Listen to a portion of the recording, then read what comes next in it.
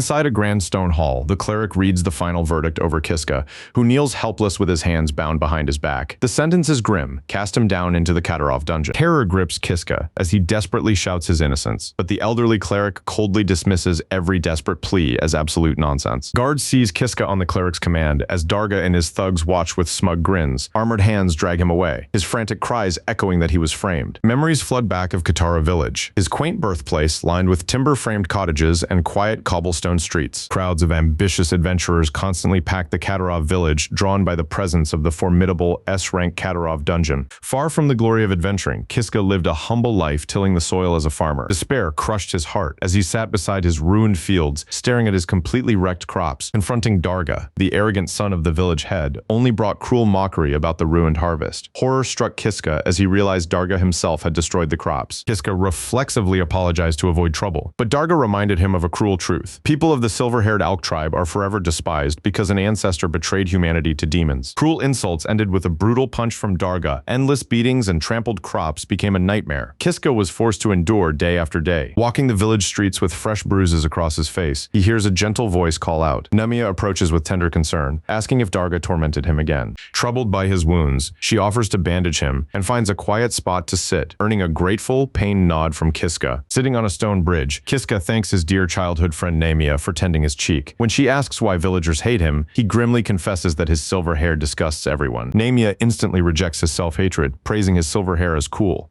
Her unconditional acceptance stuns Kiska into silence until she softly calls his name to get his full attention. Looking away into the distance, Nemia drops a devastating revelation with a solemn voice. She is set to marry Darga. The announcement hits Kiska like a sledgehammer. Reeling in disbelief, he stares at her shadowed face, unable to do anything but lower his head in cold sweat as reality sinks in. Forcing a strained smile, Kiska offers his congratulations, but Nemia looks at him in alarm and asks if he is truly fine with this marriage. Pity fills her eyes as Nemia urges him to leave, warning that staying in a village full of cruel abusers will ultimately break his spirit. Clenching his fist tightly, Kiska cries out in raw anguish, asking what choice he has when this hostile village is his only home. Gripping his hands with fierce determination, Nemia looks directly into his eyes and makes a breathtaking proposal. Run away together and elope, leaving Kiska paralyzed with shock. Outlining the escape, Nemia reveals her secret savings to support them. When Kiska asks if she is truly certain, she confirms without hesitation that they must flee together. Pain crosses her face as Nemia confesses her true feelings. Refusing to marry a brute like Darga, touched by her plea, Kiska whispers her name in quiet agreement. Under the setting sun, they seal their promise with a tender kiss, pouring out heartfelt confessions of love to one another. Beneath the midnight full moon, Kiska arrives at a rustic house on the village outskirts, carrying a sack packed with all his belongings. Every resolute step steals his courage. Tonight, he and Nemia will leave this cursed village forever. A bright smile of pure hope spreads across Kiska's bruised face as he sprints toward the rendezvous, believing his dark days are finally over. Nemia's terrified scream cuts through the darkness, pleading for someone to stop. Cold panic grips Kiska, driving him to kick the door open and shout her name. Horror freezes him on the threshold. Across the room, Nemia lies pinned to a bed as a shirtless Darga and two thugs violently assault her. Alerted by the noise, Darga turns with a vicious scowl. He sneers at the silver-haired intruder, demanding to know what business brought him here. Shock gives way to icy rage. Ignoring the taunt, Kiska glares straight at Darga and delivers a chilling command. Get out of the way. Rage erupts from Kiska as he roars at them to move. Annoyed by such insolence, Darga clicks his tongue and scoffs at the boy's foolish nerve. Punishing the defiance, Darga buries a crushing punch into Kiska's stomach, doubling him over in agony as another thug closes in from behind. The thugs swarm Kiska with brutal kicks and punches. Pinning him down, Darga towers over his battered body as Nemia weeps, begging them to spare him. Ignoring her desperate pleas, Darga glares at the battered Kiska with a sick grin, sneering that Nemia is his fiancé and mocking his pathetic midnight rescue. Restraining Kiska's arms, the thugs hold him fast as Darga grins maliciously, grabbing the helpless boy's left hand in an iron grip. A sickening crunch echoes through the room as Darga snaps Kiska's fingers backward,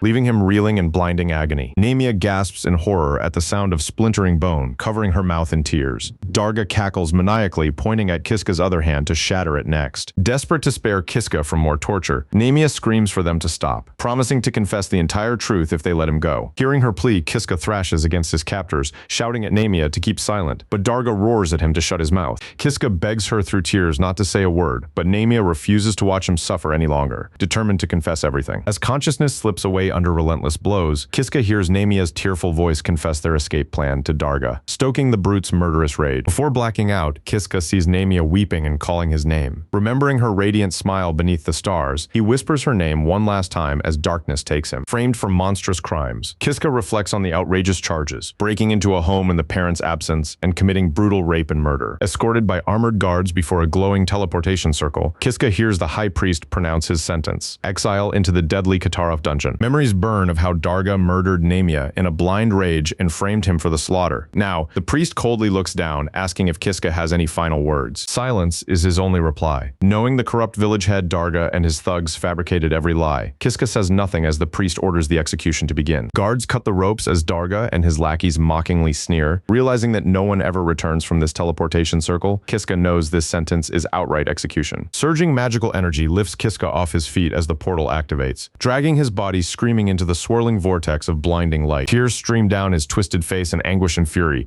his entire soul consumed by a single burning emotion: pure hatred. Remembering how Darga butchered Namia and how the corrupt village ignored the truth, a silent scream echoes in Kiska's mind. He hates every single one of them. Crashing hard onto the cold stone floor, Kiska staggers to his feet, his fury turning to dread as he gazes down a dark, endless corridor. Taking in the grim surroundings, cold dread sets in. He has been cast into the lethal S-rank Katarov dungeon. Sweat beads on his brow in the frozen stillness until a guttural roar shakes the corridor, warning Kiska that a deadly monster approaches. From the shadows emerges a hulking Arank bugbear, its colossal frame and bloodthirsty aura draining all color from Kiska's face. Recalling veteran warnings that encountering a bugbear guarantees certain death, Kiska freezes as the beast charges, shaking the floor and raising a massive fist to crush him. The strike obliterates the stone wall beside him. Collapsing in terror, Kiska weeps and screams into the abyss for help until a slender, mysterious figure steps out from the dark. A calm voice pierces his panic, asking if he wants salvation. Looking up, Kiska spots the silhouette of a woman and desperately begs for aid, prompting her decisive nod. Stepping forward in gleaming armor with a gentle smile, the mysterious woman reaches out to Kiska, offering to grant him a special skill. Her outstretched hand erupts into a blinding flash of radiant white light. The light imprints upon his soul, awakening a mysterious new ability within Kiska: save and reset. Reality snaps back before he can grasp the gift, and Kiska screams in horror as the bugbear's massive fist plummets straight toward him. His scream is crushed in his throat as the monster's fist smashes him against the stone floor in pure agony. Blinding pain explodes as the bugbear's spiked fist slams into his skull, sending Kiska flying backward through the air like a broken doll. Crashing onto the stone floor, Kiska lies motionless as the bugbear looms over his lifeless body. Kiska is dead. Consciousness abruptly returns as Kiska gasps and pushes himself up from the stone floor. Trembling hands check his chest to find no fatal wounds, leaving him stunned that he is still alive. Memories flash of Katara village, endless cruelty from Darga, and the horror of getting thrown to a monstrous bugbear. Yet here Kiska kneels miraculously alive on the cold stone floor. Instead of the cold silence of death, he finds himself on hands and knees, staring up from the dungeon floor in wide-eyed shock. Touching his uninjured face, Kiska cannot comprehend how he is still breathing. The memory of the bugbear's crushing punch remains vivid, yet death never took him. Answering his confusion, the snarling bugbear looms above once again,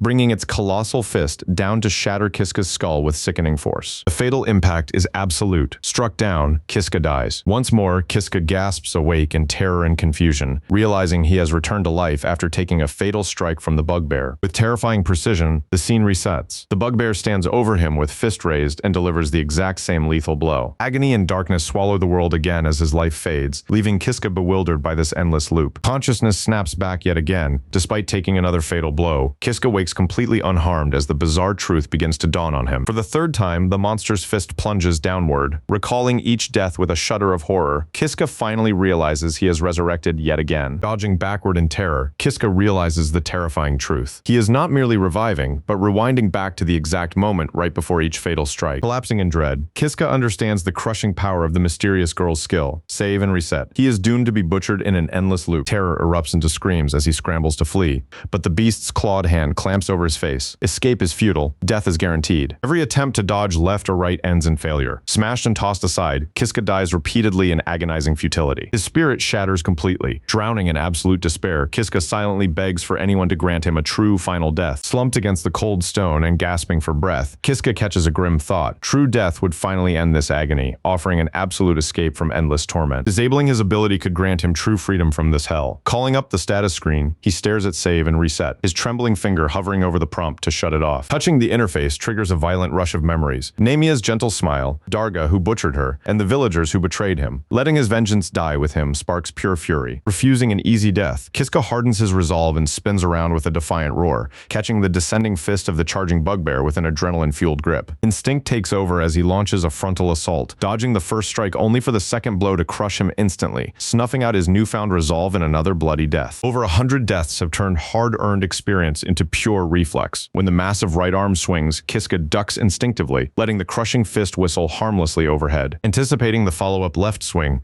he rolls sharply to the right with a confident smirk, slipping behind the beast's massive frame and completely out of its reach. Patience is the brutal lesson of 100 deaths, demanding he stay calm and bait the strike. As the bugbear pivots, he dodges right once more with flawless timing instead of fleeing early. Spotting his opening, Kiska drives a fist square into the monster's face. His meager strength barely leaves a scratch, yet the impact buys him the vital window he needs to break away. Leaping back from the stunned beast, he calculates exactly 25 seconds to search the area, hunting for hidden dungeon treasure that could turn the tables in his favor. A desperate sweep of the chamber yields nothing, forcing him to curse and sprint down an unexplored corridor without a second thought. Midway down the new passage, the stone floor collapses beneath his boots, sending him tumbling into the pitch-black abyss with a cry of shock. The plunge ends on a bed of sharpened spikes, skewering his body in a lethal trap for yet another agonizing death. 200 attempts in, Kiska analyzes his progress. Relentless combat has sharpened his reflexes, teaching him that gouging the bugbear's eyes secures 35 seconds of freedom. Trap-laden corridors set a strict limit on how far he can advance before the monster catches up, leaving him facing the brute at an impassable boundary once more. Stealing his resolve, he launches himself forward in a mighty leap, vaulting cleanly across the chasm and leaving the respawned bugbear behind. Past attempts saw him impaled on concealed spikes,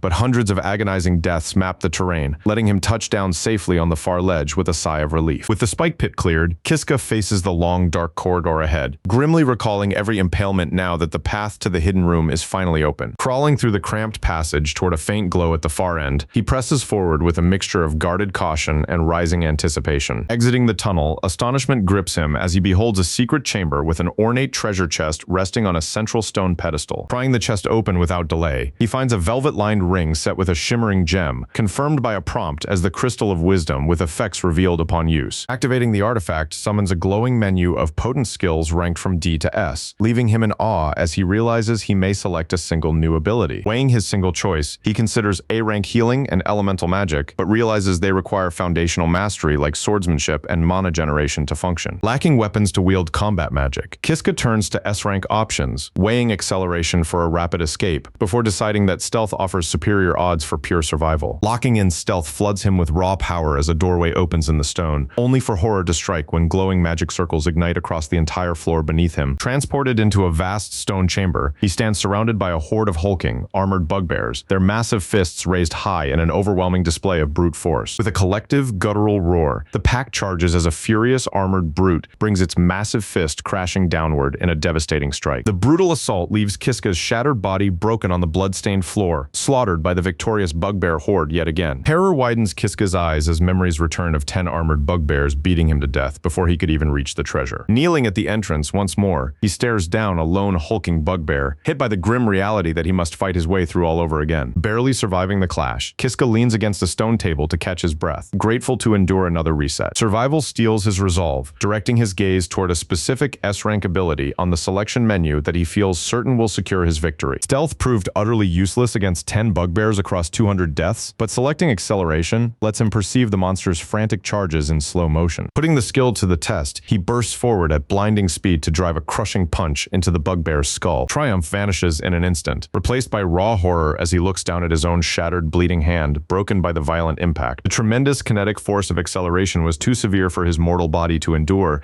leaving him crippled as the monstrous pack swarms him once more. A disorienting flash returns Kiska to the dungeon entrance with an intact body, though the phantom agony of his shattered bones chills him to the core. Looking up, he confronts the same hulking bugbear roaring in fury, locking him right back at the start of this inescapable loop. Hoping acceleration would let him evade blows and counterattack, Kiska charges back in, only for the bugbear's massive hand to clamp around his skull and crush his offense. Vision blurring and resetting, Kiska pants before the pedestal chest in the antechamber, marking approximately 225 failed attempts. Exhausted after 5 careless deaths on the trek back, Kiska slumps against the stone pedestal, gathering weary resolve to acquire acceleration once again for the fight ahead. Beyond the threshold, 12 adversaries wait, their guttural roars echoing down the stone corridors. With a determined battle cry, he activates acceleration and charges across the threshold to engage the horde in combat once more. Horror strikes as the skill fails to protect him, allowing the bugbears to swarm forward and pin his limbs before he can react on his 300th run. Relying on acceleration brings only futile deaths. Gouging eyes fails as they shrug off pain to strike back, and strangling one from behind merely invites the pack to crush him. Pinned under a brute's grip, chilling dread grips Kiska as he confronts the terrifying truth that S-rank skills might still leave him powerless against a single bugbear. Paralyzed by despair as snarling beasts surround him in a wall of fangs and fur, he watches a towering brute raise its massive fist for the finishing blow. Broken against the stone under the towering monster, Kiska reaches a grim conclusion after 300 attempts. Acceleration alone will never defeat this horde. Sweat drips down his face as he stares at the skill list, crushed by the agonizing weight of 300 consecutive failures and no clear path forward. Hesitation freezes him beneath the bugbear's looming shadow, knowing the brute will attack instantly upon respawn, yet dread paralyzes his hand from touching the skill icon. Memories of Namia's lost smile, his own helpless agony, and Darga's sneering taunts about returning from the dead shatter his paralysis, igniting an inferno of pure hatred. That burning malice erupts as he slams his fists down in silent fury. Without this absolute hatred for Darga, he would have surrendered to death long ago. Channeling his wrath into a vow of vengeance, Kiska selects body strengthening with steady determination, resolved to break out of this dungeon with his own hands. Standing before the snarling pack on his chosen path,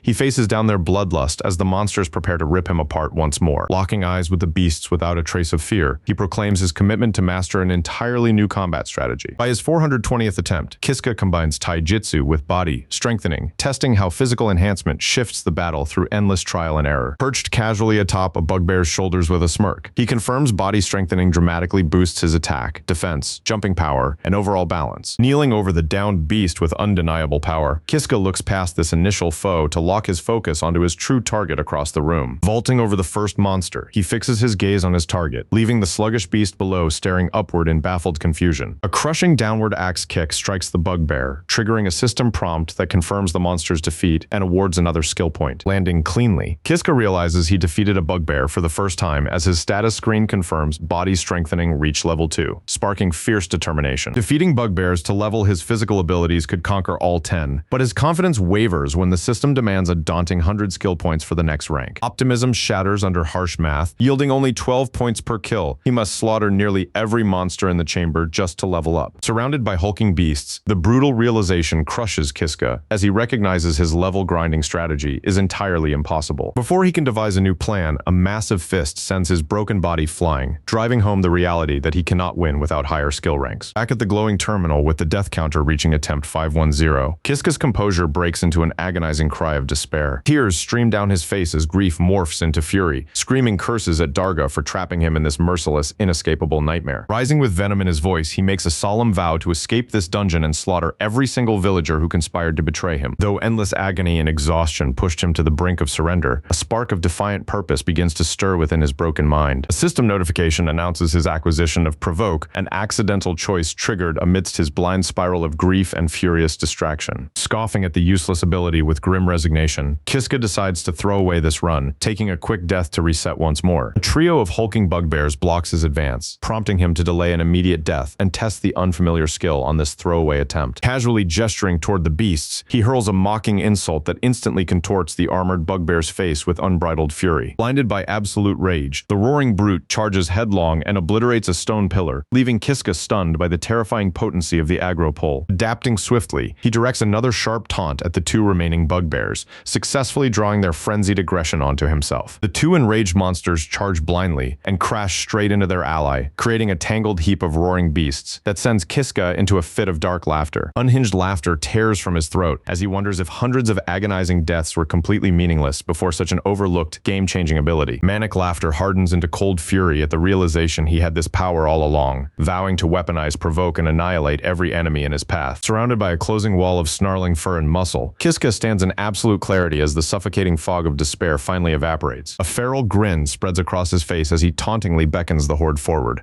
fearlessly daring the massive beasts to give him everything they have. His provoke skill ignites their primitive minds, sending the bugbears into a blind frenzy as their massive clubs strike each other. Darting through the chaos, Kiska lures their fury back and forth. Before long, the deafening brawl subsides, leaving the stone floor littered with fallen beasts. Standing untouched at the chamber's center, Kiska calmly surveys the carnage, noting only two remain. Still bound by his provoke skill, the last two beasts ignore him entirely. Unleashing guttural roars, they crash into each other with full force, trading brutal blows with their heavy weapons. Both weapons strike home at once, bringing down the last monsters and a violent spray of blood, blood. Covered in gore, Kiska watches them collapse before slowly clenching his fist in quiet triumph. Throwing his head back, Kiska roars into the silent chamber in pure triumph. After 510 brutal attempts, he has finally conquered the treasure room and all 10 bugbear guardians. Once the 10 bugbears fall, an exit materializes, but stepping through reveals a new nightmare. A blazing headless mule charges straight at Kiska, forcing him to sprint for his life in panic. Reaching a dead end, Kiska slumps against the wall to catch his breath. Though the doorway brought him to a new dungeon floor, that fiery headless mule still prowls the corridor behind him. Catching his breath, Kiska recalls that this A-rank headless mule killed him 10 times already. But his respawn point finally updated here, sparing him from ever facing the bugbears again. Gathering his stamina, Kiska explores the unfamiliar hallway and rounds a corner,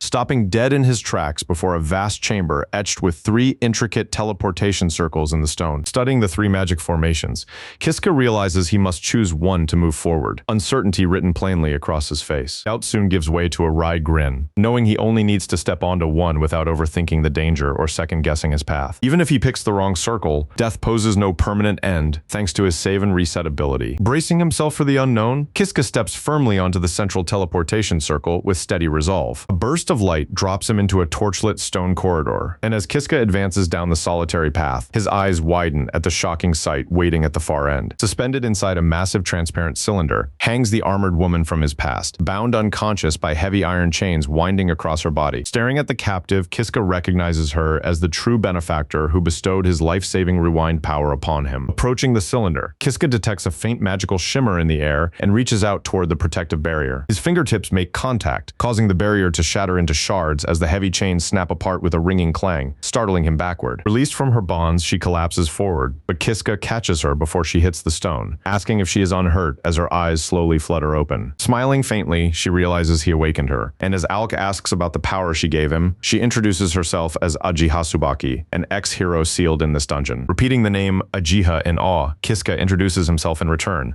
Charmed by his name, the sealed ex-hero offers warm praise and asks him to lean down closer to her. Leaning forward without a word, Ajiha kisses him, cupping his jaw with her gloved hand. Stumbling back with a flushed face, Kiska demands to know what she just did. Ajiha calmly explains she only wished to express gratitude, playfully asking if he disliked it as a flustered Kiska stammers in utter confusion, shifting the mood with a bright smile. Ajiha abruptly asks if he wants to break out of this dungeon, leaving Kiska completely baffled by her proposal. Confirming his absolute resolve to break free, Kiska accepts her offer, and Ajiha takes his hand with a knowing smile to seal their quiet pact. Pulling him into a full sprint, Ajiha promises to lead him out of the dungeon as they rush down the torchlit stone hallway. When a headless mule monster blocks their path, Ajiha pieces it to pieces in a heartbeat, turning back to a stunned Kiska with a confident grin to ask if he finds her strong. Laughing in agreement, Kiska realizes her overwhelming power is his best hope of survival, just as she makes the monster's severed carcass vanish into thin air. Explaining that she used the convenient S-rank skill item box to store the beast's meat, Ajiha reveals her magic collection is complete as Alk tribe member Kiska inquires about their next destination. Ajiha explains that the dungeon's mini-boss blocks the exit, but when Alk hesitates, she firmly vows to fight for him since he freed her, halting before a massive reinforced door. Drawing her blade, Ajiha looks Kiska directly in the eyes and makes a solemn vow, "I'll fight for his sake." Touched by her words, Kiska scratches his nose with a grin, remarking that since she kept him alive this long, they are even, earning a soft laugh from Ajiha. Heaving the reinforced doors open, Ajiha identifies their foe, an immense S-rank golem constructed of stacked stone blocks, glaring down in silent fury with glowing eyes. Gazing up in disbelief, Kiska trembles at its sheer scale, dwarfed by a 10-meter stone titan that towers over the entire room. As the colossal stone golem lumbers forward, Ajiha steps in front with drawn steel,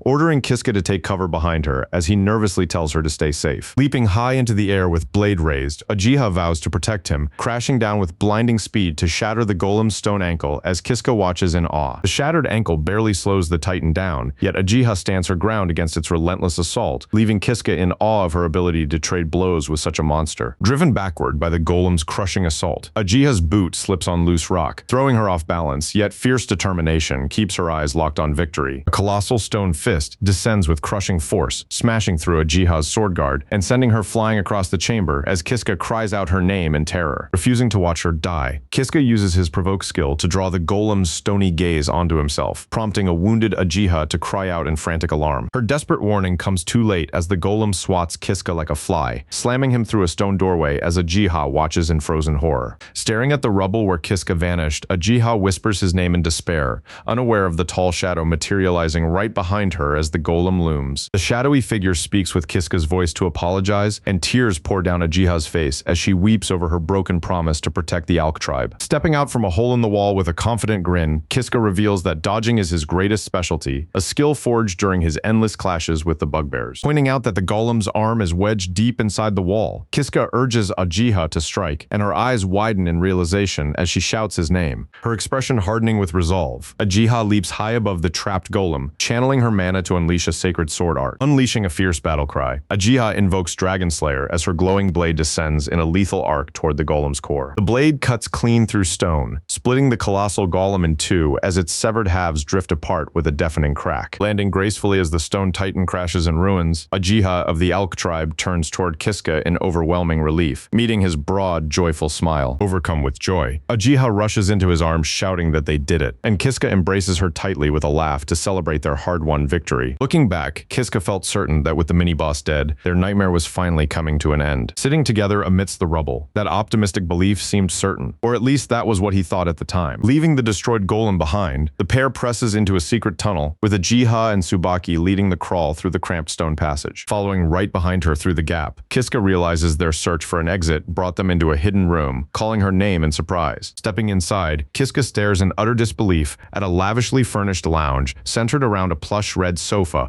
wondering why such luxury exists in a dungeon. Ajiha explains that this parlor belongs to Judith, the vampire master of the dungeon, sparking instant panic in Kiska as he asks if trespassing might provoke her wrath. Brushing his fears aside, Ajiha declares that exhaustion has caught up to her, deciding they will rest here for the day before getting comfortable. Despite an uneasy gut feeling, Kiska sees how relaxed Ajiha remains, choosing to set his doubts aside and trust her instincts. Rewarding his trust with a soft smile, Ajiha warmly invites him to come sit beside her, leaving Kiska flustered and stammering. Hesitantly asking if she wants to talk, Kiska meets her nod with an embarrassed yet genuine smile. Sitting beside her, Kiska gathers his courage to ask if she finds him strange because of his silver hair, catching Ajiha off guard with his insecurity. Dispelling his worries with a gentle smile, Ajiha assures him that his hair looks wonderful, leaving Kiska stunned by her effortless kindness. Gazing at him with tender eyes, Ajiha praises the magical beauty of his silver locks, calling them pretty as Kiska blushes in sheer embarrassment. Such gentle warmth stands in total contrast to his painful life,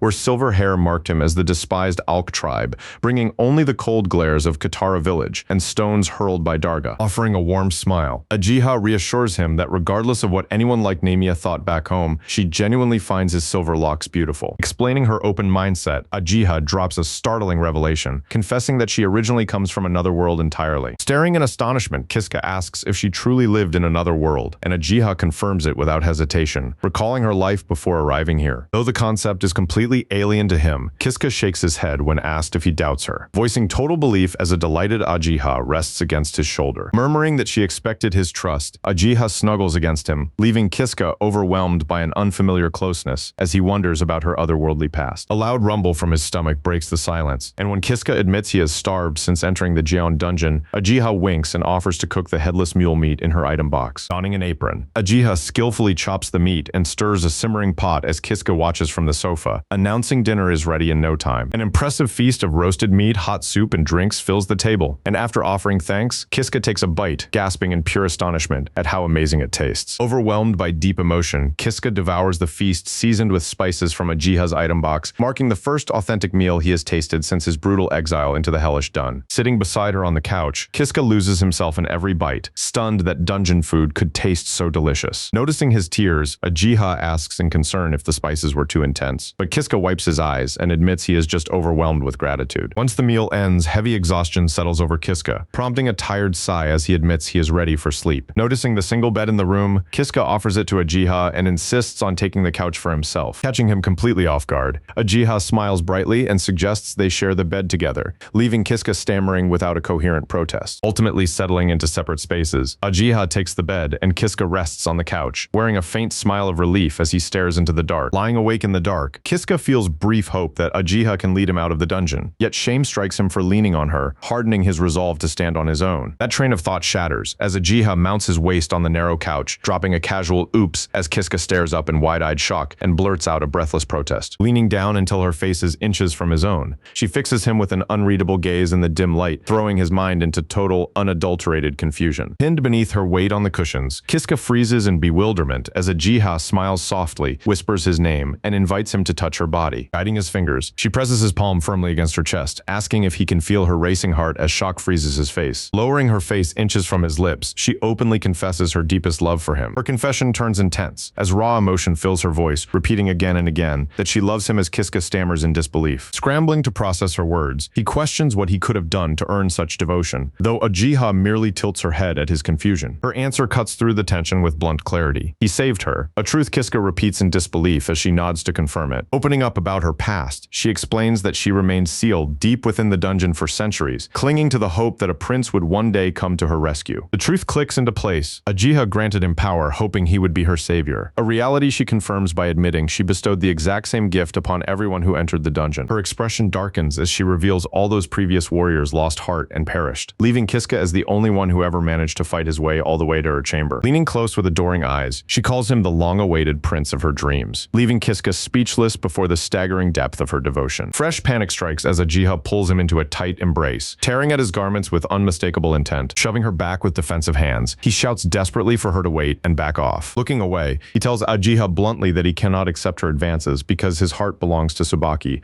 though desperation still lingers in her eyes. That fragile composure shatters as she shoves him onto the couch with a wild glare, declaring his love for another is no issue, and taking second place is plenty. Her aggressive assault triggers a sickening memory of Darga and his cronies tormenting Namia, filling Kiska with pure revulsion as he shoves Ajiha away. The violent shove sends her sprawling onto the stone floor with a surprised cry, and Kiska screams at her to stop, his face pale with horror. Seeing her crumpled on the ground turns his anger into instant concern, and he reaches out a hand to ask if she is hurt. Regret washes over him, yet in that suffocating moment, Ajiha's forced advance felt just as vile as the man who tried to assault Namia. Heavy silence blankets the room before Ajiha slowly stands, her manic intensity replaced by shame as she apologizes for losing control. Her apology does little to heal the tension, leaving Kiska torn between guilt and confusion as she retreats to the bed and burrows beneath the blankets. Lying awake in the dark, he replays the struggle in his mind, knowing his rough shove came from pure panic rather than malice. Watching her sleep, he regrets his harshness yet faces a grim truth. Despite rejecting her advances, he cannot hope to escape Katarov dungeon without her power. Determined to leave these messy feelings behind by morning, he sits up on the edge of the mattress, hardening his resolve for the trials ahead.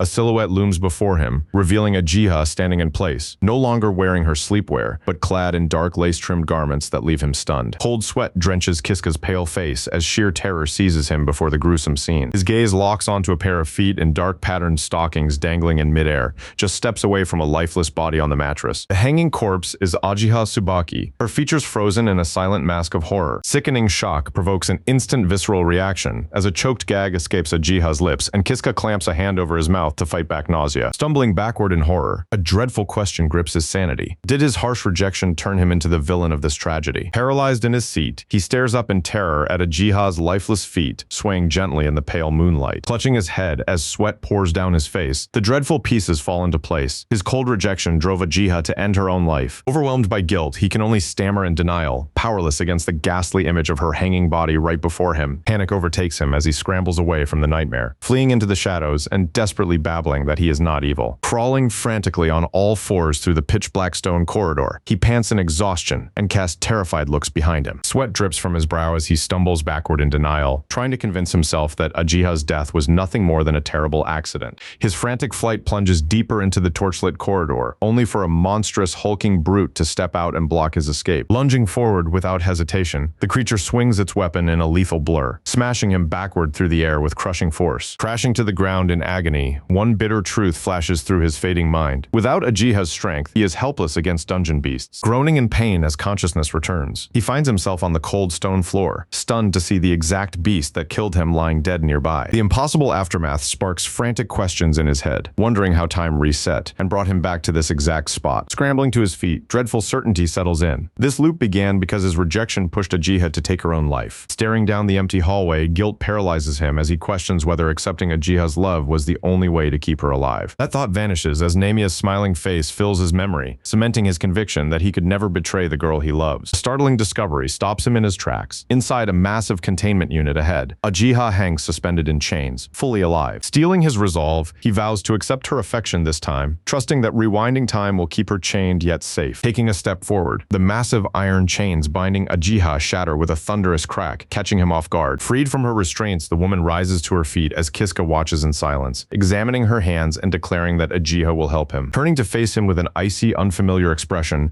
she breaks the tense silence with a blunt question. "Who are you?" Swallowing his confusion, he offers a friendly smile and introduces himself as Kiska, yet her cold gaze remains detached and analytical. Repeating his name under her breath, she states with flat indifference that she has never heard of him. Deepening bewilderment grips Kiska as he begins to protest, trying to explain the bond they shared. Cutting him off mid-sentence, her lip curls with mild disgust as she notes a foul, repulsive odor on him. That harsh remark cements a chilling suspicion. Although this warrior shares Ajiha's face, she is fundamentally a different person. Asking hesitantly if she is truly Ajiha, he watches her nod with understanding before another identical woman strides past them down the hall. Recognition dawns that this is the maiden who granted him the save and reset skill, yet she regards him with detached curiosity, asking if this is truly their first meeting. Attempting to explain the misunderstanding and prove he is no enemy, his voice cuts out as her hand clamps onto his throat, guessing he opposed her in a previous life. Tightening her iron grip with manic intensity in her eyes, she leans close with a chilling smile, declaring his foul scent proves he crossed her before. Clawing at her fingers as his airway closes, Kiska chokes out a desperate plea for mercy. Her eyes narrow with cold resolve as she grants his plea on her own terms, commanding him to listen. Maintaining her suffocating grip, she delivers a grim warning. He must not assume that dying will simply reset every consequence of his actions. Her chilling words strike like a hammer as she explains that even beyond death, the repercussions of his choices pierce directly into the soul. Gasping for air against her lethal grip, Kiska forces out a frantic question, demanding to know who she truly is. Begging to speak with Ajiha only earns a mocking smirk, as the woman reveals their natures are alike and claims the true heroine would never speak to him.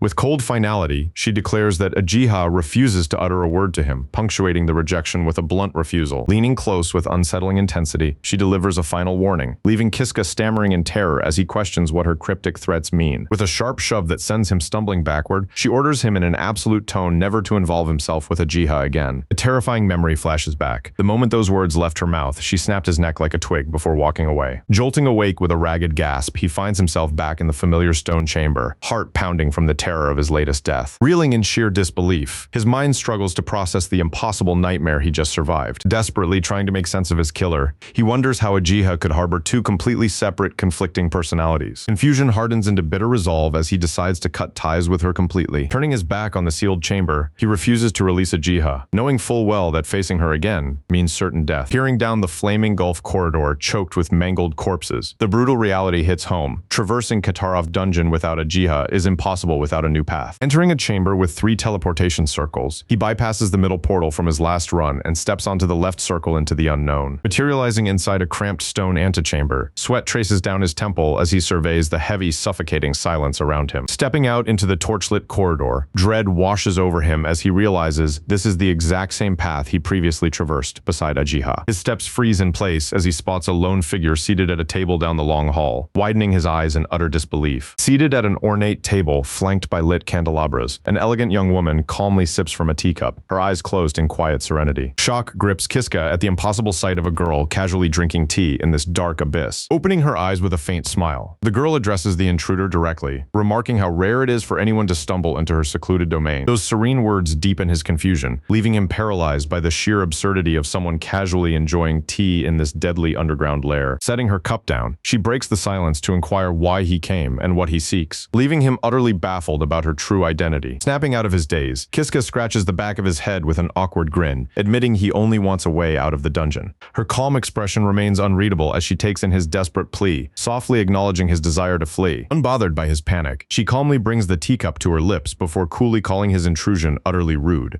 Extending a hand tipped with razor-sharp claws, she introduces herself with sovereign authority as the true ancestor of vampires, leaving Kiska paralyzed with shock. Her unnerving smile stretches wide as she mocks him for displaying such casual disrespect before a true vampire progenitor. A deep gash slices across Kiska's forearm, dark blood welling up and dripping freely as a small ornate box on the table springs open before his widened eyes. Rising with a serene smile, she approaches him as jagged demonic wings erupt violently from the back of Kiska, tearing straight through his cloth tunic. Agonizing screams tear from his throat as his body twists under the unnatural strain, gasping out a desperate question through the overwhelming torment. Looming over him with manic glee, she declares that he must pay for his sins with his own life. Triumph gleams in her wide smile as blood smears her lips, reveling in the pure ecstasy of executing him on the spot. Reality abruptly snaps backward, leaving Kiska standing completely unharmed at the room entrance, gasping for breath in a cold sweat. Collapsing to his knees under the crushing weight of that memory, he faces the horrifying truth that he just died. Trapped between his fanged killer, smiling smugly on the left, and a predatory cat-eared woman on the right, cold sweat drenches him as he realizes this dungeon is packed with terrifying monsters. Materializing on the cold stone floor to begin his 7th life, Kiska recalls the warning of the cat-eared woman about a dungeon vampire and realizes that tea-sipping fiend was his killer. Memories flood his mind of that twin-tailed noble named Judith, the true ancestor of vampires whose cruel smile and overwhelming power had loomed over him right before his gruesome demise. Dread fills his chest over her shifting demeanor, turning from an innocent girl sipping tea into a manic killer striking without reason, making any confrontation with her an absolute nightmare. Standing alone in the silent stone corridor, his grim expression hardens into fierce resolve. With direct combat ruled out as sheer suicide, he takes the only viable path and sprints down the corridor with sharp focus. A wide junction opens ahead, revealing 3 identical teleportation circles etched into the stone floor to mark a brand new route. Without hesitation, he locks onto the rightmost teleportation circle and commits fully to the jump. Sweat rolls down his temple, yet his intense gaze never wavers for an instant. Stepping into a deserted corridor, he silently prays this unfamiliar route is free from lethal monsters like Ajiha Tsubaki and Judith. His cautious march halts in disbelief as a massive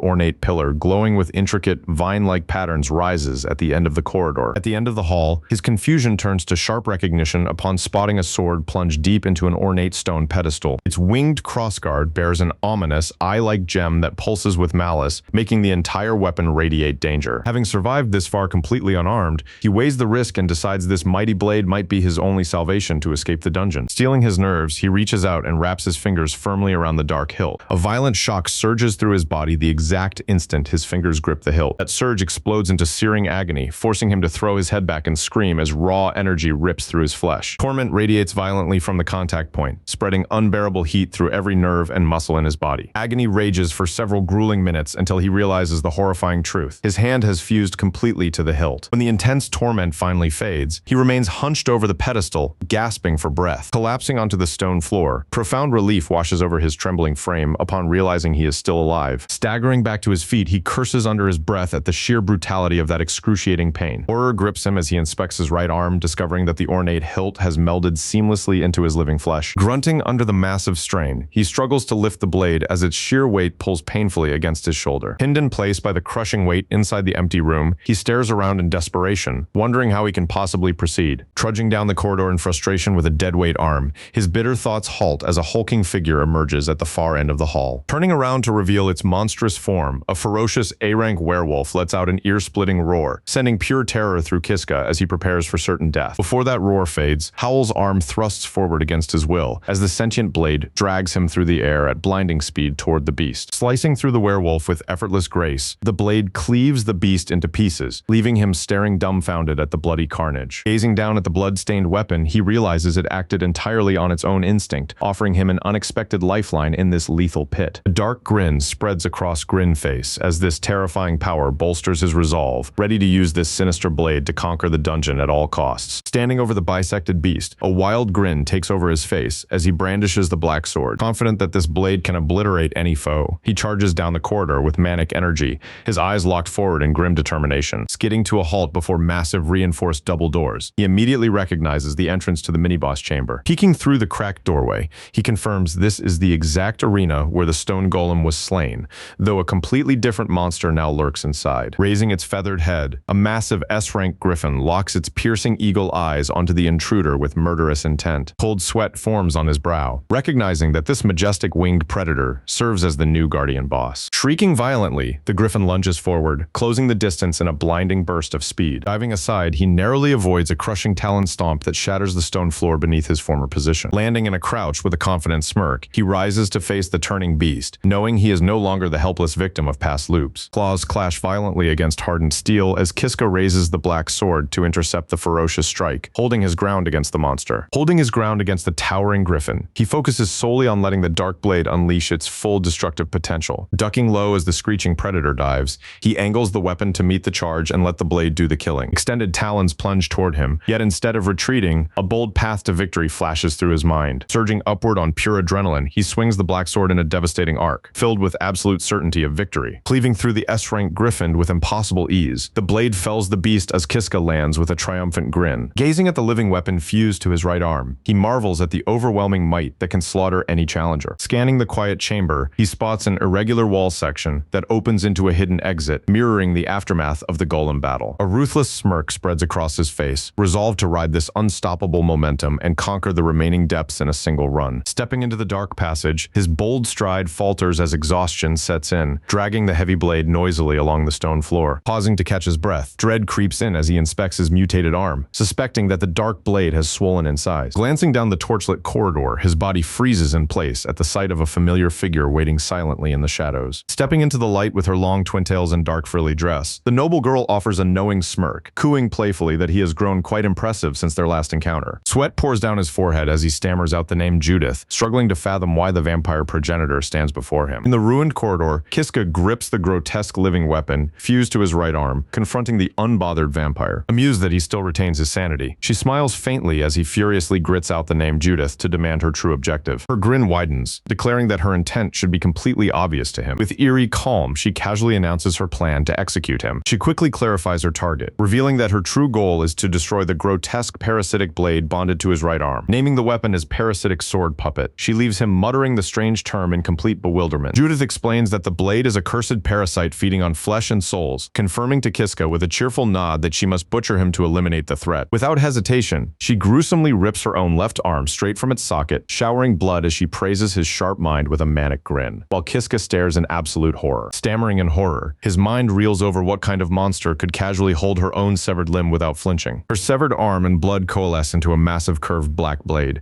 Kiska watches in horror as she aims the weapon directly at him, baring sharp fangs with a chilling order, "Please die." Lunging forward, she strikes hard as blood clashes against the parasitic sword puppet. Kiska grits his teeth in defiance, fighting with the cursed weapon until her arrogant smirk turns to shock. Roaring that he refuses to lose, Kiska forces her back with raw power. Judith lands gracefully with an amused smile, realizing this blade has grown too dangerous to eliminate with ease. Tossing her severed arm into the air, Judith watches it transform mid-flight into a long curved black blade. Kiska stares in grim disbelief, bracing to fight back as she readies her next strike. Her eyes narrow as she calls out "Shallow Rainstorm," sending a jolt of pure dread straight through Kiska. Before he can move, the airborne blade explodes into a storm of sharp black needles that tear through his flesh and clothing, making him scream in agony. Collapsing in a pool of blood, Kiska lies helpless as Judith stands over him with an unbroken smile, noting she hated using that skill because it deprives her of an arm for a time. Turning away from his motionless body, she steps into the shadows, convinced she had no other choice. Death is not the end. Kiska wakes on the cold floor of the familiar stone room, slumping in despair as the realization hits that another life has been lost. Sitting up in bitter frustration, Kiska curses his hopeless situation, yet refuses to surrender until he uncovers a path through the labyrinth. A vital memory surfaces. Using the first teleportation circle, breaks a seal where an imposter resembling a Tsubaki executes him before he can ever reach the real sealed knight. Reviewing the grim cycle, he knows the second teleportation circle leads straight into an ambush where Judith slaughters him without mercy. Dying to Judith at the third teleportation circle remains essential, since that specific defeat grants him the parasitic sword puppet to reach deeper dungeon floors. Weighing these fatalistic choices, Kiska realizes survival demands blazing an entirely new route through the abyss. His resolve hardens around a daring plan: master the parasitic sword puppet, overpower Judith in battle, and break free from Katarov dungeon. Turning toward Judith with determination, he asks directly what steps are required to obtain and strengthen the weapon. Judith smirks, explaining that the blade is a living parasite growing stronger by consuming monsters and human flesh. A brutal truth Kiska memorizes. That revelation sparks hope. If he evolves the parasitic sword puppet before reaching the seal of Ajiha Tsubaki, he can defeat Judith in combat. Bolting through the doorway with a battle cry, Kiska begins a desperate race against the clock to amass power before Judith hunts him down. He sprints through dark stone corridors, noting with grim satisfaction that he is running 5 full hours ahead of his previous failed run. The vast chamber of the teleportation circle looms ahead. Kiska halts at the threshold where Judith ambushed and slaughtered him in the previous cycle. Gripping the grotesque parasitic sword puppet with white knuckles, he steels his nerves, praying the lethal mistress is nowhere nearby. A quick scan of the deserted corridor confirms Judith is nowhere in sight, unlocking an open window to execute his strategy. Spotting a hidden side tunnel,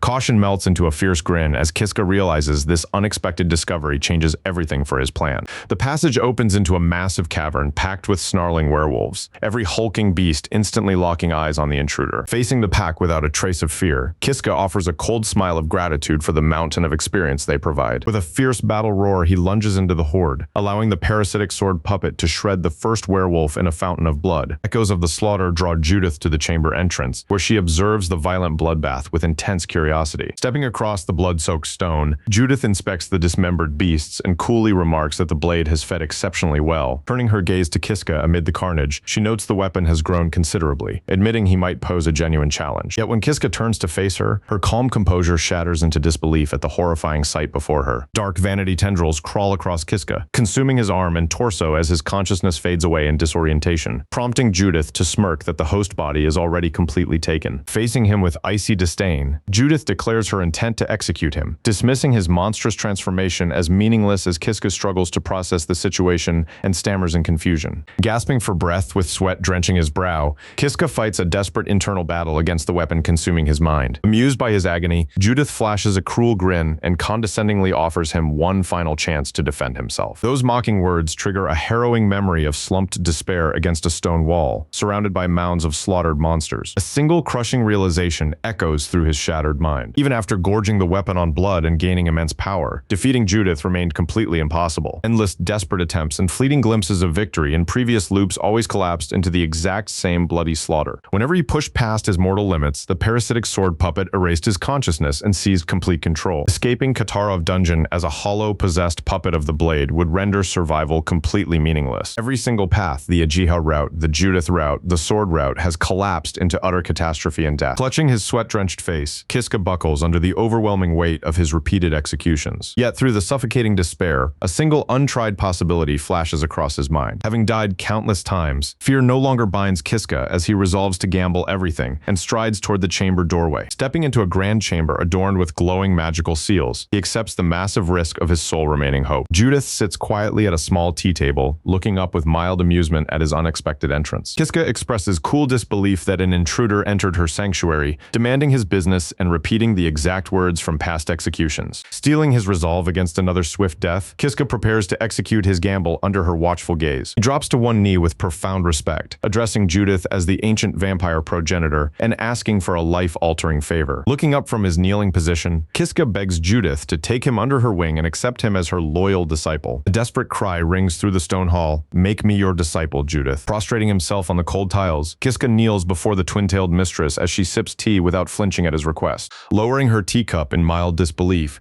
she slowly repeats his words, questioning why on earth she should train a disciple. Surprise twists into a sharp predatory grin as she rests her chin on her hand, calling the proposition amusing. Wild hope surges through Kiska, his eyes widening with a desperate smile at this fleeting chance for survival. That relief shatters when Judith coldly demands to know what possible benefit she gains from accepting him. Recovering his composure with earnest conviction, Kiska pledges unconditional loyalty to execute her every command without question. Utter boredom contorts Judith, dismissing his desperate pledge with icy disdain and leaving Kiska speechless. Repulsed by his groveling, she calls him disgusting and flicks her hand, blasting Kiska with an invisible force that crushes him in agony. Collapsing under the fatal blow, Kiska faces the familiar nightmare. Another life has been extinguished. Clenching his fists with fresh determination, he grits his teeth, certain this negotiation remains his only viable blueprint. Escaping Katarov dungeon requires far greater combat strength, driving Kiska to win Judith as his mentor, no matter the risk. Though Judith is a lethal vampire progenitor, her intellect means she can be reasoned with, keeping his goal firmly in sight. Sweat drips down his temple, but fierce resolve drives him. If he can discover what she truly desires, he can negotiate a path forward. Armed with a refined pitch, Kiska kneels upon the cold chamber floor once more as Judith calmly sips from her porcelain cup. He appeals to her long isolation in the dungeon, suggesting she must feel lonely without conversation, but Judith keeps her eyes closed and bluntly cuts to the point, asking what she gains, pledging to become her trusted confidant. Kiska elicits nothing more than a calm sip of tea and a subtle twitch of her eyebrow. Snapping in fury, Judith flips the table and scorches him with disdain for assuming she was lonely, sending a panicked Kiska scrambling backward as he begs for one more chance to make another offer. Pausing with a twirl of her pigtail, Judith mutters in annoyance and allows him to speak, granting Kiska a fleeting breath of relief from impending death. Settling back down, Kiska pitches his extensive background in agricultural labor and crafting as Judith listens in silence, resting her chin on her hand. Kneeling on the stones, he boasts about building hidden sanctuaries and handling hard construction, but Judith watches with an icy, unreadable expression. Rising with effortless grace, she lifts the massive stone table with one hand, declaring flatly that her own strength eclipses his pathetic efforts. The massive table slams down with a room-shaking crash, leaving Kiska cowering on the floor as he stammers in terrified agreement with her words. Returning to his knees with shattered confidence, he acknowledges her superiority, prompting Judith to coldly ask if he has anything else to bring. Silence hangs heavy between them as Judith realizes with cold certainty that the boy has nothing left to offer. Watching Kiska tremble and clutch his stomach in total despair, she sees a broken youth entirely out of options. conditions. Yet utter despair gives way to fierce determination as Kiska looks up, declaring that no matter the cost, he will escape this dungeon alive. Kiska recounts his tragic past, explaining how the people of Katara village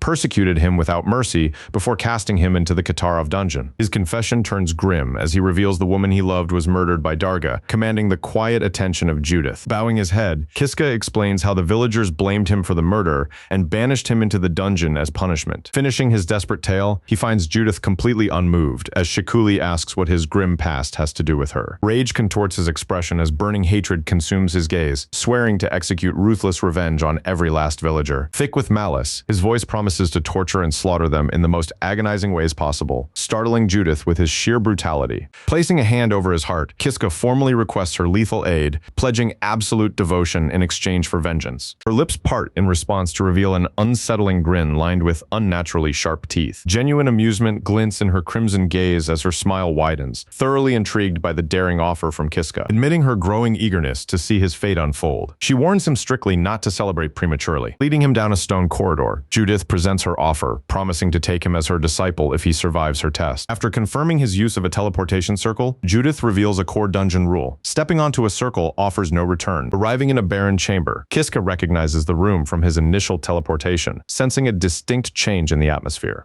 Watching Judith press her hand against the masonry, he learns that uncovering a specific secret reveals the hidden path. The masonry rumbles open into an empty corridor, startling Kiska as Judith explains how hidden passages connect alternate routes. Gazing down the corridor in disbelief, he realizes secret passages remain concealed even behind apparent dead ends. The passage snaps shut before a stone pedestal rises bearing an ominous weapon, widening the eyes of Kiska in shocked recognition. Glancing at the weapon, he listens as Judith details the dangerous parasitic sword puppet, confessing she longed to destroy the blade but could never touch it. Fully understanding her warning after wielding the blade in past loops, sweat drips from his brow as Kiska asks what task he must perform. Unfazed, Judith outlines the test. To pass, he must subdue the predatory nature of the weapon and master full control over it. Daunted by the impossible trial, he stammers in disbelief, only for Judith to flash a confident smirk and predict his inevitable failure. Shaken by her grim forecast, Kiska admits his terror, but Judith leaves no choice. Either face the trial or die by her hand on the spot. Instructed by Judith to grip the raw edge instead of the hilt and pull swiftly, he braces his foot on the pedestal and firmly seizes the sharp steel. Gritting his teeth against searing pain, he finds the blade hurts far less than the hilt, looking up at Judith only for her to issue a chilling command, ordering him to force the steel point down his throat. Judith leaves Kiska no escape since refusing guarantees instant execution by her deadly hand. Letting out a guttural scream of terror, he brings the point of the massive blade to his lips, consumed by a single frantic realization. The instant steel touches his tongue, his mind plunges into a dark void before a shifting shadow beast bearing a giant staring eye and sharp rows of teeth. An eerie voice echoes across the dark void, asking if Kiska seeks to become the true master of the parasitic sword puppet. Realizing this entity resides within his own subconscious mind, Kiska ignores the surreal space and desperately begs the spirit for its deadly power. The shadowy spirit stares quietly for a heartbeat before delivering a startlingly casual one-word answer. Hearing an instant yes, his mind goes completely blank as he stares back in utter disbelief. Stammering in confusion, he asks if sealing the pact can truly be that effortless, amusing the spirit. When Kiska confesses he feared a harsh rejection, the entity notes he asked for the power himself, then abruptly interrupts him with a firm refusal. Echoing through the mental void, the amorphous spirit reveals that the scent of the soul of Kiska feels strangely familiar amidst drifting fog and embers. Clarifying its words, the entity explains that familiar scent compels it to bond with him, leaving Kiska bewildered by its logic. Snapping back into physical reality with a sharp gasp, he sprawls on the stone floor and gazes up at the figure standing above him. Looking down at him with genuine surprise, Judith admits she never expected him to survive the lethal ordeal. A wave of relief washes over Kiska, breaking into a triumphant smile as the reality of his impossible survival sinks in. Impressed by his triumph, Judith lets her surprise fade into a satisfied smile, officially confirming he passed her test. Dropping to his knees in a deep bow of gratitude, Kiska seals his fate as he officially becomes the recognized apprentice of Judith. Bound to Judith as both student and attendant, his strange new daily life deep within the labyrinth begins. Waking in the hideout where he once rested near Ajiha Tsubaki, Kiska stretches as a disciple of Judith and calls out at her chamber door for entry. Pushing the door open, he finds Judith resting in bed with pink hair spread across the pillows, widening his eyes in shock as she softly stirs. Rubbing her eye as a sly smile forms, she bids him good morning and notes his early rise, leaving Kiska stammering in the doorway. Bowing quickly to return the greeting, he struggles to avert his gaze, flustered by the reminder that his master remains a young woman. Moments later, Judith announces his training begins today, prompting Kiska to declare his readiness to endure any any torment before she steps away to change. Dressed in gothic attire, she guides him down the corridor and inquires about his abilities,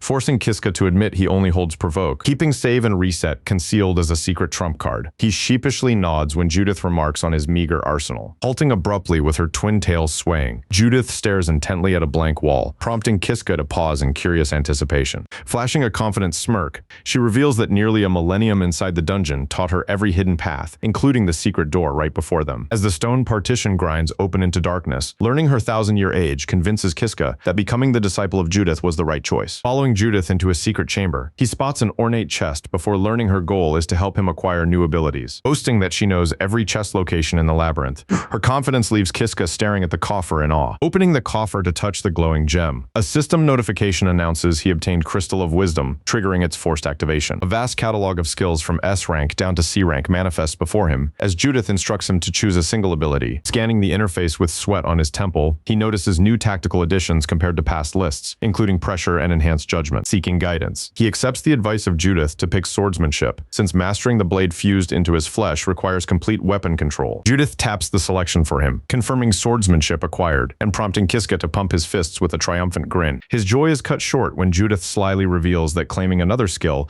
requires venturing into the deepest reaches of the dungeon, beckoning him onward without waiting. She leaves Kiska stammering in disbelief at the sheer peril of descending to the deepest floor. A silent stone hallway stretches endlessly into the shadows before them, plunging toward the abyss. Palpable dread grips him on the deepest level, though Judith clarifies that their secret route bypassed most roaming abominations. Entering an illuminated chamber, he spots an ornate pedestal holding another solitary treasure chest. Judith clarifies this chest tests his luck, containing a crystal of wisdom from a versatile warrior that grants a random ability to Kiska upon opening. Opening the coffer forcibly activates attribute granting, a rare power Judith deems totally useless for anyone lacking magic spells, confirming his defeat. Judith consoles him with hopes of acquiring magic later, yet as she proposes returning to base, an imposing door across the chamber catches the attention of Kiska, pointing toward the crescent-adorned doors. He listens as Judith explains they seal the lair of the dungeon boss and the soul exit. Hope ignites within him upon realizing that absolute freedom lies just beyond the guardian boss, rekindling his fiery determination as Judith confirms the truth. Asking if Judith can crush the boss easily, he watches her face turn grave as she reveals it is SSS rank and has trapped her inside for 50 years. Judith explains that she needs him to match or surpass her strength to defeat the boss together, inspiring Kiska to vow dedicated effort as they head back to train. Back in the hideout, Judith demonstrates blood manipulation with dark energy, but Kiska smirks knowingly after dying to that technique in past duels. Watching Judith forge a blood dagger, he receives instructions to shape the weapon inside his body the same way, by focusing his concentration inward. Clenching his fists with closed eyes, he channels his entire focus into the depths of his own body. Dark energy erupts as the black sword manifests from the parasitic sword puppet in his grasp, leaving him gasping in disbelief at the lethal construct. Turning to Judith in shock, he receives a satisfied nod as she praises his success and declares him ready to fight, overjoyed that he can finally fight back. Kiska listens as Judith cuts the celebration short to issue his first official combat assignment as her disciple. Grinning predatorily, she orders him to land a single strike whenever they meet, causing sweat to trickle down his face. When he stammers over whether striking his mentor is permissible, Judith smiles calmly and promises never to slay her own student in training. Flustered, he clarifies that moral hesitation rather than fear for his own safety holds him back, catching Judith off guard. Amusement replaces her surprise as she waves off his doubts, reminding him of her healing ability to mend any wound he could inflict. Baring sharp fangs with a predatory grin, Judith leans in close to challenge whether he could ever scratch her, chilling Kiska with her terrifying bloodlust. Hesitating with his new blade drawn, he watches Judith pounce forward with a manic grin, demanding he back up his boast with action. Spurred into action, Kiska lets out a battle cry and swings the black sword, but Judith effortlessly deflects the massive blow with a tiny dagger, sending a violent shockwave through his arms. Stumbling back in disbelief, Kiska feels like he stepped on a tiger's tail. Judith taunts him, warning that dodging won't finish his task, and flashes a predatory grin as she beckons him forward. Goaded by her mockery, he charges straight at her, but Judith easily sidesteps his strike and lands a crushing kick that sends him sailing through the air. Crashing down with a pained cry, Kiska realizes Judith can swing a giant greatsword one-handed, and only his swordsmanship skill has saved him from total annihilation. Knowing he will die if this continues, Kiska commits to clearing his trial. He decides to adapt his strategy, evading Judith's relentless blows and waiting for the perfect opening to strike back. Lunging forward to execute the plan, his blade falls short. To his horror, he lacks the speed to close the distance in time, unable to touch her even with the tip of his sword. Memories of their previous battle flash through his mind, where her giant greatsword kept him at bay. Now she holds only a dagger, sparking a vital tactical realization. Facing only a dagger hope surges through Kiska as he spots a fleeting opening. Convinced he can truly pull this off, he prepares to seize the moment and land his decisive blow. Stealing his resolve, he decides to brace and take her overhead attack head-on, so he is not blown back, planning an immediate counterstrike aimed directly at her skull.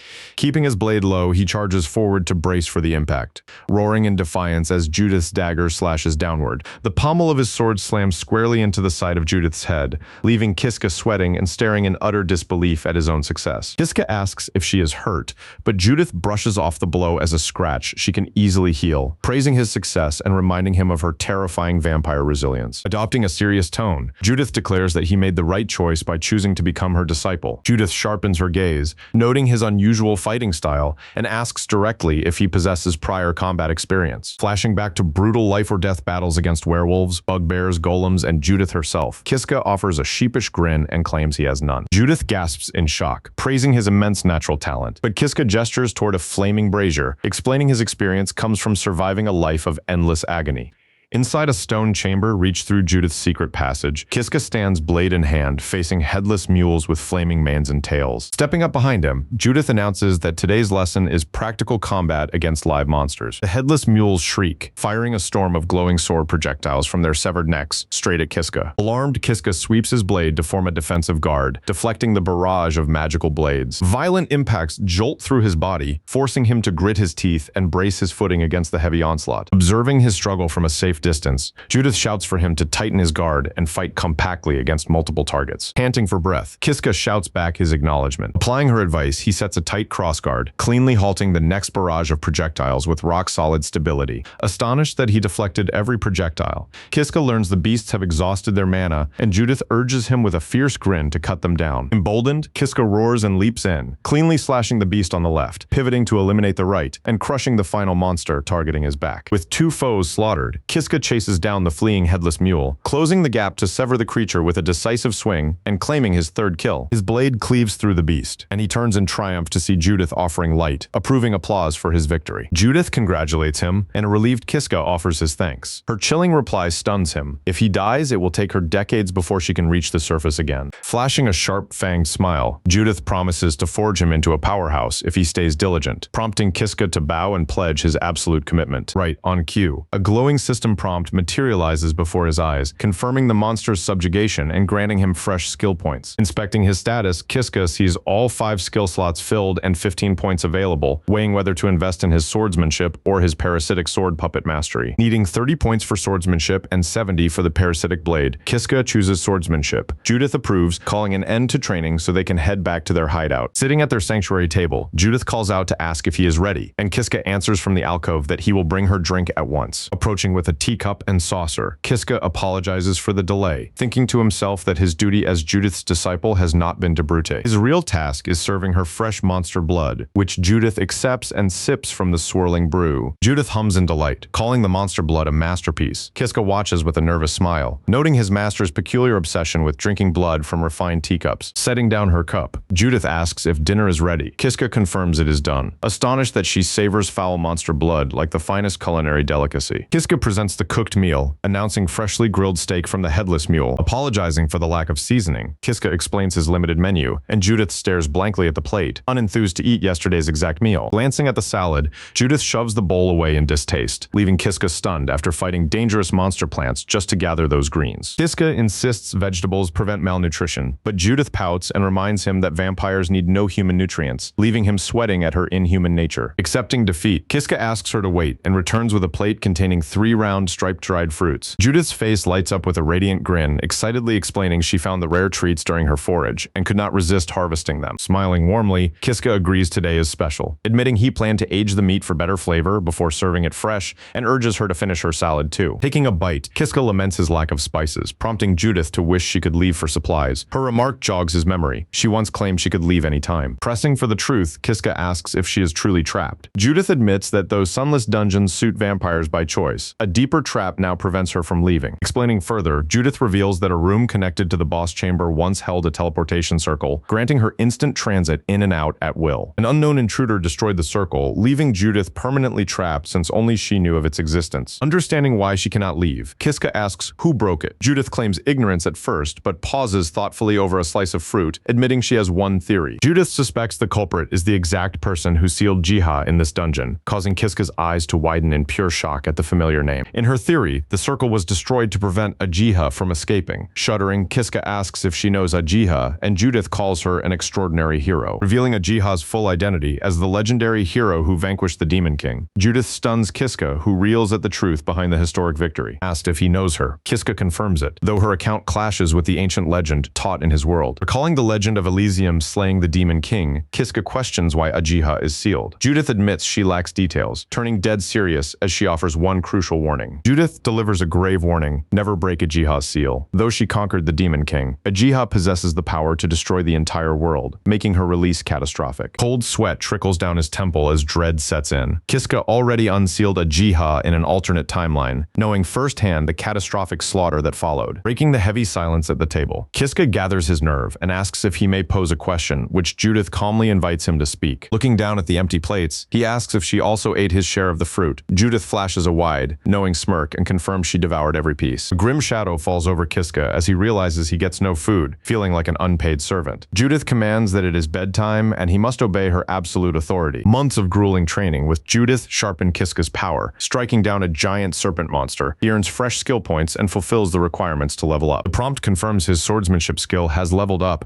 and Kiska holds up his status plate with a proud grin to share the achievement with Judith. Kiska excitedly reveals that his swordsmanship reached level 3, and Judith listens with a pleased knowing smirk. Her smile broadens at his growth, musing aloud that the day they break out of the dungeon might soon be within reach. Those words ignite his resolve, prompting Kiska to clench his fist and vow to grow powerful enough to bring her to the surface. His earnest vow draws a hearty laugh from Judith, who teases him in pure amusement over his growing confidence. After butchering a hulking bugbear, Kiska stays behind to skin the carcass, allowing Judith to return to their hideout ahead of him. Kneeling beside the fallen beast, Kiska draws a dark dagger and presses his palm against the hide, triggering faint glowing runes across his skin. Driving the blade down with practiced precision, he accepts that harvesting monster parts is an essential duty of his apprenticeship. Hauling his harvest through the stone corridors, Kiska calls out to Judith that he has returned, but his voice abruptly trails off in utter bewilderment, pushing the door open. Kiska freezes in shock as he finds Judith standing completely unclothed, dropping his heavy supply sack straight to the floor. His mind goes blank, a silent scream trapped in his throat as sweat pours down his face in stunned disbelief. Whipping around with a crimson face, Kiska throws his hands up and babbles a frantic apology, shielding his gaze in mortification. Panicking that he enraged her, Kiska flinches as Judith snaps his name with sharp exasperation. Her irritation quickly gives way to quiet amusement, a sly smirk forming across her lips as she finds his flustered panic thoroughly entertaining. Mortified, Kiska stammeringly begs Judith to stop teasing him, offering a weak, pained nod. Once the awkward tension passes, they prepare dinner, setting their stone table with fresh bowls and cups, finished with dinner and his daily chores. A satisfied Kiska turns to address Judith as she rests nearby. Reporting that the dishes are clean, he prepares for sleep, but Judith's sharp call halts him in his tracks. Turning around, Kiska finds Judith on her bed in a nightgown, casually asking if he wants to sleep with her, leaving him stammering in shock as she claims there is no special reason. Stunned into silence by her strange request, Kiska searches for answers as Judith blushes, quietly admitting she has no grand reason beyond dreading another lonely night. Her pout deepens with mild annoyance, accusing him of coldness when he scrambles for an escape. By offering to sleep in his own room, met only by her soft, dismissive hum. Looking down with an adorable pout, she laments that his refusal would haunt her with lifelong guilt, leaving him clutching his head in complete defeat at her sheer charm. His defenses shatter completely, and with an embarrassed smile, he relents to share the bed tonight, clumsily climbing under the sheets right beside where she has settled. Lying side by side in thick, awkward silence, both exchange nervous smiles as Kiska locks his arms defensively across his chest. Kiska rationalizes the tense arrangement, reasoning that nothing improper can happen if all they do is sleep.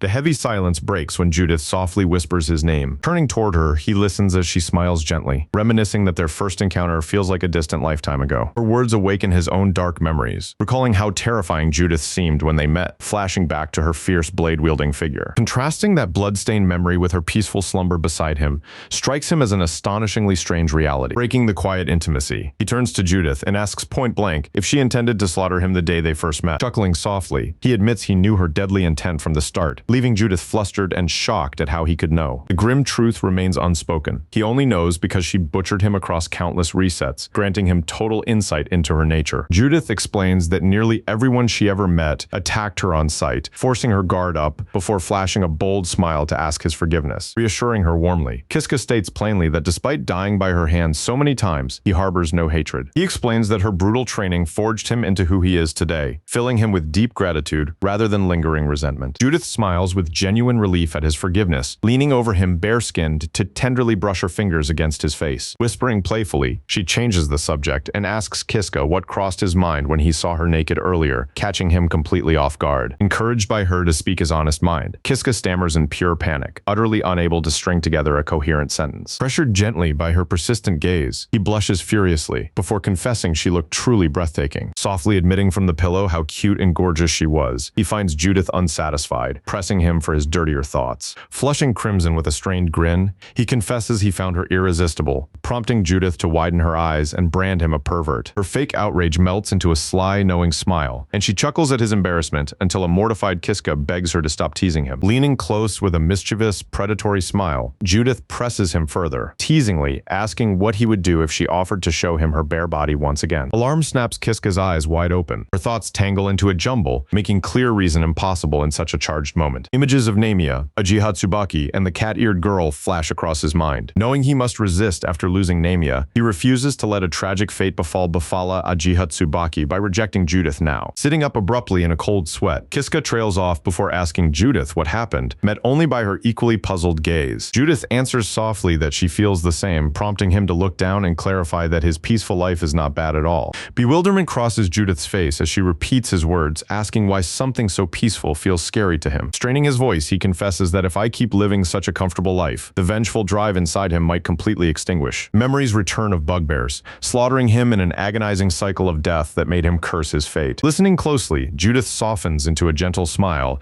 recognizing he can now conquer lethal monsters with a charming companion at his side. Wide-eyed with concern, Judith Sama listens as Kiska averts his gaze, explaining his deep dread that remaining in comfortable ease will strip away something vital within him. Straightening up on the bed, he looks directly at Judith Sama to confess his love, only to apologize with conflicted eyes because he cannot accept such happiness yet. With her head bowed in quiet contemplation, Judith accepts his sincere confession and softly murmurs that she understands. Leaning forward in response, Judith presses her lips to his, catching him completely off guard. His eyes close as he cradles her face and returns the kiss, where deep passion collides with the unspoken weight of heavy obligations. Pulling back gently, he explains that before moving forward together, he must first resolve unfinished debts from his past. A knowing grin reveals her fangs as Judith readily agrees, offering to resume their romance once his revenge is fulfilled. Relief washes over Kiska with a bright smile as Judith speaks his name, picturing the other key women in his life, Ajiha Tsubaki, Namia, and the cat-eared girl, as though they watch over him. The bedroom wall explodes into rubble as dark-haired Namia leaps through the breach in raw fury, raising her sword to strike Judith down with a screaming declaration of love. A blinding spray of blood splatters across Kiska's face, freezing his features in a silent scream of absolute horror. That crimson spray erupts from a lethal wound in Judith's chest, leaving her mouth agape and eyes wide in shock as the violent impact sends her reeling back. Judith collapses with a heavy thud across Kiska on the bed, leaving Namia looming over them both with hands still poised from the devastating strike. Her lifeless body rolls off the bed onto the cold tile floor, just as the armored warrior Ajiha Tsubaki enters the carnage with her drawn sword. Blindfolded and chillingly cold,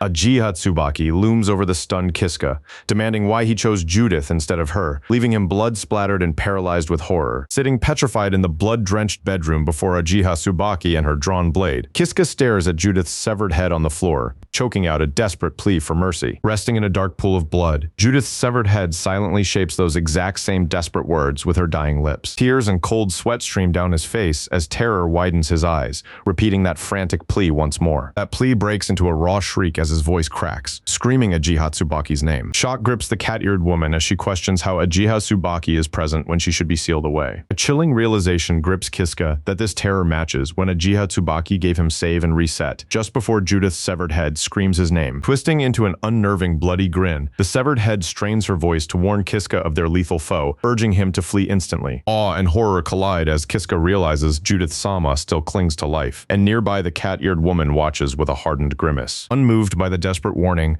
Ajiha Tsubaki turns toward the severed head, brushing aside Judith's cries as meaningless noise. Her face contorts in frantic fury as she hoists her blade high, roaring for Judith to shut up before swinging down a silencing arc. Brutal strikes hammer down repeatedly, echoing through the blood-soaked chamber as Kiska watches in frozen horror. Carnage overwhelms his reeling mind, paralyzing his vocal cords when he tries to scream. Panting over the butchered remains after the final blow, she turns a blood-smeared gaze toward Kiska and speaks his name softly. A serene, blood-splattered smile forms on her lips as she offers an unwavering confession of love. Agony erupts as a summoned blade impales his chest from behind, followed by her chilling warning that she will never forgive him if caught with another woman. Blood floods his throat as darkness closes in, realizing in horror that after all his struggles, he is doomed to die once again. Oblivion gives way to a sharp gasp of air as his eyes fly open, drenched in cold sweat yet entirely unharmed. Scrambling upright, he pants and scans the intact surroundings, frantically wondering how far back time has rewound. His frantic gaze drops to a grimly familiar sight on the stone floor, the slain carcass of the bugbear from his early battles. Looking down at the adventurer slate in his hands, realization dawns as he reads the first one: save and reset. Disbelief turns to rage as his fist slams into the stone floor, finding all 5 of his hard-earned skill slots completely empty. The crushing truth drops him to his knees, knowing months spent beside Judith-sama and all his hard-won progress have vanished into nothing. Tears well in his eyes as the staggering reality of his loss hits, contorting his face in pure agony. A raw scream tears from his throat as cherished memories of shared meals, and Judith's warm smile flood his mind, refusing to accept this loss. Grief ebbs into quiet trembling on the cold stone floor, leaving him utterly exhausted and broken. Steely resolve replaces his despair as he climbs to his feet, forged with unyielding determination to reach Judith once again. Through the glowing teleportation circle, Kiska strides with grim focus down the torchlit stone corridor. A fragile wave of hope sparks a faint smile, holding onto the wish that Judith might still remember him this time. Chest pounding with exertion and nervous anticipation, he quickens his stride through the stone hallway. At the corridor's end, the twin-tailed maiden sits serenely at a table, sipping from a cup as though awaiting a guest. The sight freezes him in place as a warm blush spreads across his face, reverently whispering Judith Soma's name. Elation falters upon realizing she does not remember him, yet he refuses to surrender hope as Judith calmly notes how rare it is for an intruder to reach her. Stepping forward in desperation, he calls out his name, praying Kiska sparks some memory in her mind. Judith repeats the name with a hollow, unreadable stare. That hope shatters instantly when Judith offers a polite, distant smile, apologizing that she has no memory of knowing him. Kiska recoils, his face twisting in shock. Her rejection hits like a physical blow, leaving him broken as he mutters that everything is useless and his mind is unraveling. Judith merely watches in silent confusion. Tears spill down his cheeks as the crushing truth sinks in. Twisting his face in agony, every single step must now be repeated from the ground up. Collapsing to his knees, he confesses through tears that his heart has shattered across countless loops. Judith softens with genuine concern, asking if he is hurt. Brushing past her concern, he bows with deep reverence to Judith Sama, announcing that he has a desperate favor to ask. Lifting his head with burning resolve, his voice rings out, begging her to accept him as her disciple. Judith freezes, her jaw dropping in sheer disbelief. Unwavering, he lays out his plan to train under her from scratch and escape together, knowing she might kill him again yet vowing to return as many times as it takes. Mid-vow, a geyser of crimson erupts as Judith's body drops limp, her severed head flying through the air. Kiska stares in paralyzed horror at the butchery before him. Judith's severed head rests upon the stone flagstones, lifeless eyes wide as a crimson pool expands. Behind the corpse stands a dark-haired woman in ornate armor, dripping blades raised after striking too fast for either of them to react. Ajiha Tsubaki glares down with furious manic eyes, hissing her lethal warning. Driving his head into the stone with a dull thud, she whispers venomously that he must never touch another woman. Contorted with jealous wrath, she thrusts her steel straight through Kiska's back, snarling that she will never forgive him. Reality fractures and resets, snapping Kiska back into an empty stone corridor where he hunches over, gasping for breath and cold sweat. Gasping for air, the brutal truth hits him, approaching Judith as suicide, because any contact guarantees that both of them will be slaughtered. Burying his face in his hands, he pushes past the tragedy and focuses on every scrap of tactical wisdom learned from Judith. From Judith, he absorbed treasure chest locations, elite sword techniques, the labyrinth's secret passages, and the mastery needed to command the parasite sword. Slowly exhaling to steady his pulse, he accepts their partnership is over, yet her priceless combat knowledge remains his forever. Steely resolve hardens his face as he clenches his fists, confident that he possesses the strength to conquer this dungeon alone. Looking ahead toward the glowing path, he sends one last silent whisper of gratitude to his mentor. Thank you, Judith. Standing before the glowing teleportation circle, Kiska grips the strange dark blade, swearing to harness Judith Judith Sama's wisdom and carve his own path out of the dungeon. Sweat beads on his brow as he examines the parasitic sword puppet, eyeing the eerie blinking crossguard with cautious apprehension. Bypassing the grip entirely, he seizes the jagged, razor-sharp steel with his bare hand in preparation for the ritual. With grim resolve, he swallows the entire cursed blade down his throat, screaming as raw supernatural power surges outward and rattles the air. His consciousness plunges into an ethereal void where a shadowy, amorphous abomination floats before him, sporting a single, unblinking eye and a vertical, fanged maw. The entity's fanged mouth curls into an amused grin, its voice echoing across the darkness with a casual greeting that leaves Kiska frozen in shock. Focusing its massive eye, the monster recognizes him as Kiska and questions why it knows his name, deepening the boy's bewilderment. The spirit muses that they must have met before, confirming a bizarre shared history that Kiska vividly remembers from past loops. Horror grips Kiska as the repetition matches his past life, right before the spirit makes its demand. "I need you to do something for me. Lend me your power."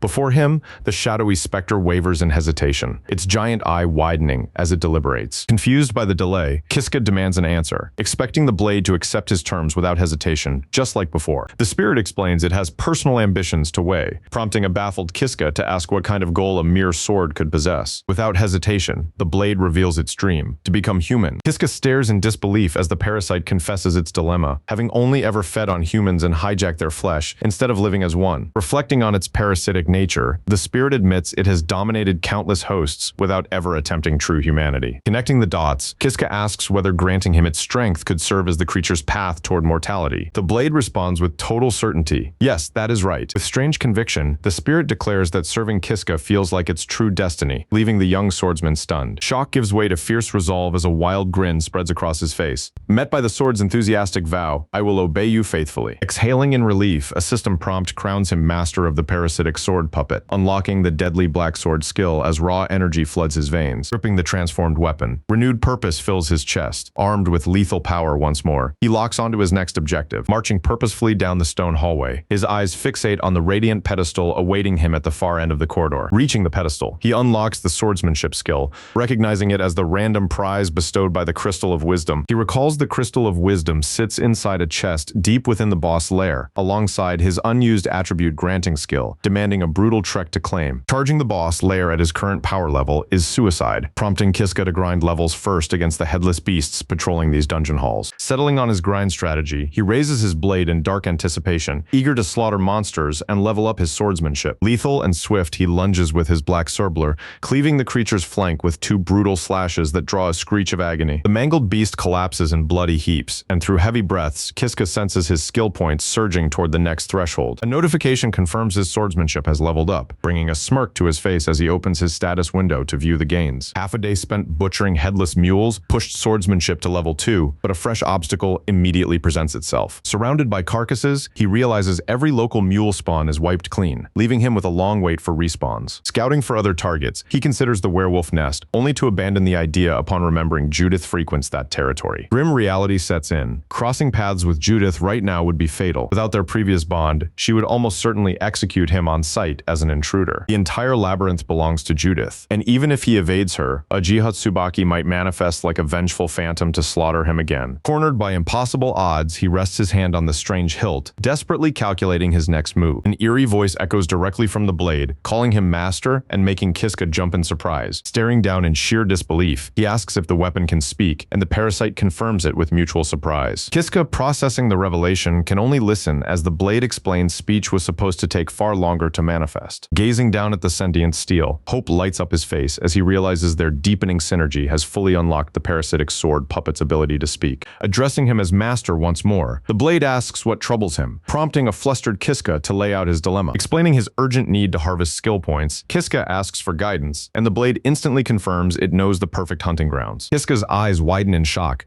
and the weapon promises to lead him straight to the location. Following the sword's precise instructions, he marches deeper into the labyrinth with renewed vigor. Guided by the blade, Kiska checks a stone wall for a hidden switch to access the lower floor, swiftly locating the trigger brick. The stone grinds backward to reveal a dark, ominous corridor, catching Kiska off guard with its secrecy. Inquiring how the blade knew of this route, the parasite reveals that one of its former masters found it by sheer accident. The sentient steel adds that this concealed passageway remains completely unknown even to Judith. Knowing the terrifying beasts lurking inside, the blade issues a grave warning that Kiska and his current stats could easily get him killed, thanking the sword for its counsel. An unshakable Kiska steps forward and ventures ventures straight down the dark stone hallway. Halting before massive cross-emblazoned doors at the end of the hall, he smirks that facing death is nothing new to him. The parasitic sword puppet chuckles dryly at his grim humor as Kiska wipes away nervous sweat and concedes the point. A thunderous slam shatters his composure as a heavy stone slab seals the exit behind him, leaving him completely trapped. Before he can turn, the stone floor blazes with light as intricate magic circles ignite all around him with an ominous hum. As the radiance peaks, the blade shouts a warning that incoming hostiles have arrived. Gleaming armored figures materialize from the glyphs, promised by the sword to yield a massive bounty of skill points upon defeat. The weapon identifies the advancing metallic phalanx as golden living armor. Counting 20 armored monstrosities surrounding him, cold sweat coats his brow, yet a predatory grin forms as he calculates the massive X. Curious about their odds, the blade asks if victory is even possible. Hunched in deep focus, Kiska admits he cannot guarantee a win, yet he firmly stands his ground. A battle plan is already forming. Tightening his grip on the eye-adorned sword, he hardens his resolve to push through the ordeal, knowing countless brutal deaths have stripped away all his fear. Feeding on his conviction, the black sword thrums with dark, shimmering energy. A feral grin spreads across Kiska's face as he senses the weapon awakening to his bloodlust. Dropping into a low combat stance, he prepares to clash with the enemy. The impassive golden knights stand before him in formation, drawing their blades with a razor-sharp ring. Raising the pulsating black sword overhead, Kiska views the surrounding armored figures not as deadly threats, but as prey, smirking as he prepares to hunt these weaklings down. Trapped in the stone corridor, Alk of the tribe grips the dark, sentient sword, facing a phalanx of gleaming golden living armors that march forward with drawn blades. Scanning the 20 armored foes ahead, he recalls hearing that these automatons are far deadlier than the werewolves he clashed with earlier. The living armors lunge without warning, but Kiska drops low, cleanly evading a crushing downward slash from the lead automaton. Pivoting smoothly, he raises his blade to parry an incoming strike, an eager, confident grin spreading across his face as he meets the assault head-on. Forced onto the defensive by the relentless onslaught, Kiska finds this battle far trickier than his past fight, because every single one of these foes wields a deadly weapon. A provocative smile crosses his lips, despite the danger. Activating his provoke skill, he roars out a challenge to draw their undivided attention. "Come at me, you weaklings." The taunt takes hold instantly. Multiple armors break formation and swarm him at once, swinging their greatswords in a chaotic, overlapping frenzy. Amidst the flurry of steel, the sword spirit praises his footwork as Alk tribe member Kiska expertly maneuvers, tricking one automaton into slashing its own ally instead of him. Glancing down at his blade, he confirms the praise,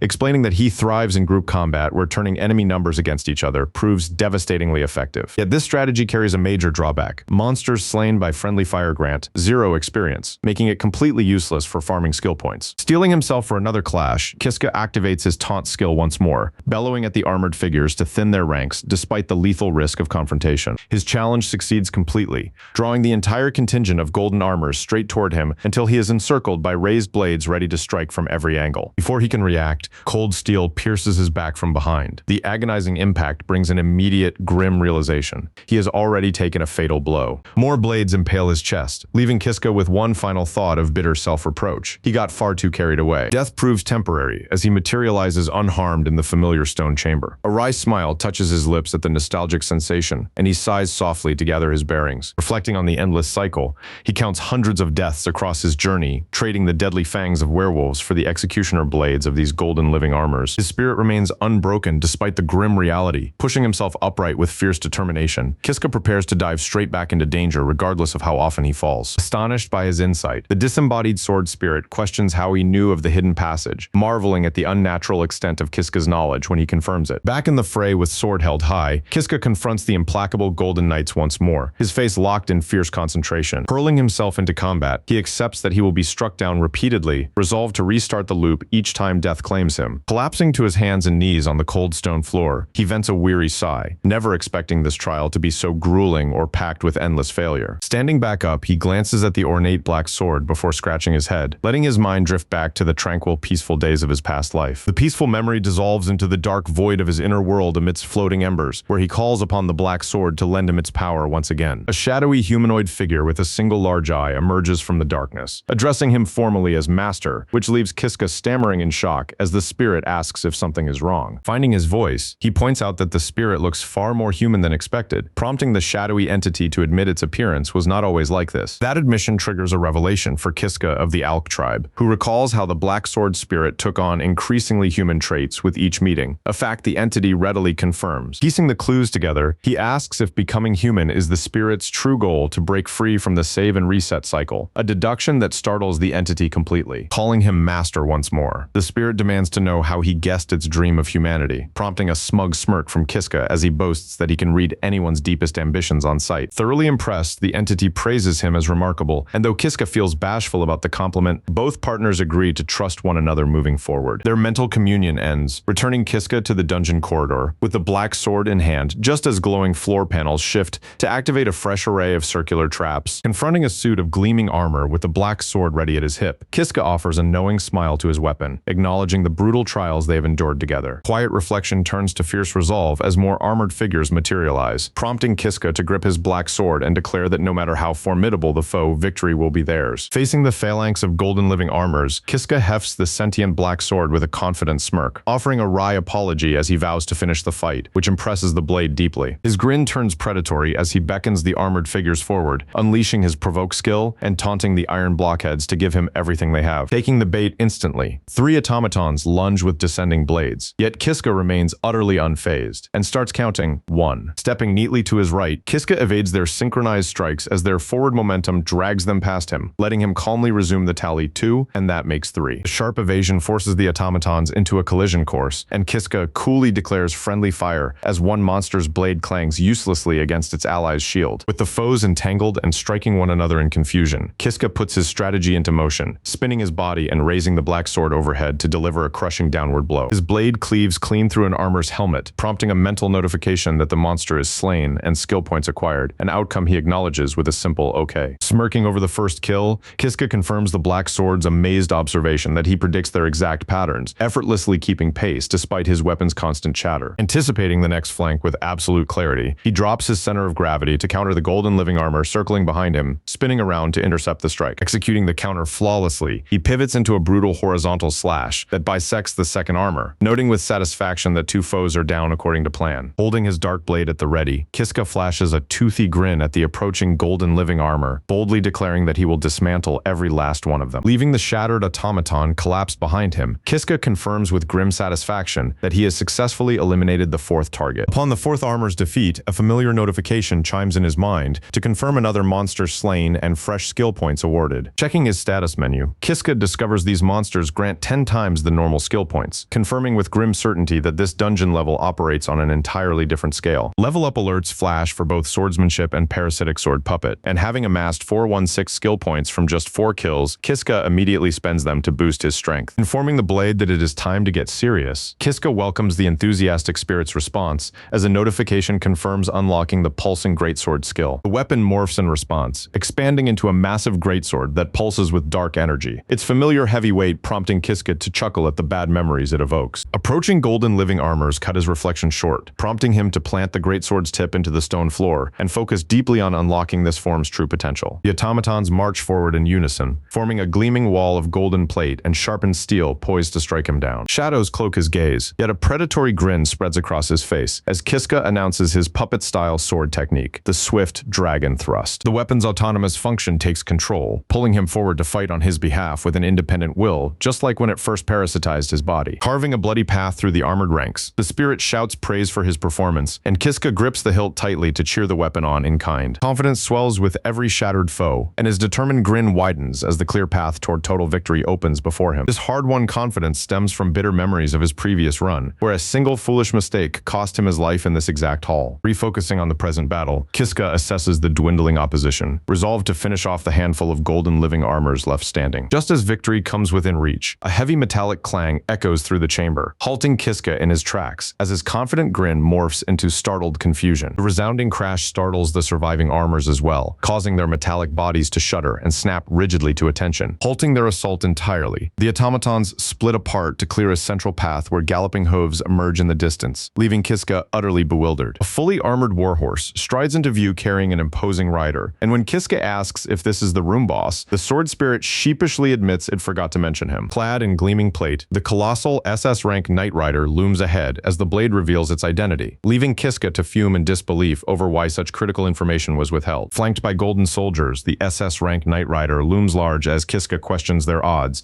prompting the black sword to note victory depends on its new master since its prior wielder died here. Crossing his arms with a bold grin, Kiska vows he commands the puppet arts far better than the past wielder, delighting the sword, which celebrates that its master has embraced their partnership. Having mastered these arts through endless cycles, he vows never to fall before ordinary mercenary underlings, just as the golden armored henchmen charge forward. Gritting his teeth against the annoying interference of these minions, Kiska clashes directly with the lead soldier, sending a deafening ring of steel across the hall. Resolving to wipe out the entire squad in a single sweeping motion, he readies a puppet-style sword technique against the closing soldiers. Roaring the name of his technique, Wind-Cutting Scythe, he spins into a devastating tempest as the black sword morphs into a whirlwind of blades, shredding the entire squadron in an instant. The sword spirit gasps in utter shock at his destructive power as severed armor plates crash against the stone floor, leaving Kiska as the sole warrior standing. When the weapon praises his flawless first execution, Kiska smirks and corrects that this is actually his second attempt, teasing that he might just be a natural genius. Heavy metallic footsteps shatter his celebration, drawing his immediate tense focus toward the approaching monstrosity. Turning around with a confident smirk, Kiska faces the battlefield now cleared of henchmen, leaving only the Knight Rider standing before him. Holding his ground against the Knight Rider, Kiska braces as the armored warhorse lets out a guttural cry under the overwhelming aura of its master. The armored knight charges with leveled lance, and Kiska braces to meet the ferocious thrust in a deafening explosion of clashing steel. Driven backward by the crushing impact, Kiska endures a jolt of pain through his arm and asks the black sword to help him breach the knight's lethal spear range, which the spirit vows to attempt. Instead of giving an opening, the Knight Rider hammers downward in another relentless attack, forcing Kiska to throw up his blade to block the crushing blow. Driven backward step by step under the spear's monstrous reach, Kiska realizes with dawning dread that he cannot land a single blow and faces certain defeat. A furious offensive punctuates that grim truth as the Knight Rider unleashes a blinding flurry of thrusts, forcing Kiska and his parasitic sword puppet to parry each strike. Diving aside just as a spear thrust scrapes past him,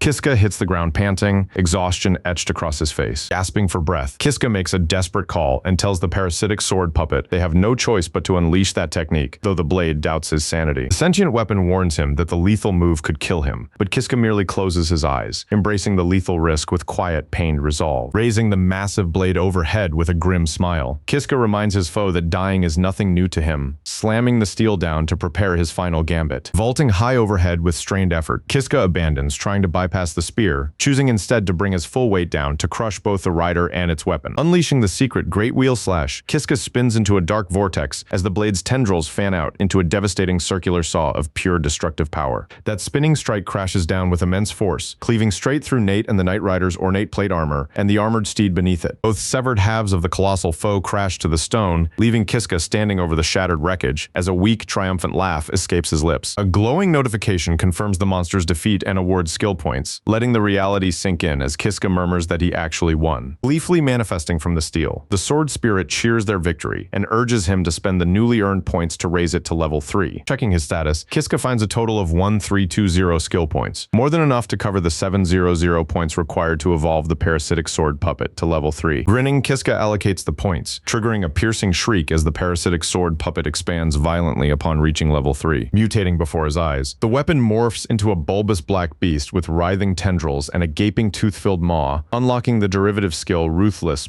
Bewildered by the grotesque monstrosity before him, Kiska stammers in disbelief, demanding to know what happened to his parasitic sword puppet. Shock paralyzes Kiska as the grotesque creature proudly declares that this ravenous new form is the exact evolution it had always sought, pointing out that it is no longer even a weapon. Kiska asks what it can possibly do now, only for the monster to offer a chillingly simple reply: to eat. Before Kiska can even process the horror, the creature lunges forward, sinking its massive row of jagged fangs directly into his flesh. Crunching into his leg, the monster politely thanks its master, explaining that devouring him will turn it human before letting out a satisfied burp. A sickening wave of realization washes over Kiska, twisting his features into an expression of raw despair. Gripping his head in pure agony, Kiska curses the bitter reality that the parasitic sword puppet is just another traitor in his life. Bitter resentment hardens within him after realizing he was duped again, never suspecting the parasitic sword puppet planned to feast on his flesh. Sitting in the quiet chamber, Kiska feels the crushing weight of betrayal settle over him as he plans his next move. Casting his gaze toward an alternate weapon, Kiska resolves that he must abandon the treacherous parasitic sword puppet once and for all. Looking over at the inert golden armor nearby, Kiska wonders if relying on his own swordsmanship to steal its blade is his only way forward. Standing before the golden sentinel with weapon drawn, Kiska realizes that relying solely on on the blade's autonomous combat cannot push him through the dungeon. A nostalgic scent instantly stirs Kiska to contemplate weapon compatibility,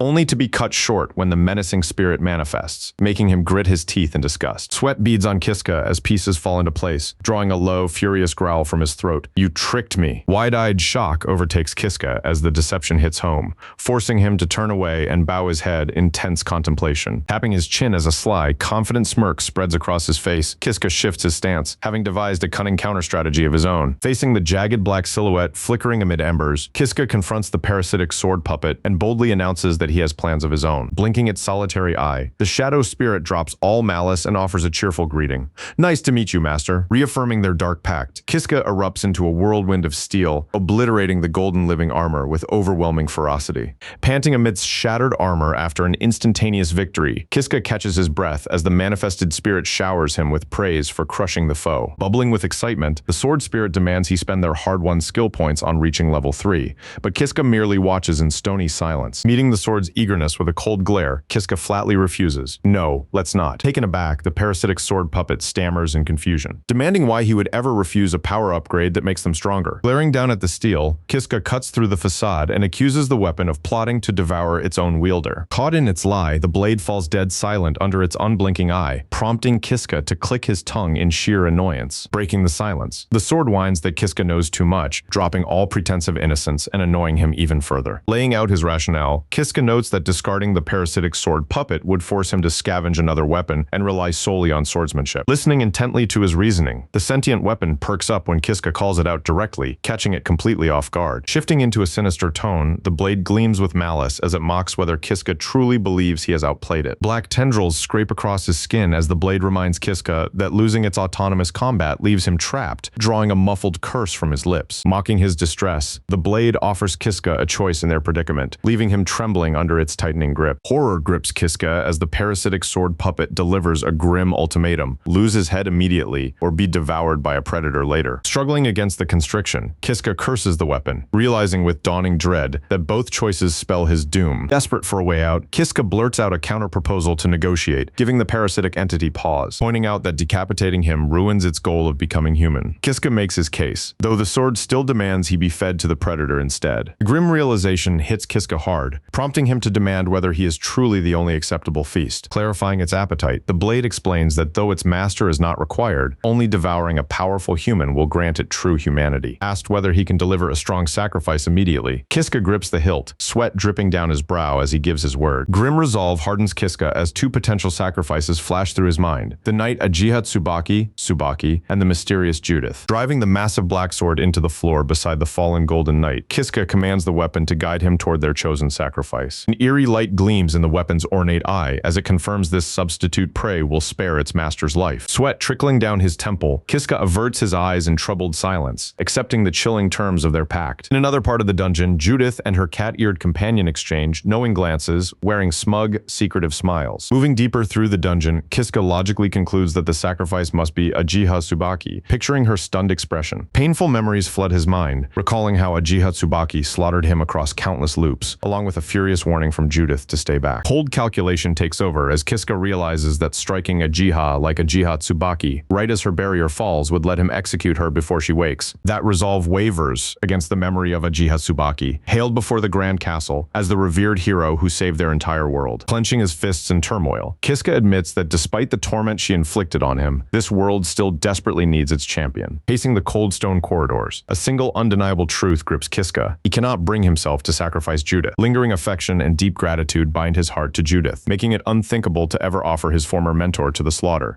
Still, the dark reality remains that Judith is a fearsome vampire who occasionally preys on innocence, leaving Kiska torn by the contradiction. Standing in a vast chamber etched with intricate magical seals, Kiska tightens his grip on the dark blade with resolute posture. Taking a firm step forward, Kiska wrestles with the dilemma between a world-saving savior and a feared vampire before making his final choice. Sweat trickles down his face as Kiska stares down the endless corridor, the crushing gravity of his verdict catching in his throat. Reaching the sealed chamber, Kiska finds Ajiha Tsubaki bound in heavy chains within a pillar of light, steeling himself for her execution. Gritting his teeth in grim resolve, Kiska watches the helpless knight hang unconscious before him, completely vulnerable. Stepping closer, Kiska listens as the sword warns of a shielding barrier, only for him to declare that shattering the ward will be simple. Eyes still shut, Ajiha Tsubaki breaks the silence by urging urging him to strike immediately, catching Kiska off guard with her sudden command. Ever since gaining Save and Reset, Kiska realized human life had lost its meaning, a revelation that sends a chill down his spine. Seeing Kiska look on, with detached indifference toward dying, Uchiha Tsubaki questions what he truly feels when watching others die. The question strikes a raw nerve, leaving Kiska trembling in place with his breath caught in his throat. Wide-eyed in sudden dread, Kiska faces the agonizing question of whether he can truly execute Uchiha Tsubaki. Manifesting beside him, the black sword impatiently demands that Kiska stop hesitating and finish the deed, leaving him stammering in distress. Desperately grasping at cold logic, Kiska reasons that slaying Uchiha Tsubaki now is necessary to prevent her from murdering him in future loops. Even after trying to rationalize the deed, his body rebelled, a violent wave of nausea surging through him as his soul utterly rejected the butchery. The unbearable turmoil turned physical as Kiska doubled over and retched, unable to suppress his visceral disgust at what he had nearly done. Tears streamed down his face in self-loathing, his voice choking out bitter curses at his own weakness. Amid his despair, a vision of Uchiha, Judith, and the cat-eared woman surrounded him, each gazing with deep affection, promising to protect him and stay by his side. Frozen in place by the memory, his murderous resolve shattered completely against the truth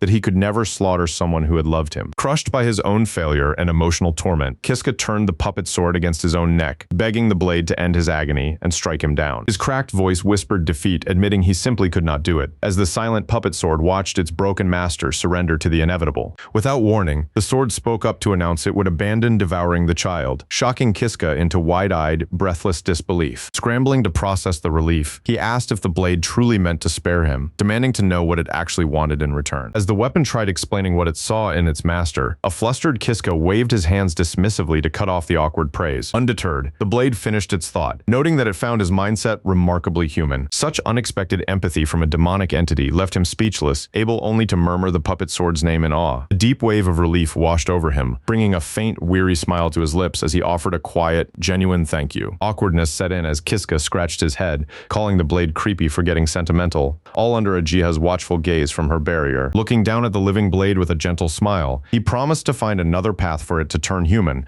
prompting an earnest cheer from the weapon. The sword marveled at its master's bizarre vow as Kiska guided them deeper into an unexplored chamber. Stepping into a furnished room complete with a couch and fireplace, he admitted he never knew this sanctuary existed, making it an ideal hideout to rest. From the safety of this hidden retreat, they could finally chart their next move. Bitter emotions stirred within him here, evoking both the tragic memory of taking Uchiha's life and the warm days they had spent together. Kiska pointed out that since Judith never entered this room, it was their safest refuge. Sinking into the sofa, he focused on the puppet sword resting on the table to speak directly. He asked earnestly if consuming humans was truly the only path to become human, receiving a somber hum in response. Probing its past logic, Kiska questioned if it had once believed hunting monsters through a host was enough, which the blade affirmed. Turning somber, the weapon confessed that deep down, it always knew humanity was unattainable without devouring people. Its past wielders had all perished, the blade explained, and becoming an apex predator capable of consuming humans required a master to raise it to level 3. Hearing that grim requirement, Kiska stammered in realization,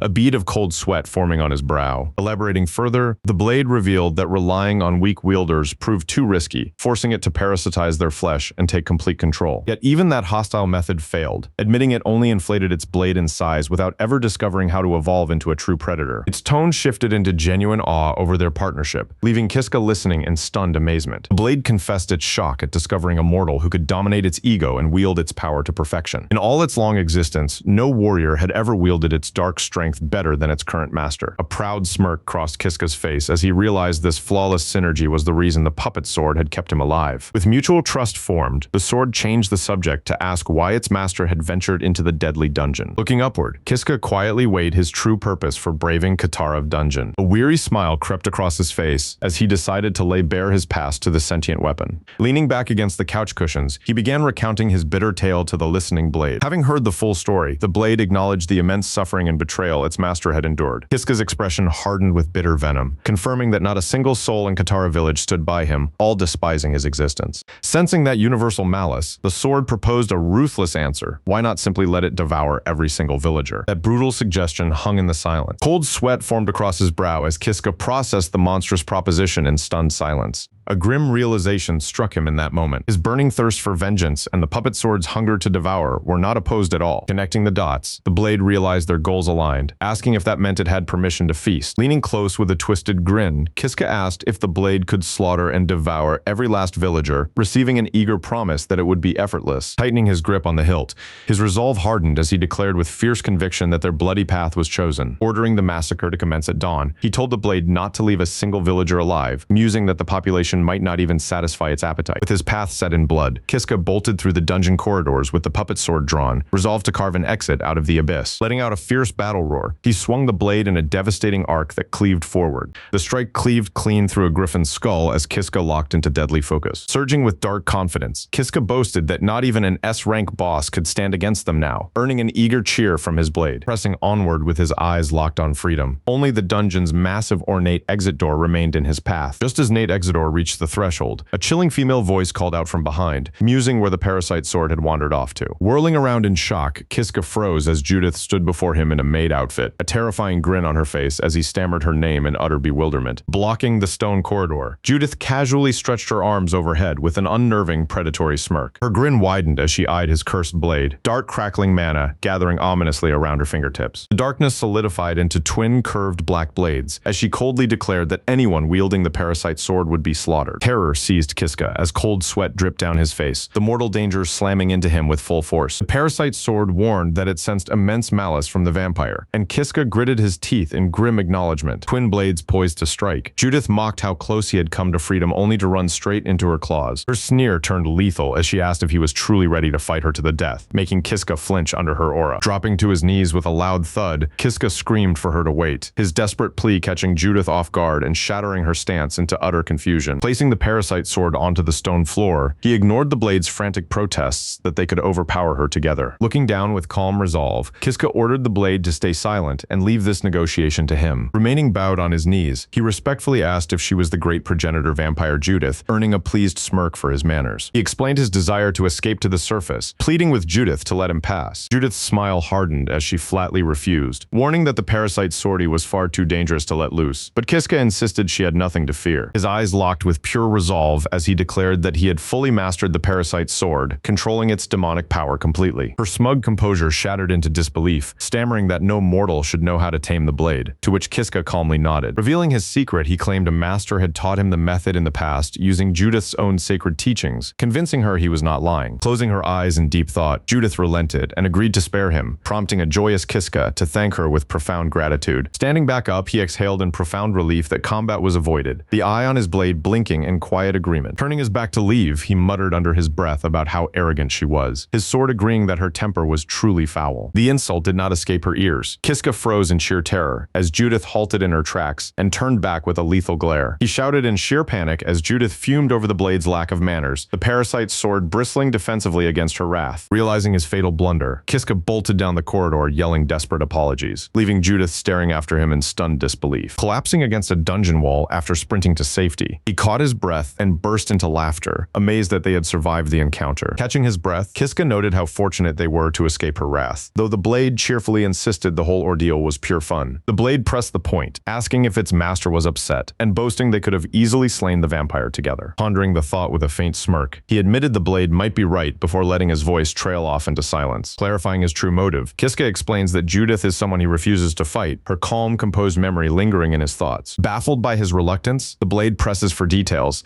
leaving Kiska sweating and flustered as he struggles to justify his hesitation. With a faint blush on his cheeks, he offers an elusive answer, admitting that he and Judith shared a deep, unspoken bond in another timeline. Processing the hint, the weapon reaches a blunt conclusion, demanding to know if Kiska simply fell in love with her. Blood rushes to his face as he turns away in denial, but the weapon cackles gleefully, mocking his flushed cheeks and stammering protests. Irritated by the relentless teasing, he tells the blade to stop, turning away to steady his focus on the corridor ahead. Setting the banter aside, he announces their true goal, marching forward to conquer the final boss of Katarov Dungeon with grim resolve. Venturing forward, the weapon marvels in awe at its first journey through the passage, where a radiant corridor vanishes into pure white light. The radiant hall opens into a compact stone chamber, housing a solitary treasure chest atop an ornate pedestal at the room's center. Approaching the pedestal with caution, Kiska prompts the curious blade to ask what prize lies waiting inside the coffer. A knowing smile touches his lips as he explains that the chest holds a crystal of wisdom, an item that grants grants a random skill to its finder. Recognizing the rare opportunity, he pops the latch with a sharp click, lifting the lid as the blade voices its eager agreement. Blinding radiance floods the chamber as he claims a crystal of wisdom, a system notice instantly confirming that its power will activate on its own. As the glow fades from the empty chest, a system notification echoes in his mind, confirming he acquired the appraisal skill to his surprise. Testing the newly acquired appraisal skill on his blade, Kiska recalls its low D rank and wonders if it holds any practical utility. His attempt hits a wall when a system prompt warns the skill level is insufficient, forcing an irritated groan from his chest. Opening his status screen in irritation, Kiska reviews his stockpile of 1332 unspent skill points, sparking an immediate burst of inspiration. A confident smirk spreads across his face, knowing his massive point pool is more than enough to elevate both appraisal and provoke to rank 3. Allocating the required 1 and 2 points, he watches system notifications confirm that appraisal and provoke have been successfully upgraded. With level 3 properly reached, he turns back to the blade, resting his palm over its giant central eye to trigger appraisal once more. Appraisal flares to life, identifying the weapon as the black sword form of the parasitic sword puppet, carrying a razor-sharp cutting edge. Scoffing sarcastically at the obvious information, Kiska complains that upgrading the skill was a total waste of points, catching the blade's ear. Outraged by the scan, the blade accuses him of ogling its gorgeous form without consent, and labels him a pervert, leaving Kiska flustered as he defends his test. Ordering the weapon to stop joking gets him nowhere, as the blade scoffs and makes a bizarre comment calling him a beautiful girl, baffling him completely. Sweat dripping down his cheek, Kiska listens to the blade promise to show its true form once it turns into a woman, forcing an awkward smile in response. Turning toward the corridor, he declares his skills upgraded and ready, prompting the blade to wonder aloud what kind of person Kiska will become. Their banter fades into silence as Kiska locks eyes on the path ahead, where a tiled hallway leads to massive, intricately carved double doors. Walking down the grand hall with sweat on his brow, Kiska takes a deep breath, clenches his fist, and gives the signal to advance as the blade agrees. Towering above him, the colossal doors dwarf Kiska under their massive scale. Sensing his hesitation, the blade asks if nerves are striking, and Kiska tensely admits his anxiety. The weapon answers by erupting into a loud, bizarre cheer of encouragement for its master, making Kiska flinch in total shock at the noisy outburst. Whirling around in bewilderment, Kiska demands to know what that was, but the blade calmly explains it was cheering for him. The sheer absurdity shatters his tension, sending Kiska into stifled laughter as the weapon immediately accuses him of mocking it. Composing himself with an apologetic smile, Kiska rubs the back of his neck and insists he was never mocking his partner. Calming down, the unusual living weapon offers a quiet word of thanks. When questioned about his smile, Kiska points out how rare and unexpected such warmth is from the blade. Looking back at the massive doors, he admits with sincere gratitude that he never could have made it this far alone. Reaffirming their bond, Kiska leans against the heavy ornate doors and forces them open. The doorway reveals a cavernous hall where torchlight flickers along stone walls, unable to pierce the heavy gloom engulfing the far side. Heavy doors slam shut behind him with a resounding thud, prompting the blade to advise saving all gratitude for later. Heeding the warning, Kiska draws his weapon and drops into a combat stance, scanning the pitch darkness for danger. Sweat traces down his brow without a flicker of fear, replaced by a sharp, determined grin as he steels himself for battle. His resolve is tested immediately as a colossal armored centipede creeps from the shadows, its gargantuan mass dwarfing Kiska. Two massive glowing white eyes lock onto him, reflecting his small yet defiant silhouette across their unblinking glare. Looming over Kiska, the SSS rank giant centipede fills the vast hall with heavy armored plating, yet he stands firm and grips his weapon for the clash. Staring into the monster's blazing eyes, Kiska accepts this as the dungeon's final battle, bracing his stance as the beast lunges with a deafening screech.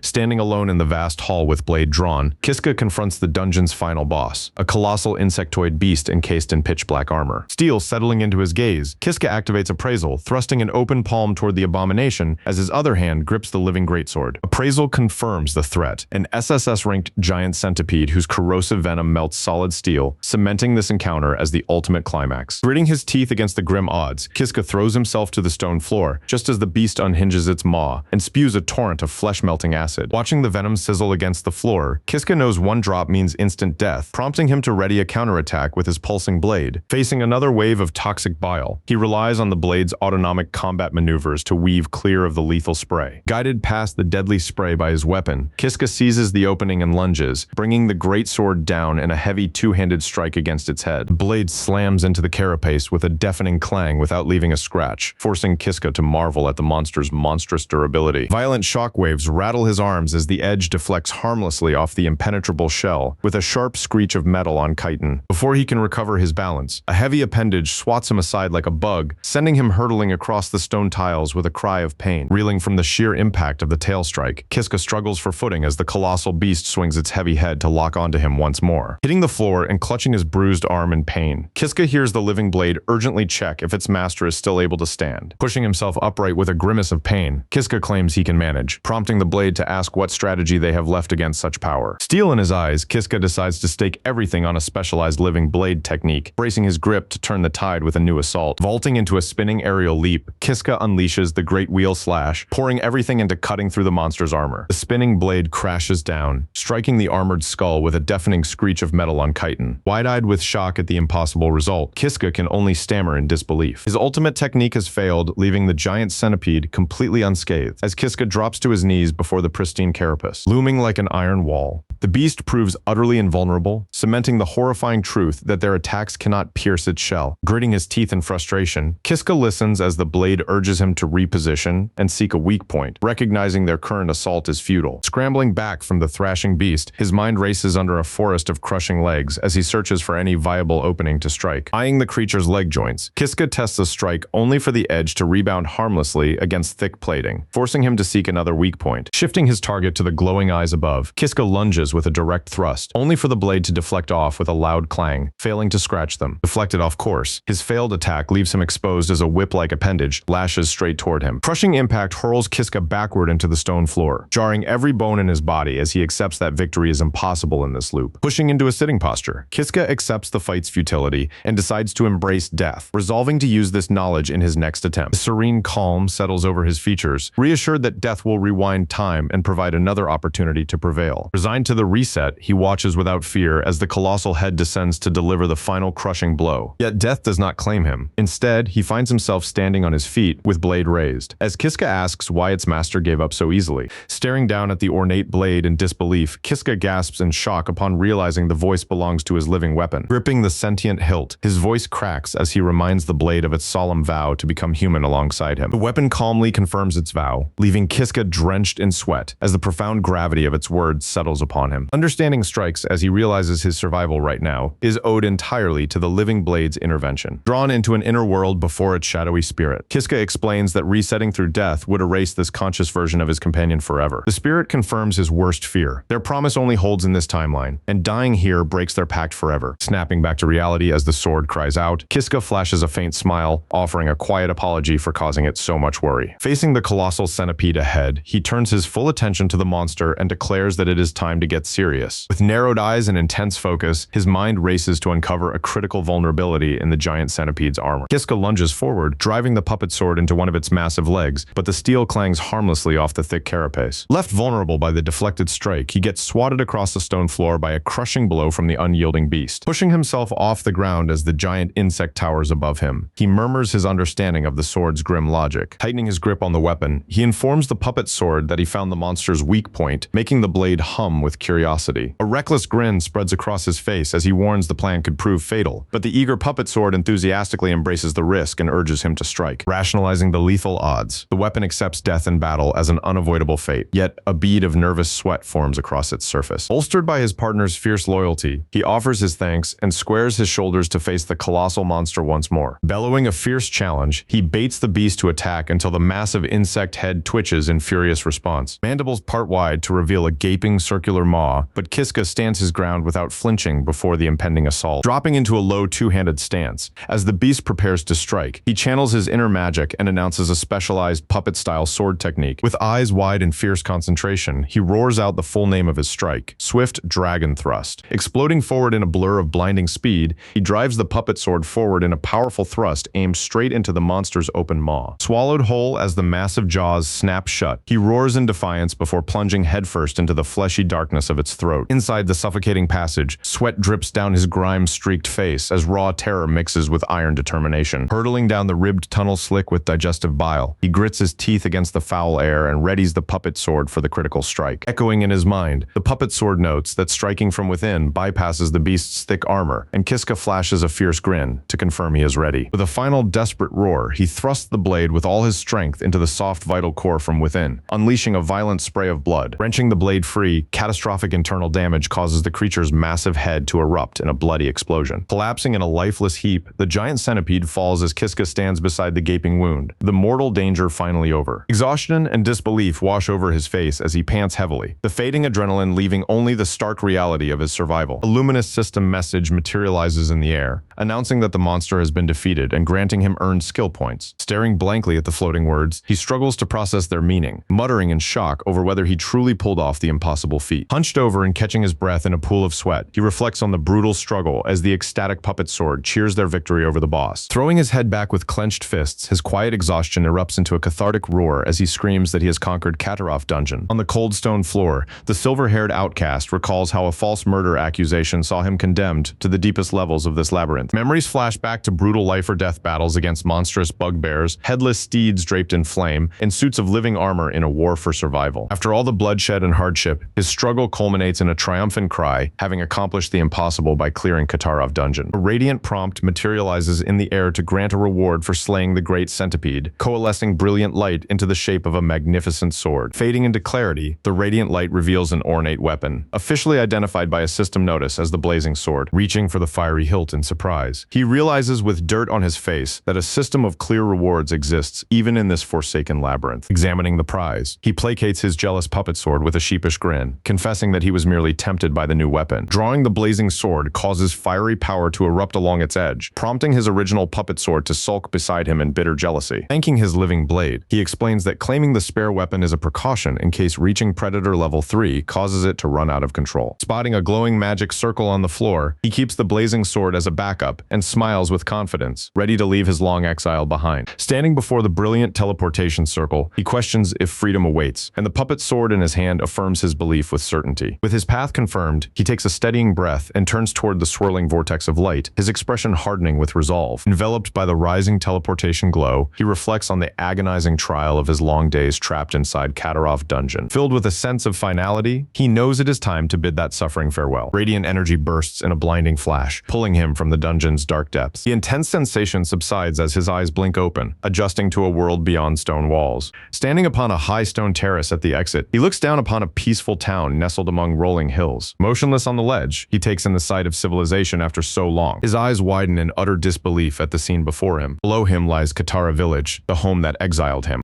Clutching his massive dark sword on the terrace, he stares up in awe at the vast, cloud-filled sky he missed for an eternity. Surveying the area from a grand staircase overlooking dense forest, he notices a lone guard standing watch at the base, startling two guards atop the stairs. Their panicked cries announce a conqueror cleared the dungeon, yet Kiska only looks down with a somber, unreadable expression. Descending the steps, Kiska quietly replies to the puppet sword's inquiry about returning to the surface, his gaze fixed on the ground as he mentions the long-lost sky. His voice trembles with heavy emotion, confessing that the sky above is simply too beautiful. Challenged by the blade on whether Katara Village's sky can truly be fair after all his agony, Kiska gazes at the gates and affirms it remains beautiful. Passing through the gates with quiet calm, he draws stunned gasps from former bullies in the crowd, who recognize him in disbelief and wonder how he survived. Dark memories return of how he once attempted to sacrifice Ajiha, only to vomit on the spot from overwhelming guilt and remorse. Recalling the corpses of slain monsters, he remembers wondering with a faint smile if he was someone incapable of killing another person. Sensing his expression harden in the present, the puppet sword asks directly if he truly intends to abandon his bloody revenge. Flashing a chilling predatory smirk with narrowed malicious eyes, he clarifies that forgiveness never crossed his mind for a single second. Thrilled by his venomous resolve, the puppet sword erupts in gleeful laughter, declaring this bloodthirsty drive is exactly what it wanted. Aligning their murderous intent triggers a radiant system alert. The puppet sword evolved to level 3, unlocking the skill Brutal Predator. Uttering the name of his new ability aloud, he radiates an aura of pure menace, throwing the watching villagers into frantic alarm. Seizing on the crowd's utter confusion and terror, he issues a cold, ruthless command to the weapon: go tear them apart. Twisted in venomous hatred, his expression turns monstrous as he orders the blade to devour every villager and leave no survivors. Howling with savage delight,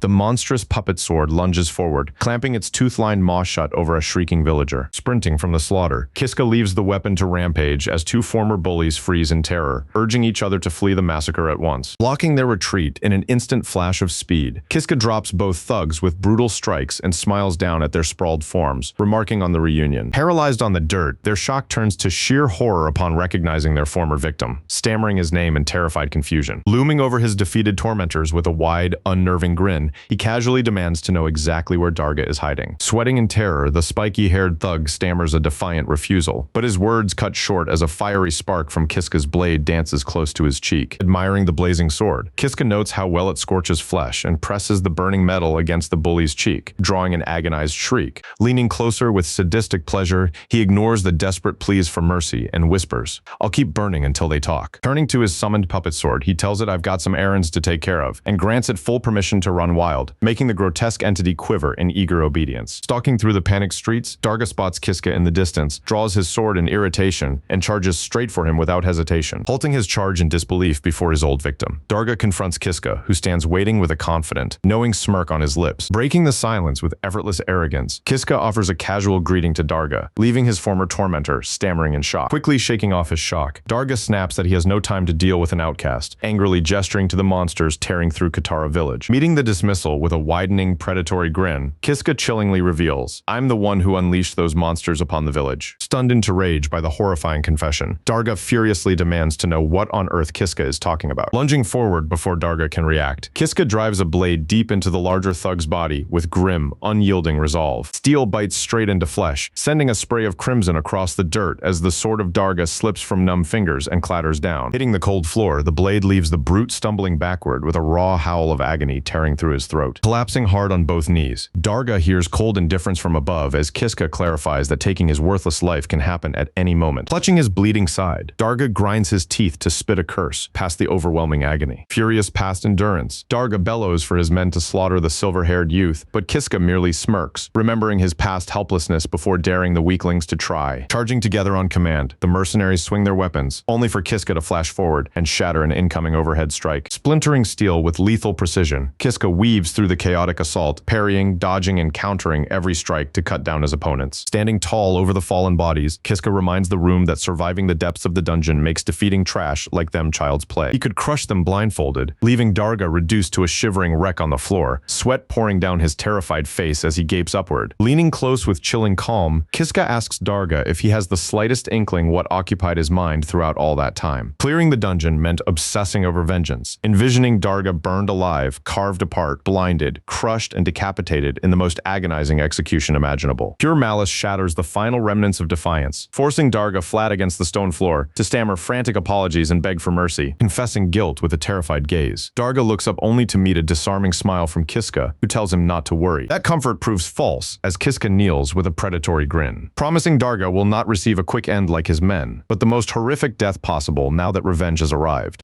Screams shatter the quiet village streets as a monstrous black gelatinous beast with a gaping maw attacks, whipping shadowy tendrils to butcher fleeing citizens and novice adventurers. Crashing down upon a spiky-haired adventurer, the beast crushes him beneath colossal weight as an agonized scream snuffs out forever. Standing motionless on the cobblestones after devouring its victim, the monstrosity radiates a single cold thought of absolute satisfaction: delicious. Pandemonium outside reaches the Katara Village Adventurers Guild, where desperate shouts urge the mercenaries within to rush out and slay the beast. Inside, Village Chief Rygrut sneers with crossed arms, dismissing his men as useless fools and boasting of summoned reinforcements, as an aide timidly begs to request help from a nearby guild. A violent crash cuts the argument short, as Darga hurtles backward across the room, gaping from the floor in shock at the lone silhouette framed in the doorway. Poised in the doorway with a glowing sword in hand, Kiska towers over the fallen Darga as the surrounding guild members freeze in stunned silence. Lifting his gaze with an unsettling grin, Kiska fixes his eyes directly on the village authority and casually remarks, "I've been looking for you." Rygrut glares in furious bewilderment, demanding the intruder's identity, as Darga points a trembling finger from the floor to name his attacker. Wearing that sinister smirk, Kiska repeats their fabricated accusations, mocking the lie that he crawled out of the dungeon to lead monster raids. Addressing the stunned man by name, Kiska leaves Village Chief Rygrut, stammering in disbelief, unable to grasp how the boy stands before him alive. His voice pierces the hall as he reminds Rygrut of past sins, recounting how the chief framed him for the murder of Namia and threw him into the abyss. Leaning in with cold fury, Kiska proclaims the truth that he never laid a hand on Namia, forcing the chief to flinch in terror at the direct accusation. Pointing down at Darga, Kiska exposes the chief's son as the real killer of Namia and asks if Rygrut knew all along, leaving the stunned father terrified of what Kiska has become. Cornered and desperate, the chief points a shaking finger and screams at the adventurers in the room to seize Kiska at once. Drawing their weapons on command, the mercenaries surround Kiska, urged on by Rygrut, who authorizes lethal force to eliminate the threat immediately. Scrambling up amid the fighters, Darga sneers that Kiska may have grown stronger, but numbers alone will ensure his death. Basking in arrogance, Darga barks that victory against a whole guild is impossible, yet Kiska stands his ground with silent resolve. Smug confidence washes over the fighters, Darga and the village chief, each convinced the lone youth before them is doomed. Surrounded on all sides, Kiska wears a mocking grin, casually weighing the odds of overpowering every armed mercenary in the room. Putting that assumption to the test, Kiska explodes into a blur of blinding speed, cutting down an armored mercenary before anyone can react. Plate-armored warrior swings hard, only for Kiska to intercept the blow with his glowing blade as Rygrut and Darga watch from the side in frozen horror and disbelief. In one fluid motion, the blade slices cleanly through the warrior's neck, sending his head flying as Kiska coldly notes how pathetic the opposition is. Fodder of this caliber is nothing compared to the nightmare hordes he fought and slaughtered deep within the dungeon. Driven by those brutal memories, Kiska glides like a phantom through the ranks, his blade striking with deadly precision to cut them down one by one. Driving his sword straight through the chest of the final adventurer, Kiska watches him collapse, finding this surface battle far too easy. The carnage ends in moments, leaving Kiska poised with his radiant sword as Rygrut and Darga tremble in abject terror before him. Witnessing his forces slaughtered, Rygrut turns to flee and shouts for mercy, but Kiska levels his blade with a cold, lethal warning. That lethal threat freezes them in place, as Kiska smiles, informing father and son that attempting to run will cost them their heads on the spot. Glancing down at the cornered Darga and the village chief with a widening grin, Kiska suggests that since they are reunited, they should play a special little game. Sweat pours down their pale faces as Rygrut stammers in confusion at the mention of a game, leaving Darga paralyzed in wide-eyed dread. Shadows veil the eyes of Kiska as he explains the single rule. From this moment onward, one of them must endure agony. Spiked iron torture implements materialize on command, and Kiska generously invites father and son to discuss and decide which one takes the punishment. Growing impatient, Kiska orders them to hurry, barking that allowing them to debate their fate is already an immense act of mercy. Confronted by the horrific choice, Darga and the village chief stare in shock, their faces pale and slick with cold sweat. Breaking the silence, Rygrut nominates his son for the torture, arguing that Darga killed Namia and that the village chief still has crucial duties to govern.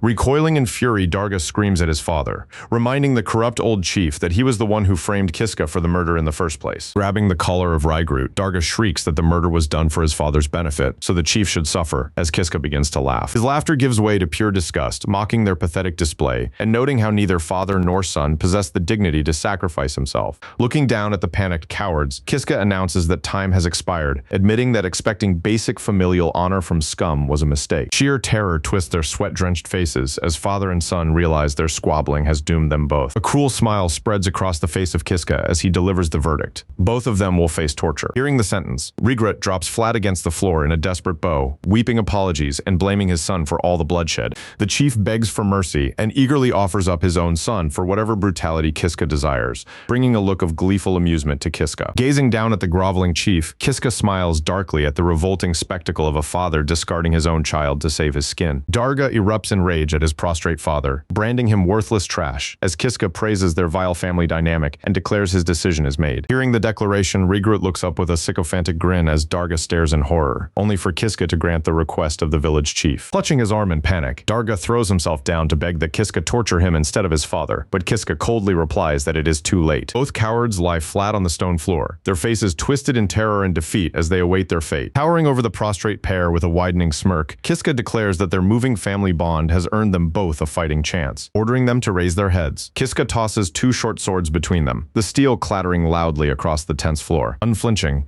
Kiska delivers his cruel ultimatum. Darga and his father must duel to the death, leaving both men paralyzed in shock and terror. Offering a twisted reward, Kiska promises that the lone survivor of their duel will receive total exemption from torture. Without hesitation, Rygrut lunges forward and swings his sword straight at his own son. The blade bites deep into the shoulder of Darga, drawing an agonized cry as his own father cuts into his flesh. Watching the bloody betrayal unfold, Kiska throws his head back in pure ecstatic delight at the grotesque spectacle before him, savoring every second. Kiska marvels at the depravity of kin tearing each other apart just to cling to their own pathetic lives. Rygrut presses the sword hard against the throat of his son, bringing profound satisfaction to Kiska, who revels in seeing such absolute human filth. Before the final blow can fall, Darga grips the bare steel with his bleeding hand, halting the strike as his father gasps in shock. Panting heavily over his overpowered father, Darga hears slow clapping as Kiska congratulates him on securing victory. Calmly confirming that Darga is spared from torture, Kiska watches foolish relief wash over the brute, who stammers to ask if he is forgiven. Nodding in affirmation, Kiska presents the true reward for winning, an immediate, serious duel as blazing energy coats his sword. Relief evaporates into stark terror as Darga stares at the flaming blade, stammering that defeating Kiska in open combat is utterly impossible. Hardening his gaze, Kiska lists every torment, the ruined fields, the endless beatings, and the cruelty endured for being an Alcusian with silver hair, leaving Darga stammering apologies. Anguish sharpens the voice of Kiska as he delivers the final damning charge charge, Darga robbed him of the person he loved most in this world. Cornered by the brutal murder of Namia, Darga frantically babbles excuses about losing control in the heat of the moment, swearing he is truly sorry.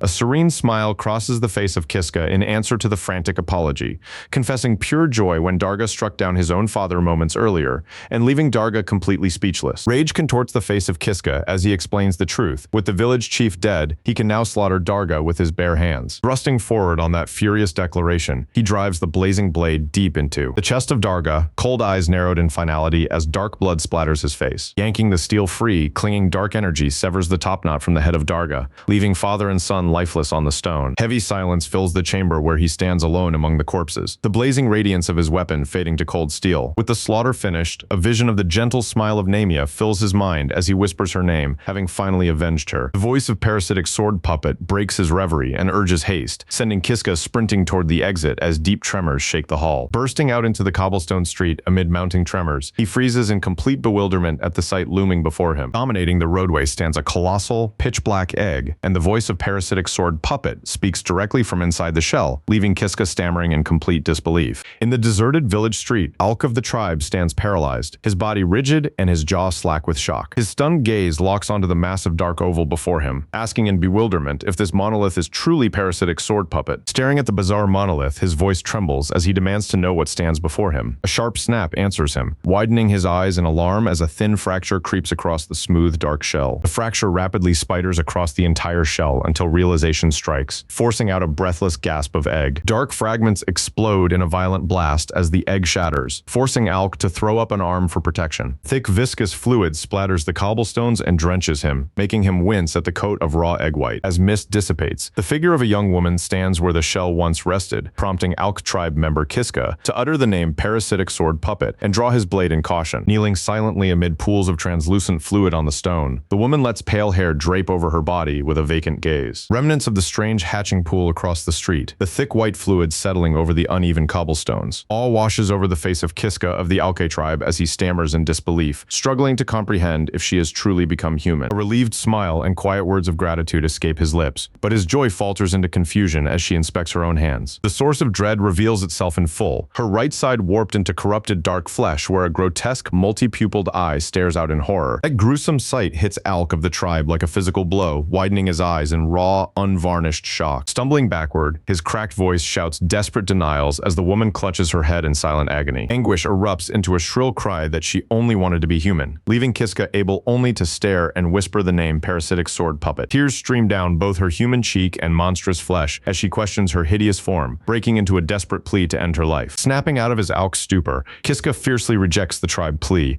shouting at her not to speak such nonsense and swearing he could never strike her down. Softening into a gentle smile, his resolve hardens as he declares with absolute conviction that appearance means nothing because she is his partner. Those words pierce her despair, prompting her to look up through tears and stun him into silence by asking if he could truly love her in this state. Motionless in the street, he absorbs her desperate question as her face of mixed beauty and corruption awaits his answer. A warm blush creeps across his cheeks as shock turns to a heartfelt smile, stammering before declaring with firm conviction that he can love her. The confession washes over her, closing her eyes in immense relief as joyful tears stream down her face and a radiant smile breaks through. Looking up at him with profound gratitude through tears of joy, she offers heartfelt thanks to her master. Her expression shifts with unease as she tries to add a warning, but a dark presence looms overhead and wipes the joy from the face of Alk tribe Kiska. The amorphous dark entity of the true sword descends, and the voice of parasitic sword puppet turns cold as she brands her master a terrible liar. That harsh accusation strikes him like an iron blow, widening his eyes in uncomprehending shock. Before Kiska can move, the black mass surges forward with dark tendrils to swallow her human shape, leaving him staring in horror as she is consumed. Darkness coalesces into a grotesque monstrosity in a violent eruption,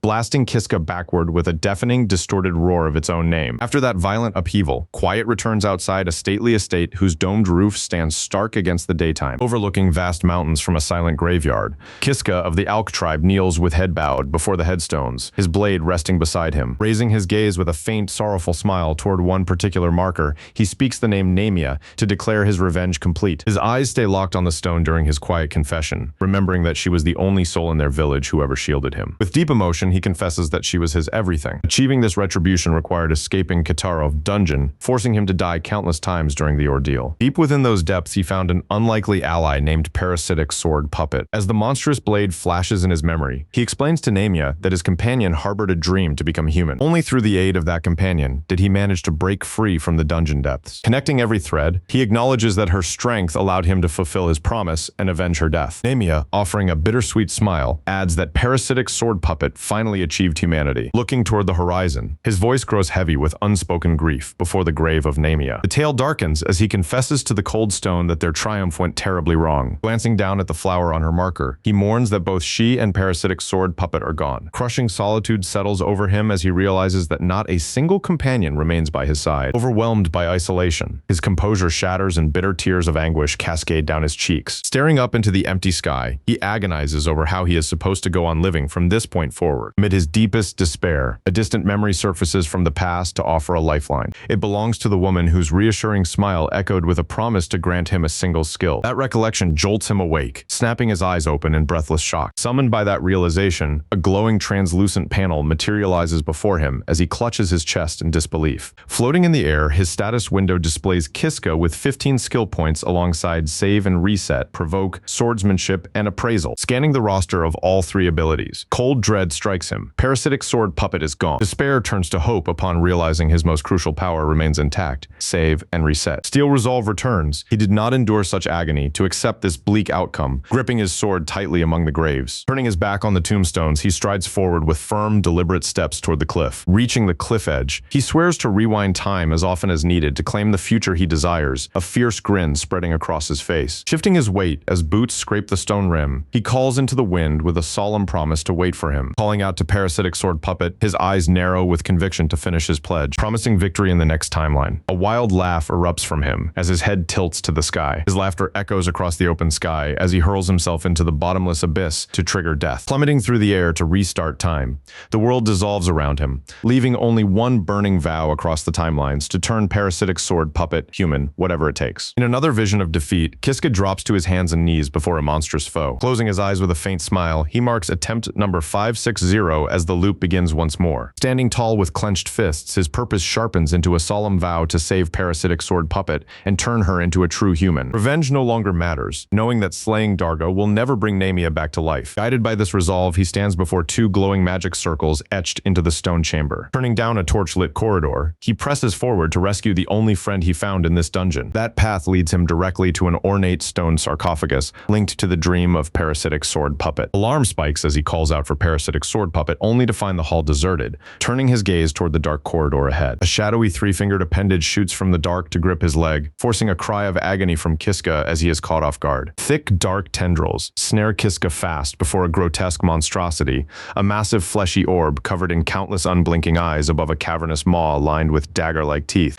Disbelief widens his gaze as a choked whisper slips past his lips. The parasitic sword puppet. Horror yields to desperate confusion as his trembling voice pleads, asking why his weapon became this beast. Memories race across his mind of every shared battle, recalling how he promised the sword spirit it was growing human. Despite that progress, the fang maw snaps shut, threatening to crush him where he stands. Lifting Kiska effortlessly, a powerful tendril hoists his limp form as his agonized cries question why this fate befell the parasitic sword puppet. Crushed beneath the revelation, Kiska drops to his knees and collapses against the cold stone floor, defeated and whispering its name. Snapping open, his eyes grasp the grim truth. If the parasitic sword puppet transformed into a monster, it is no longer a weapon at all. Pure despair washes over him under the chilling realization that every path to escape the dungeon is now sealed forever. Reflecting on how the parasitic sword puppet existed outside Save and Reset, unaffected by death and rebirth, this realization steels Kiska to slowly push himself back onto his feet. Standing amid dungeon decay, Kiska realizes reaching the surface requires solving Save and Reset to find anyone else like the parasitic sword puppet unaffected by the endless cycle. Locked onto a new objective, his thoughts focus on a single person who might hold the answers he needs. Down a long torch-lit corridor, his solitary footsteps echo against oppressive silence. Reaching his destination, he steels his nerves, dreading the encounter yet knowing no other choice remains. Suspended inside a pillar of light floats Ajihad Tsubaki, unconscious and bound in heavy chains around her armor. Staring at her face, he recognizes Ajihad Tsubaki, the legendary warrior who originally bestowed his Save and Reset power upon him. Fully aware she might slaughter him again, the looming danger of repeated death no longer shakes his resolve. No matter how many times she strikes him down, he resolves to return and stand his ground. Reaching forward to uncover the truth of Save and Reset from Ajihad Tsubaki, his touch instantly shatters the containment field. Free of the field, Ajihad Tsubaki collapses to the stone floor and stirs softly awake beneath Kiska's stunned gaze. Slowly coming to her senses. Uchiha Tsubaki fixes a bewildered gaze upon her savior, softly asking in an uncertain voice who he is. This belief shatters his hope as he asks whether she truly forgets him. Looking down with a pained expression, she apologizes and explains that any past meeting has vanished from her memory. Dismissing her apology with forced composure, he tells her that her lost memories do not matter. Hesitating for a brief second, he admits how bizarre it must feel to answer questions from a stranger. Cutting him off in sheer confusion,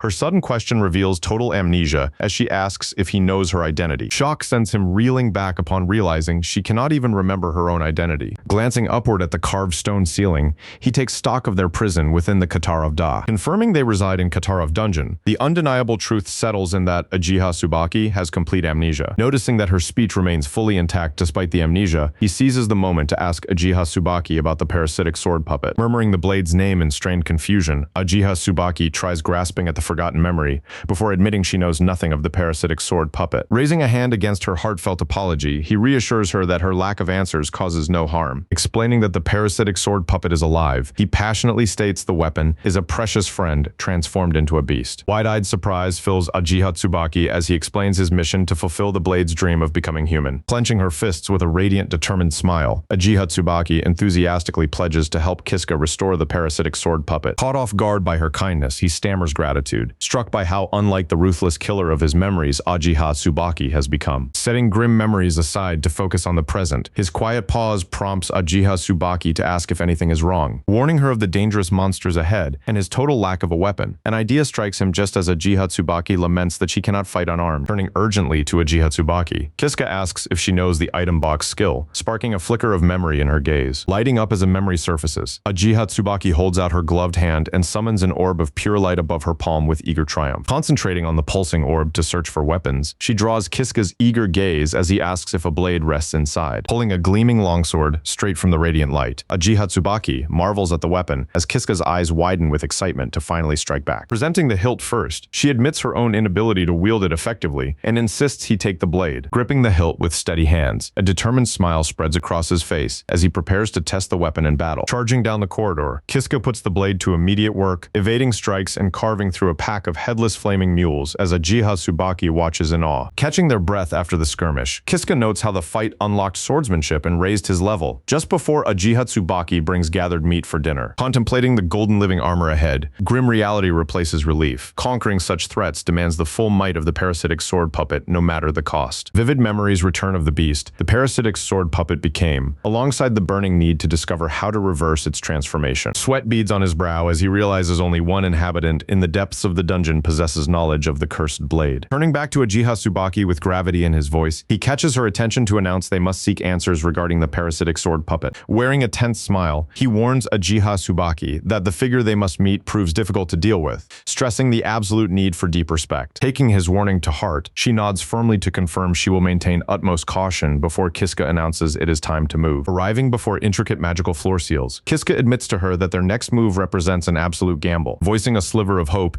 he suggests having Uchiha Tsubaki at his side might prevent this encounter from ending in disaster. Walking toward a lit chamber where a lone figure sits, he clings tightly to that fragile hope. Looking up from her teacup in mild surprise, a young woman styled in high twin tails fixes her gaze upon them. Face to face at last, Uchiha Tsubaki gasps in sheer disbelief at the legendary hero before them, leaving Kiska utterly bewildered by her stunned reaction. Seated calmly beside her teacup in the stone chamber, Judith watches Kiska kneel to steady the trembling shoulders of a distraught Uchiha Tsubaki. Desperation etches their faces as they look toward Judith in search of answers. Processing their tale with a grave expression, she grasps how the blade transformed far beyond a simple weapon into a dreadful beast. A confident smile spreads across Judith's lips upon deciding this crisis calls for her direct intervention as their beacon of hope. Her bold declaration leaves both Kiska and Uchiha Tsubaki speechless with shock. Leaning forward in desperate hope, Kiska asks Judith-sama if she knows how to restore the parasitic sword puppet to normal. Explaining calmly, the millennial vampire notes she encountered many such cursed armaments, properly known as the parasitic series. Recounting their history, Judith explains how ancient warriors sought parasitic weapons, granting tremendous glory to some, yet utterly consuming and destroying the lives of others. Sharp amusement glints in her eyes as Judith reveals that without direct inspection, she holds a clear theory on restoring the parasitic sword puppet. Relief washes over Kiska, prompting him to place a hand over his heart and plead for Judith-sama to lend her strength to save the parasitic sword puppet. Placing a hand over his chest, as Uchiha Tsubaki bows deeply, both travelers earnestly beg Judith for her aid. Addressing the pair, Judith remarks she she long studied such gear,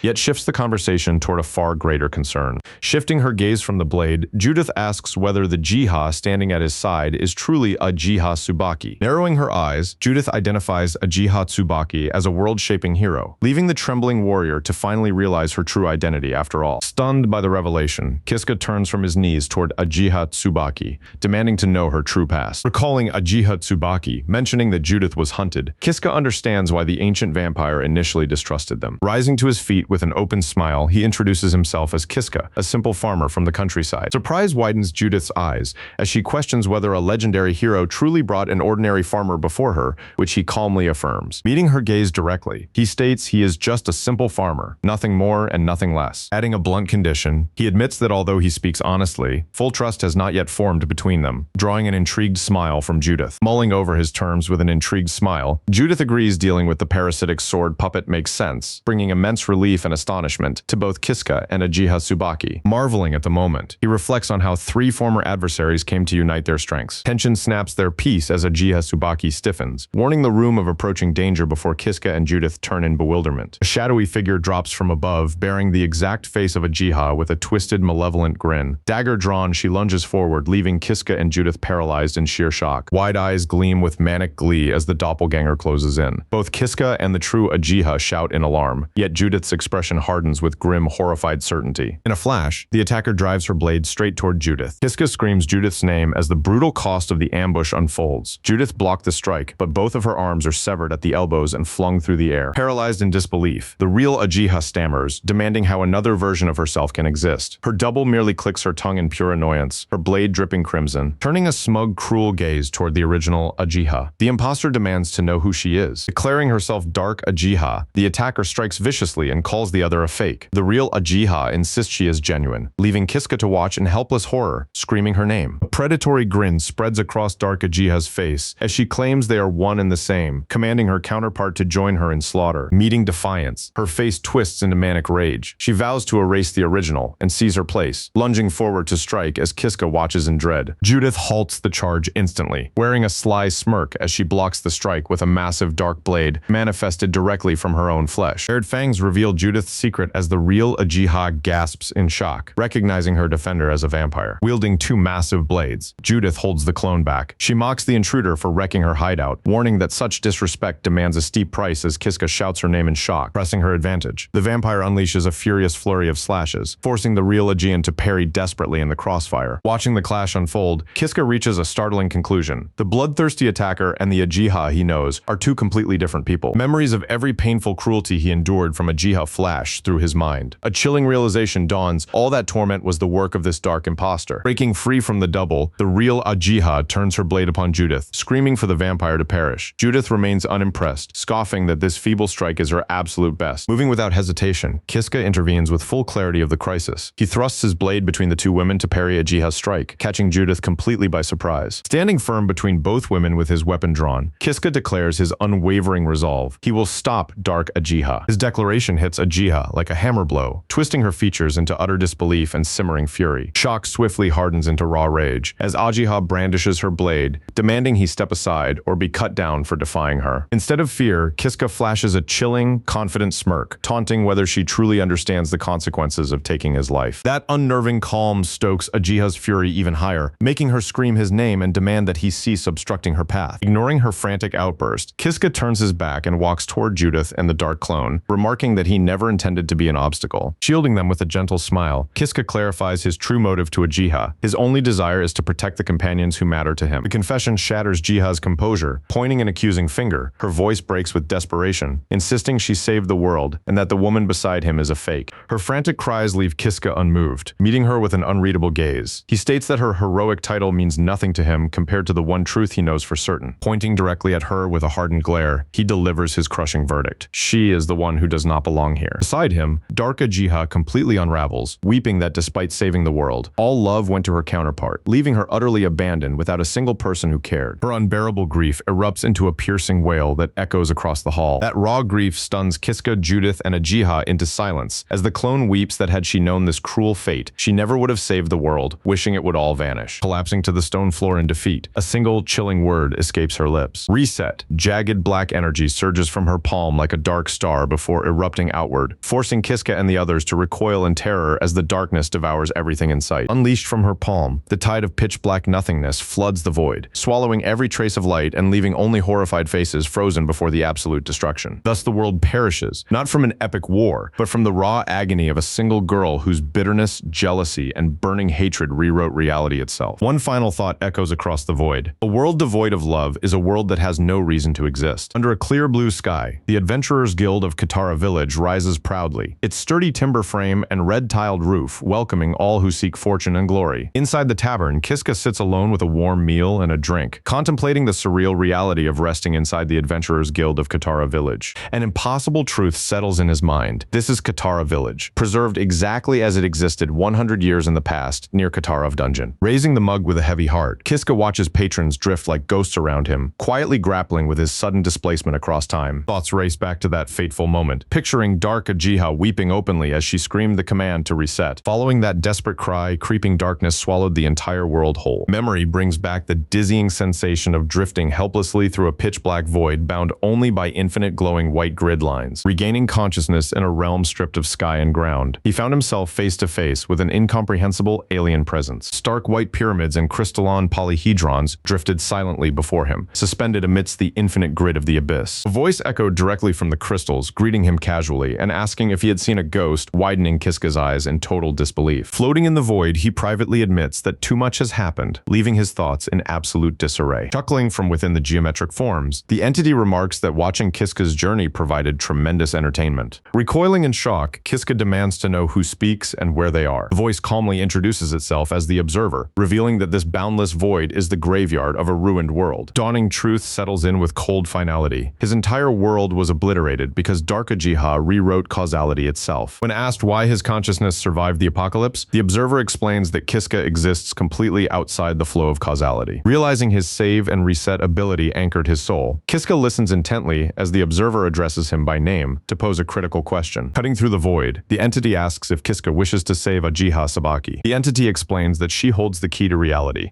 and saving her offers the only hope to restore the ruined world. Connecting his fate to Ajiha and her dark shadow, Kiska quietly realizes that his entire journey began the exact moment their paths first crossed. Unanswered questions flood his mind, from the mystery of Dark Ajiha's bitter tears to the hidden truth behind Ajiha herself. Though little makes sense, one clear truth remains. If saving her can resurrect his world, only one path lies ahead. Clenching his fist with resolve, Kiska vows that he will be the one to save her. Pleased by his resolve, the observer chuckles in approval and prepares to initiate the transfer. Blinding radiance erupts from the geometric forms as a final decree echoes. The fate of the world now rests solely in Kiska's hands. Hurled across time and space, he arrives in the world 100 years before its eventual destruction. Surviving in this bygone era as an active adventurer, he now sits alone at a tavern table finishing his meal. Weeks of searching have passed since his arrival, yet every lead regarding Ajiha has turned up completely empty. Stuck without a single clue, Kiska stews over his stalled investigation just as a heavily armored knight approaches his table from behind. The receptionist calls out for the platinum-ranked adventurer who conquered Katara Dungeon, prompting Kiska to realize the tense knight is seeking him. Flustered at the counter, the receptionist identifies Kiska and stammers over his platinum rank, which he took on purely to cover his basic daily living expenses in this era. Confronting him without delay, the armored knight locks eyes to verify his identity, demanding to know why he failed to step forward the moment she called. Sweating nervously, Kiska fumbles for an excuse, claiming he was simply in a hurry. His flimsy excuse earns a skeptical glare as she mocks the absurdity of his words, glancing down at his half-finished plate. Letting out an annoyed huff, she drops the matter and declares an urgent emergency with zero time left to waste. Grabbing him firmly by the collar, she ignores Kiska's desperate protests to wait, maintaining an unyielding grip. With undeniable strength, she drags him bodily across the tavern floor as his boots scrape along the wooden planks. Struggling against her overwhelming grip, Kiska can only marvel at how absurdly strong this female knight truly is. Dragging him out into the bustling streets,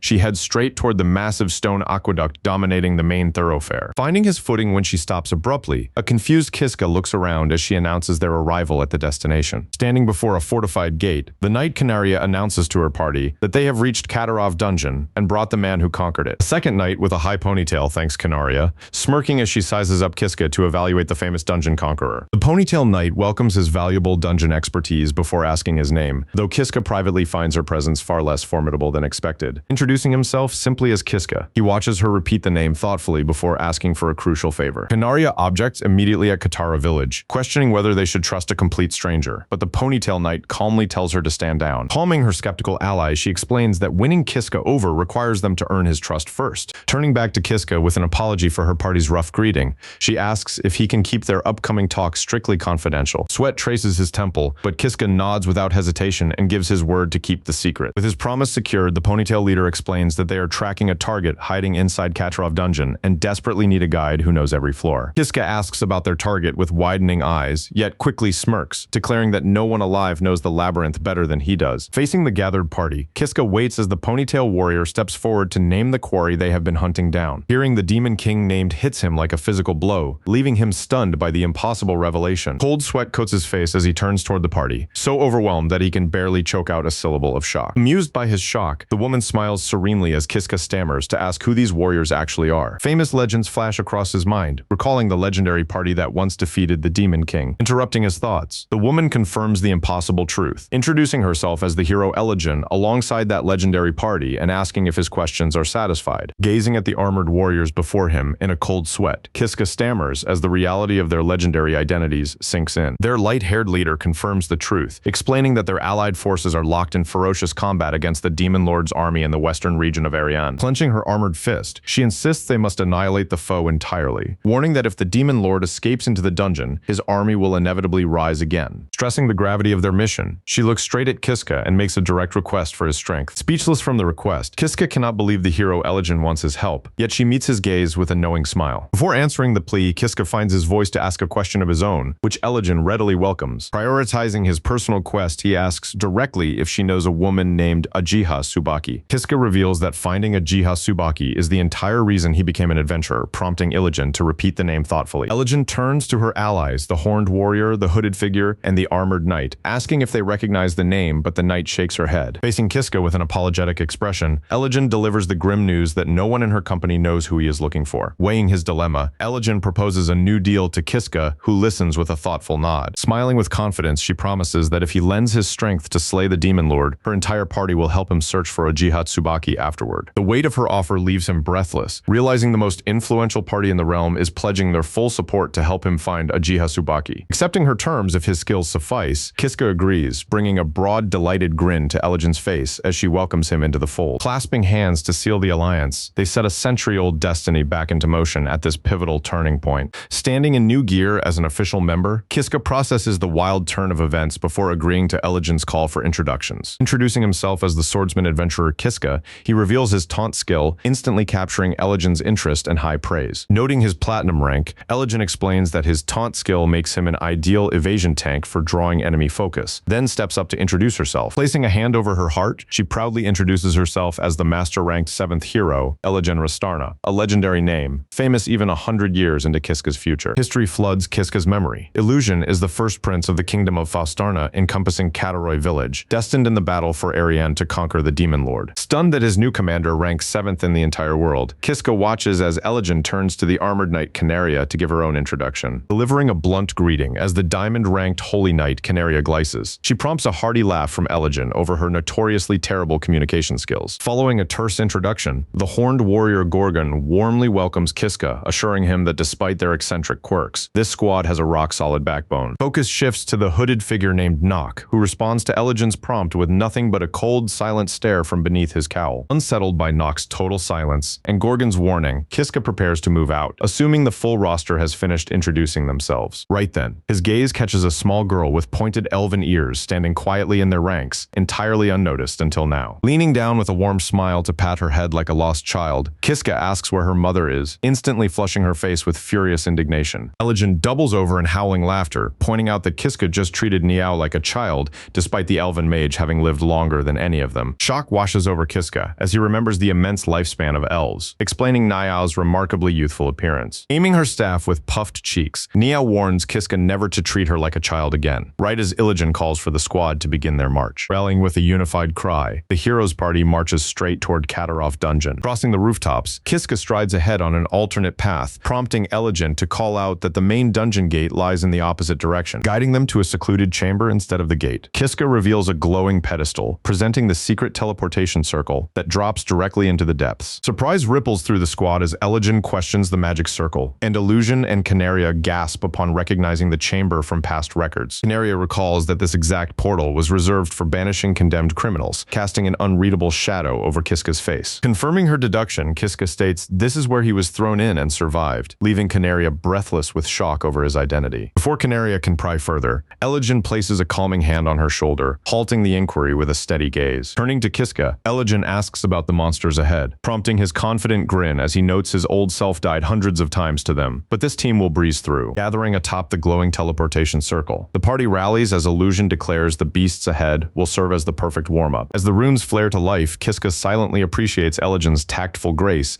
in never pressing him about his painful past. Flanked by powerful allies, his resolve hardens to conquer this dungeon on his second run and crush the Demon King once and for all. Swirling portal magic settles to leave him kneeling on a cold floor, yet a deep flicker of unease grips him as he scans the room. Rising to his feet within the torchlit stone corridor, Kiska immediately senses that something has gone wrong. Scanning the desolate hallway confirms his worst fears. The teleportation magic scattered the squad, leaving him completely isolated in unfamiliar halls. Recognizing that this sector differs from his first descent, Kiska makes regrouping with his allies his immediate priority. Marching down the passage, he recalls having been far too weak on his first run to explore this massive floor in detail. The sprawling hallway confirms the floor's vast size, and when a faint noise echoes from the dark, a grim smirk curls his lips, emerging from the shadows to block his path. A hulking fur-covered beast bears jagged tusks beneath a tall mohawk and flexes massive fists. Though the beast unleashes an ear-splitting roar down the hall, Kiska remains totally calm, dryly mocking its ridiculous mohawk. Facing the mohawk bugbear, Kiska smirks as instinct from fighting this beast over 500 times takes over, preparing him to duck under its opening strike. Executing the dodge flawlessly as the bugbear's massive fist whistles overhead, Kiska of the Alk tribe draws his glowing blade to deliver a fatal counterstrike. Looking back at the slain monster, Kiska sweats over how close his old reflexes came to making him fight barehanded like in his past lives. Shaking off the thought, he resolves to clear any remaining bugbears quickly and sprints down the passage to reunite with Eligen and the team. Halting abruptly before a deep pit bristling with razor spikes, Kiska recoils with dread, horrified by memories of charging recklessly into such traps. Despite possessing save and reset, trauma from countless agonizing deaths resurfaces, forcing him to crawl cautiously along the pit's narrow ledge. Venturing deeper, he steps into a quiet chamber where an ornate treasure chest sits atop a central stone pedestal. Recognizing the chest that granted his second skill 100 years ago, Kiska sweats with anticipation and throws open the lid to test this timeline. A radiant magic interface materializes with skills ranked from S down to C,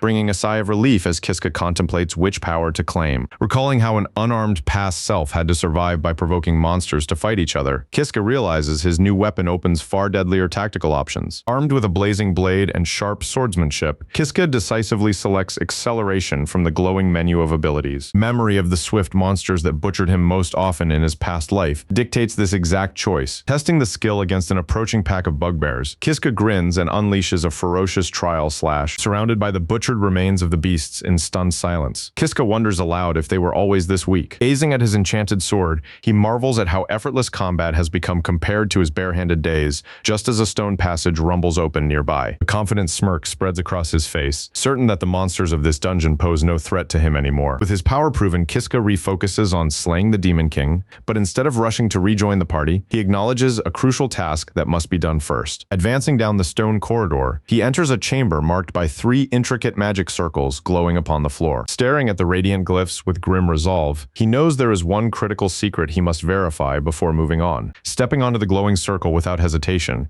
he triggers a brilliant flare of surging magical energy. Stepping into the glowing teleportation circle, Kiska clings to a desperate hope that the ancient gateway will lead him straight to the answers he needs. A bead of cold sweat rolls down his neck, yet the faint possibility steals his resolve for whatever awaits him. Blinding radiance deposits him inside a vast starlit chamber where a massive cylindrical seal pulses with latent magical power. Gazing at the empty vessel, Kiska recalls Ajiha Tsubaki bound in chains, only to realize that in this era, she has not yet been sealed. Turning away from the vacant barrier, he scans the unfamiliar architecture, his mind racing with the urgent question of where she could be. He advances down a long stone corridor until sharp echoes break the silence, instantly recognizable as the clashes of fierce combat. Peeking cautiously around the corner, his eyes widen at the sight of a lone warrior locked in brutal combat within a monster den. The warrior is Canaria, fighting with breathtaking power as she leaps through the air, her flashing blade effortlessly parrying a vicious werewolf strike. Tactical analysis replaces his shock, warning him that although one beast is manageable, stepping too deep into these werewolf dens spells doom. Surrounding packs will swiftly envelop any intruder, but Canaria triggers acceleration just in time to dodge a ferocious werewolf lunging at her flank. Springing forward, Kiska cuts down a werewolf werewolf targeting Canaria, landing beside the startled adventurer with a fierce grin to announce his support. Standing back to back amid the snarling pack, Kiska readies his dark blade and boldly declares they will wipe out every monster together. Moving in synchronized harmony, the pair carves through the pack, their flashing blades executing the werewolves with ruthless efficiency. Dead werewolves carpet the stone floor as the skirmish ends, allowing Alk from the tribe to turn toward Canaria with relief that they survived the onslaught. Instead of offering thanks, Canaria glares sternly, demanding to know why a mere guide would recklessly interfere in high-rank combat. Her sharp reprimand stuns him completely, leaving a cold sweat on his brow as he struggles to grasp her hostile reaction. Brushing off his aid with wounded pride, she insists that a diamond-rank adventurer like herself needed no help defeating those beasts. A somber understanding dawns on Kiska, forcing his gaze downward as he realizes Canaria views him with deep suspicion rather than as an ally. His expression darkens upon recalling how he arrived, having stepped through a teleportation gate reserved solely for exiled convicts. With weary resignation, he admits it is only natural for her to doubt someone branded a criminal, though he is merely a farmer from the Alk tribe. Offering a faint, pained smile, he confesses that enduring bitter prejudice has always been part of his daily life. His quiet confession catches her off guard, prompting Canaria to speak the name Kiska and startle him out of his sorrow. Keeping her back turned to him, she bluntly states that letting him die would become a serious problem on her record. The blunt declaration leaves Kiska utterly speechless, his eyes widening in sheer disbelief at her words. Spinning around to face him,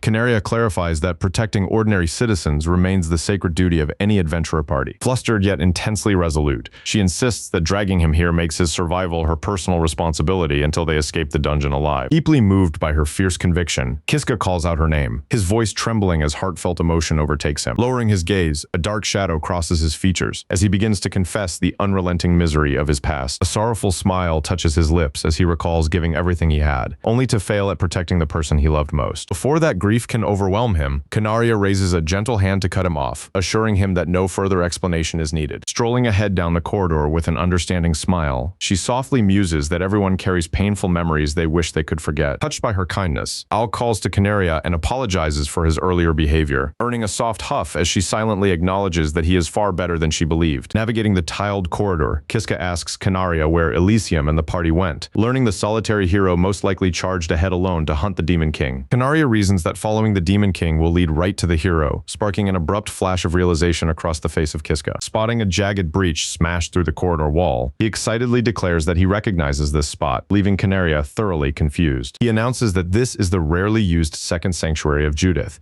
vividly recalling the sinister smile of the great vampire. Reminiscing about visiting this century-old sanctuary in his own timeline, his casual nostalgia catches Canaria completely by surprise. Peering into the dark breach, Canaria asks where it leads, prompting a sweating Kiska to slip up and mention it belongs to vampires. The mention of vampires causes a vein to throb on the temple of Canaria as she glares, making Kiska realize his catastrophic blunder in horror. Knowing Canaria's rigid sense of justice would demand exterminating any vampire nest, Kiska stammers frantically to retract his words and fabricate a believable cover story. Sweating under Canaria's glare, he hastily blurts out that it is merely an adventurer break room, clinging to a flimsy half-truth despite her clear skepticism. Doubling down on the excuse with tales of beds and a kitchen he frequently used, he convinces Canaria to hurry forward since they cannot afford to waste precious time. As Canaria urges them to move on, a wave of relief washes over him, temporarily sparing him from reconciling the truth of Judith with his cherished benefactor. Advancing through the torchlit hall, Kiska studies the ancient masonry with eerie familiarity, marveling that the dungeon has not changed in a century. Massive stone slabs span overhead, etched with age and deep fissures yet standing perfectly firm. Breaking the quiet tension, Kiska asks Canaria why the Demon King would retreat into the depths of the Katarov dungeon in the first place. Canaria explains that after suffering grievous wounds against Elysium at Ariane,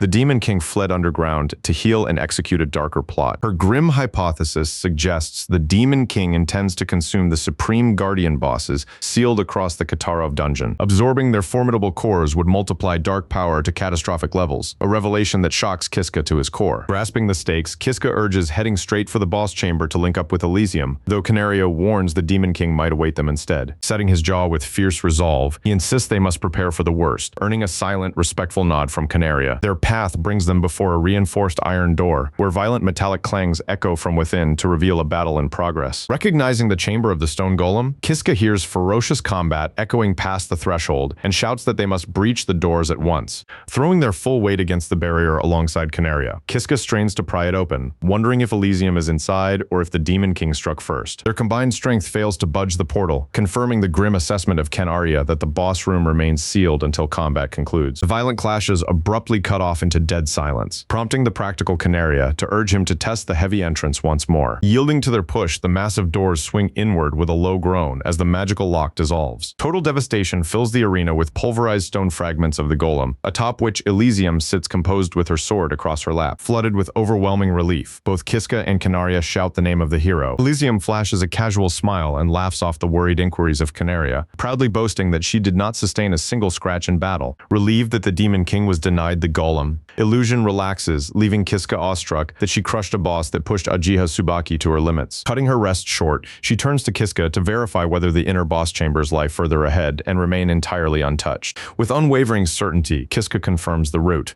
reminding them that two powerful guardian bosses still remain ahead. Mapping the layout in his memory, he recalls that the domain of the griffin lies directly ahead, followed by the lair of the giant centipede. Impressed by his dungeon lore, Elysian recalls Judith noting the centipede arrived only 50 years prior, hinting an entirely different guardian rules that chamber. Rallying the party with fierce resolve, she vows to slay the remaining guardians before the Demon King feasts, securing Kiska and his guidance as their scout. Their high spirits instantly crumble upon crossing the threshold, freezing Kiska, Canaria, Iligen, and Elysium in stunned bewilderment. Before them lies a desolate vault drenched in dark fluids and strewn with stray feathers, driving Kiska to voice their worst nightmare. Admitting she underestimated the hunting instincts of the Demon King across this vast labyrinth, Elysian grimly realizes the griffin has already been devoured, demanding the location of their next target. She turns to Kiska, who somberly reveals that only the final lair at the dungeon end remains. The startling revelation sends shockwaves through the group, leaving Canaria, Iligen, and Elysium wide-eyed at the sudden approach of the final showdown. Replacing her shock with unyielding fury, Elysium orders Kiska to guide them to the deepest chamber, and he clenches his fist in grim agreement. Hastening down the stone corridor, Kiska questions rushing ahead alone, urging the hero to regroup with their companions Calgano, Niao, and Nock. Dismissing his worries with an unshakable smile, she declares that every second counts and regrouping would only slow them down, stunned that she intends to leave even Canaria behind. Kiska watches the hero harden her expression as she vows to confront the Demon King entirely alone. Canaria backs her up, explaining that only the legendary hero can fight the Demon King without risking allies getting obliterated by her destructive arts. With the debate settled, the trio of Kiska, Iligen, and Canaria marches deeper into the abyss, their footsteps echoing through the empty halls. Passing a stone pedestal with an open chest, Kiska notes with dread that Crystal of Wisdom has already been claimed, leaving the rated relic behind. Their focus shifts to the colossal iron doors, towering at the end of the corridor, sealing the final chamber. Standing at the threshold, a tense Kiska announces their arrival. Canario sweats with anxiety beside him, yet Elysium stands unflinchingly resolute. Intricately carved with crescent symbols, the colossal doors tower over the three adventurers as Kiska realizes the final boss chamber lies just ahead. Apprehension tightens his grip, knowing that beyond this threshold awaits either the familiar boss from his past life or the terrifying Demon King himself. Braced for the final confrontation, Illusion offers a quiet nod of affirmation before Kiska steals his resolve and urges the entire party forward. With their resolve set, the massive chamber doors groan open to reveal the grand throne room beyond. Stepping inside, the party freezes before a grotesque sight as the colossal Demon King sits in the shadows, casually devouring the bloody remains of the dungeon's final boss. Disbelief grips Kiska as he stammers in pure horror, struggling to process that the Demon King is actively eating the monstrous floor guardian they came here to conquer. Unfazed by the horror, Iligen smirks and taunts the giant about the boss's flavor, prompting the Demon King to halt his gory meal and casually shrug that the meat tasted mediocre. Inside the grand throne room, Elysian confronts Demon King Zorga, gathering radiant holy light across her blade to settle the war as Kiska and Canaria take up combat positions. Rising to his towering height over the party, Demon King Zorga flexes his wicked claws, boasting that despite the bland meal, immense demonic power now surges through his veins. Glancing down at Kiska with a low chuckle, the monster acknowledges him, leaving Kiska terrified by the Titan's sheer scale and doubting whether even a legend can fell such a beast. Demon King Zorga gloats that Kiska's presence spares him a tedious hunt, hoisting his massive dark-bladed weapon into position. Grinning menacingly, the giant lunges forward to kill, prompting Elysium to bark a warning to Kiska as Canaria screams for him to stay alert, meeting the charge head-on. Elysian unleashes her holy sword cruciform slash, matched by the Demon King's profane slash, as he mocks her for fighting at full strength right from the start. Twin waves of radiant holy light and dark energy tear across the chamber, colliding in a cataclysmic explosion of raw magic. Observing from a distance, Kiska gasps in shock as the opposing shockwaves cancel each other out completely, leaving both fighters unharmed. Blades clash once more as the Demon King snarls at the annoying pest, but Elysium matches his ferocity with a confident grin, declaring she is only getting started. Sparks erupt from their duel until one of the Demon King's stray slashes veers off course toward Kiska, prompting Ken Arya to shriek a frantic warning. falling, diving aside just as the destructive blast obliterates the floor. Kiska catches his breath and reassures an anxious Canaria that he survived unscathed. Canaria urgently warns Kiska that a single stray hit from either Titan means instant death, insisting their only job is dodging the crossfire, and he grimly agrees. Monitoring the duel, Canaria explains their foe is Demon King Zorga, a man-eating giant mutant who retreated into this dungeon after Elysium wounded him critically at Ariana. Lydian, parrying a crushing blow, adds to the grim reality, revealing she ranks 7th among the master class, whereas Demon King Zorga holds the superior 5th rank. The terrifying implication dawns on Kiska as he realizes Zorga grew exponentially stronger by devouring the dungeon bosses, a lethal truth Canaria validates with dread.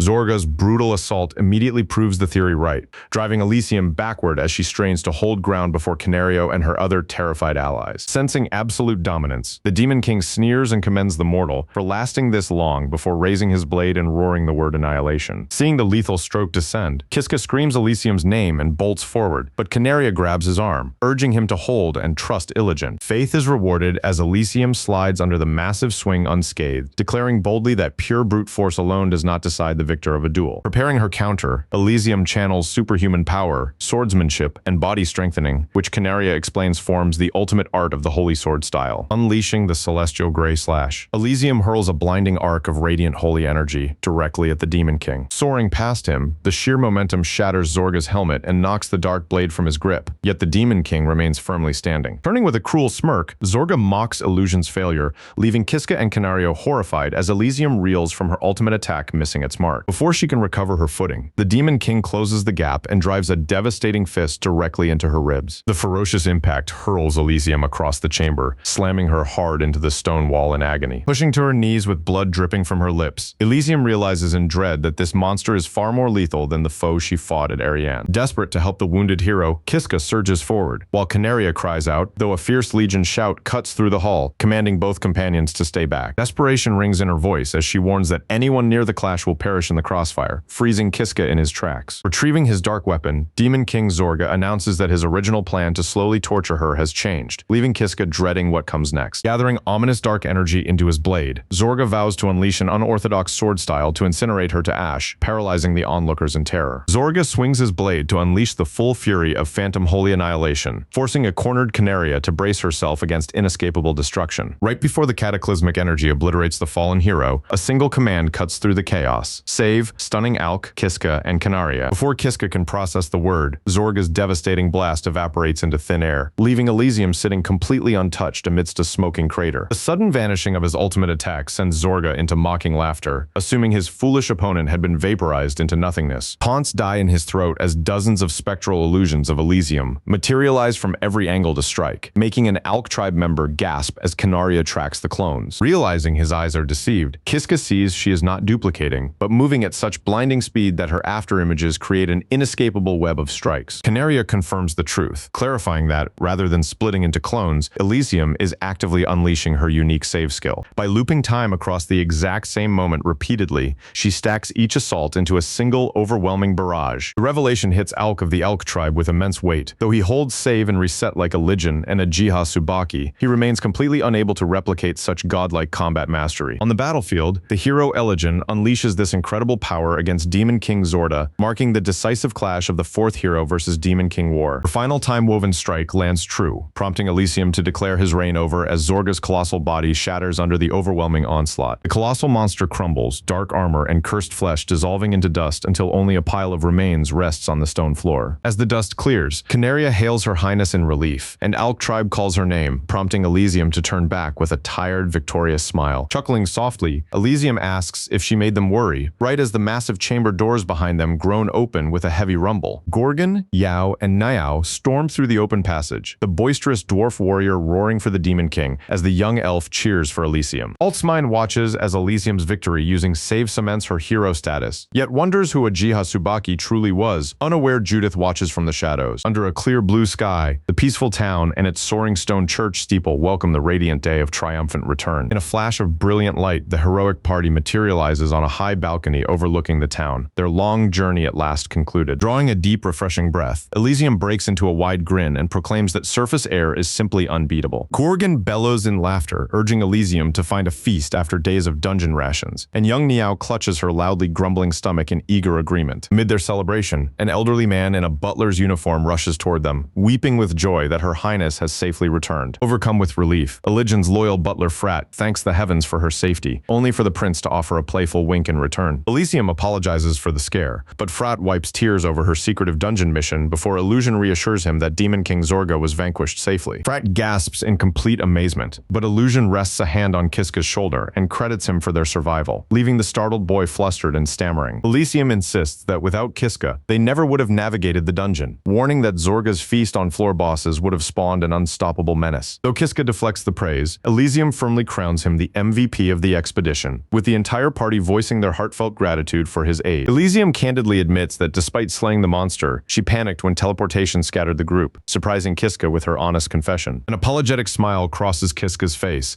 as he confesses he was unaware of that trap as well, and Elysium admits she was equally in the dark. Discussing the trap with Nock and Niao, Gorgon theorizes the hidden circle splits exiled members on purpose, unlike regular parties entering the front gate without issue. Frat cuts in to remind the heroes that eager villagers are waiting, urging the victorious party that it is time to return to Katara village. Guided by Frat, the entire party steps out of the dungeon gate to face a massive gathering of villagers cheering their safe return. Excited murmurs ripple through the crowd as they recognize Elysium, spreading rumors that the hero conquered the deadly Katarov dungeon entirely alone. Materializing an ornate chest in a flash of light, Iligan introduces herself as the first prince of Rastarna and proudly proclaims the Demon King is dead. The chest creaks open to reveal gruesome proof of victory, the severed head of Demon King Zorda, frozen in a monstrous final snarl. Raising a triumphant fist, Elysian proclaims that world peace is finally secured, sparking thunderous cheers from the crowd as Kiska smiles in the throng. Wiping sweat from his brow amidst the joyous crowd, Kiska offers a relieved smile, quietly glad that everything turned out for the best. Laughing heartily with Niao, Illusion admits that ever since arriving in this era, her life has felt like an unbelievable whirlwind of chaos. Strolling through the village, Kiska's apprehension melts into a genuine smile as he turns his gaze to Canaria walking beside him. Catching his look, Canaria explains they march tomorrow for the royal capital of Lana to take part in a grand victory parade, celebrating the triumph. Softening her tone, Canaria advises him against drinking too much during tonight's feast, urging him to be fully rested for the morning march. The realization hits Kiska as his eyes widen, pointing to his chest and stammering to ask if he is expected to march in the grand parade too. Meeting his gaze with unwavering certainty, Canaria confirms that as an official member of the hero's party, he unquestionably belongs with them. Her sincere words strike deep into his heart,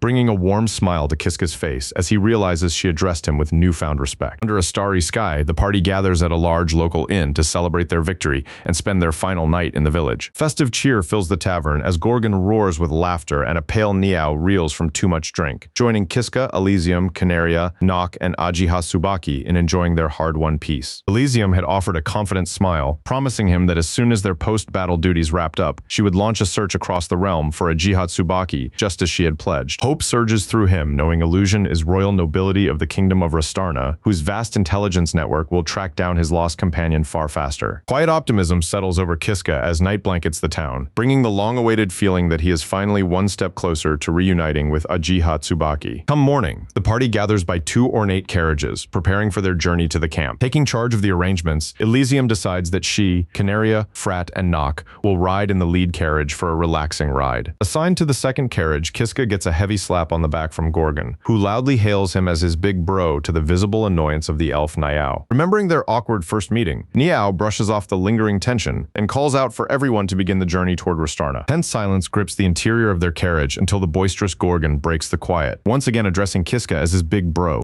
Leaning in with a friendly grin, Gorgon asks about his past feats, mentioning rumors that Kiska conquered the deadly Katarov dungeon and asking how many comrades fought in his party. Hesitating for a brief second, Kiska quietly admits he conquered it entirely alone, leaving Gorgondom staring wide-eyed in absolute shock at such madness. Explaining that an exile through a hidden teleportation circle trapped him inside, Kiska leaves Gorgon shivering, the diamond-ranked dwarf admitting soloing a dungeon chills his spine. The hidden circle's curse prevented any escape until the final boss fell, leaving Kiska no choice except to battle his way straight to the end. Flashing a confident smirk, Niao chimes in to boast that had she been present, no return teleportation circle would have been needed at all. Her rare return spell catches Kiska completely off guard as she reveals her ability to warp allies anywhere, smugly claiming she could bypass any barrier. Niao listens as Kiska explains that slaying the Demon King who devoured the final boss spawned an exit circle back to Katara village. Roaring with laughter, Gorgon turns on Niao and teases her for trying to steal credit for Kiska's solo dungeon clear. Chuckling to soothe the flustered scared Niao, Kiska listens as Gorgon grumbles about wasting precious time running from a monstrous, headless mule. Despite that terrifying chase, the dwarf still reached the final chamber just as Elysium clashed with the Demon King, a fact Kiska quietly confirms. Gorgon recounts their origins, detailing how he teamed up with Niao early on before crossing paths with the mysterious hooded adventurer Nock. Following Nock's lead brought them straight to the final boss room, prompting Kiska to note that he has never exchanged a single word with the cloaked scout. Glancing toward the shadows of the hood, Kiska catches Nock watching him intently, the scout privately wondering what secret power this boy hides. Violent jolts throw everyone off balance as the carriage screeches to a halt,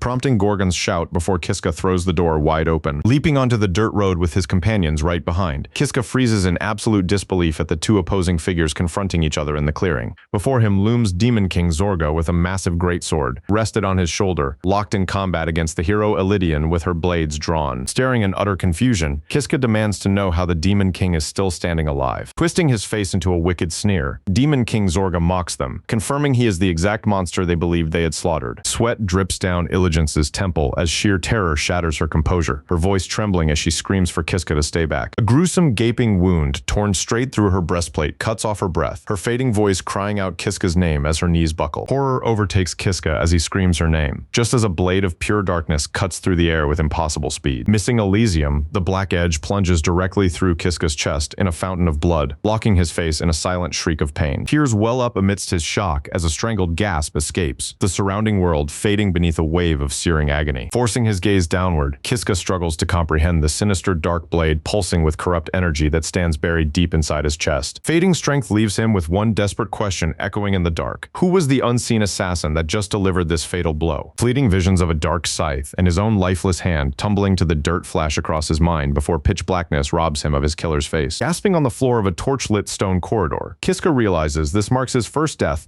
since arriving 100 years in the past, resetting him to the start. Elysian's solemn warning echoes in his mind. His own deaths carry no consequence, but her demise will irrevocably ruin the world a century into the future. Steeling his resolve against this grim fate, Kiska vows to shield Elysium and guide his party through the dungeon to alter history itself. Vivid trauma floods his mind. Elysium pierced through the chest, Demon King Zorga revived, and a black blade in his own heart. Yet the killer's face remains hidden. Pushing himself off the cold floor, Kiska marches down the long hallway under the crushing weight of all these sudden catastrophes. Analyzing the gruesome clearing, Kiska recalls seeing only Illusion and the Demon King, leaving the true puppet master behind the massacre unaccounted for. Traveling ahead in Elysium's carriage, Canaria, Keenake, and Frat should have been at her side, yet they were completely missing from the battlefield. A chilling deduction strikes him. Every comrade riding in that lead carriage was assassinated before the final confrontation even began. Piece by piece, the ambush becomes clear. A traitor butchered the lead carriage, resurrected the Demon King, then circled back to strike Kiska from behind. That terrifying realization confirms his last memory. The unseen killer blindsided him from the rear to end his life. Deep doubt gnaws at him, since Illusion held master rank and Canaria reached diamond rank, making an instantaneous ambush of both elite fighters nearly impossible. Positioned behind his back, Gorgon and Niao should have been the killer's prime targets, if the goal was wiping out the entire escort. Clawing footsteps cut his analysis short as a hulking werewolf and a massive bugbear step out to block the corridor. Gritting his teeth against the looming threat of the resurrected Demon King, Kiska resolves to push forward, piecing together clues mid-battle. Vivid flashes of past battles, earned skills, and deadly spike pits race through his mind, each memory holding vital weight. Brushing past immediate threats, Kiska sharpens his focus onto the single most critical memory, the exact moment of his execution. Recollection hits like a hammer, a jagged black blade bursting violently through his ribcage. Fixating on the murder weapon in his dying seconds, he remembers grotesque, pulsing veins identical to those on the parasitic sword puppet. Though differing in shape from his own blade, it perfectly matched the dreaded Parasite series weapons Judith once warned him about. Facing a fellow wielder of a Parasite series weapon spells extreme danger, demanding that Kiska devise a counter-strategy immediately. Clashing steel echoes down the hall as Kiska advances,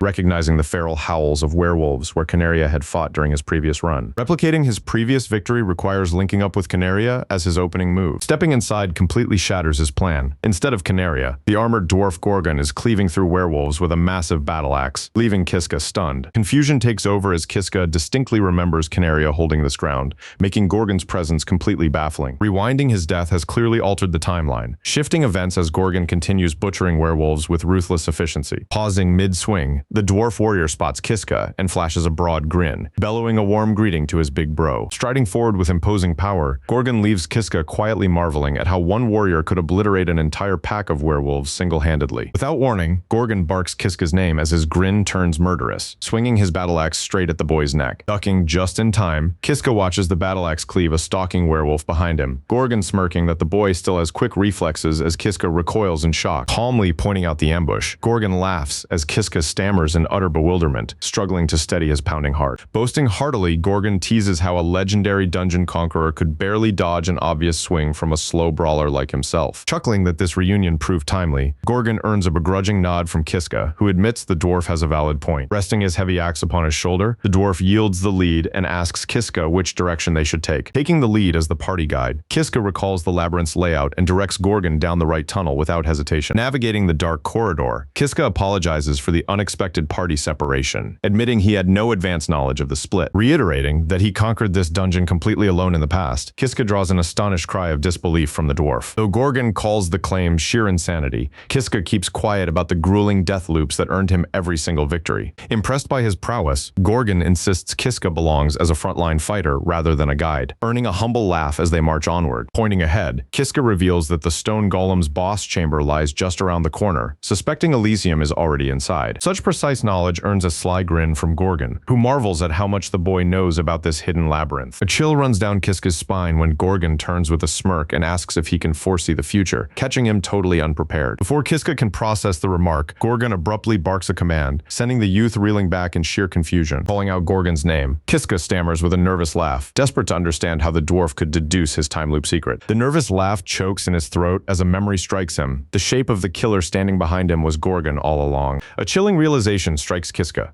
His killer from the previous life is none other than Gorgon, the dwarf warrior standing right beside him. Reaching a massive reinforced door, Kiska hears fierce combat echoing from within as Gorgon verifies that they found the correct chamber. Gorgon heaves against the heavy barrier without moving it an inch, grunting in frustration that the magic seal will not unlock until the battle ends. The dwarf turns to Kiska with a sly grin, praising his deep knowledge and only deepening his unease about what lies ahead. Vowing to stay on guard against his potential killer, Gorgon, Kiska wrestles with suspicion until the clashes beyond the door abruptly fall quiet. The heavy doors swing wide into the sudden quiet, revealing a surprised Elysian standing beside Judith, who grips a massive, ornate greatsword. Gorgon roars with laughter as they cross the threshold, but Kiska freezes in shock, momentarily mistaking the woman beside Elysian for Canaria. Judith watches the scene with a somber expression, realizing that history has shifted once more now that Canaria has entered this timeline. Oblivious to the temporal shifts, Elysian flashes a warm smile and welcomes Kiska and Gorgon, relieved to see them arrive safe and sound. Gorgon loudly boasts that ordinary beasts pose no match for his axe, though Kiska remains uneasy as he quietly calls out Elysian's name. A grim premonition grips Kiska, masking Elysian's cheerful smile with the terrifying memory of her predicting his death tomorrow.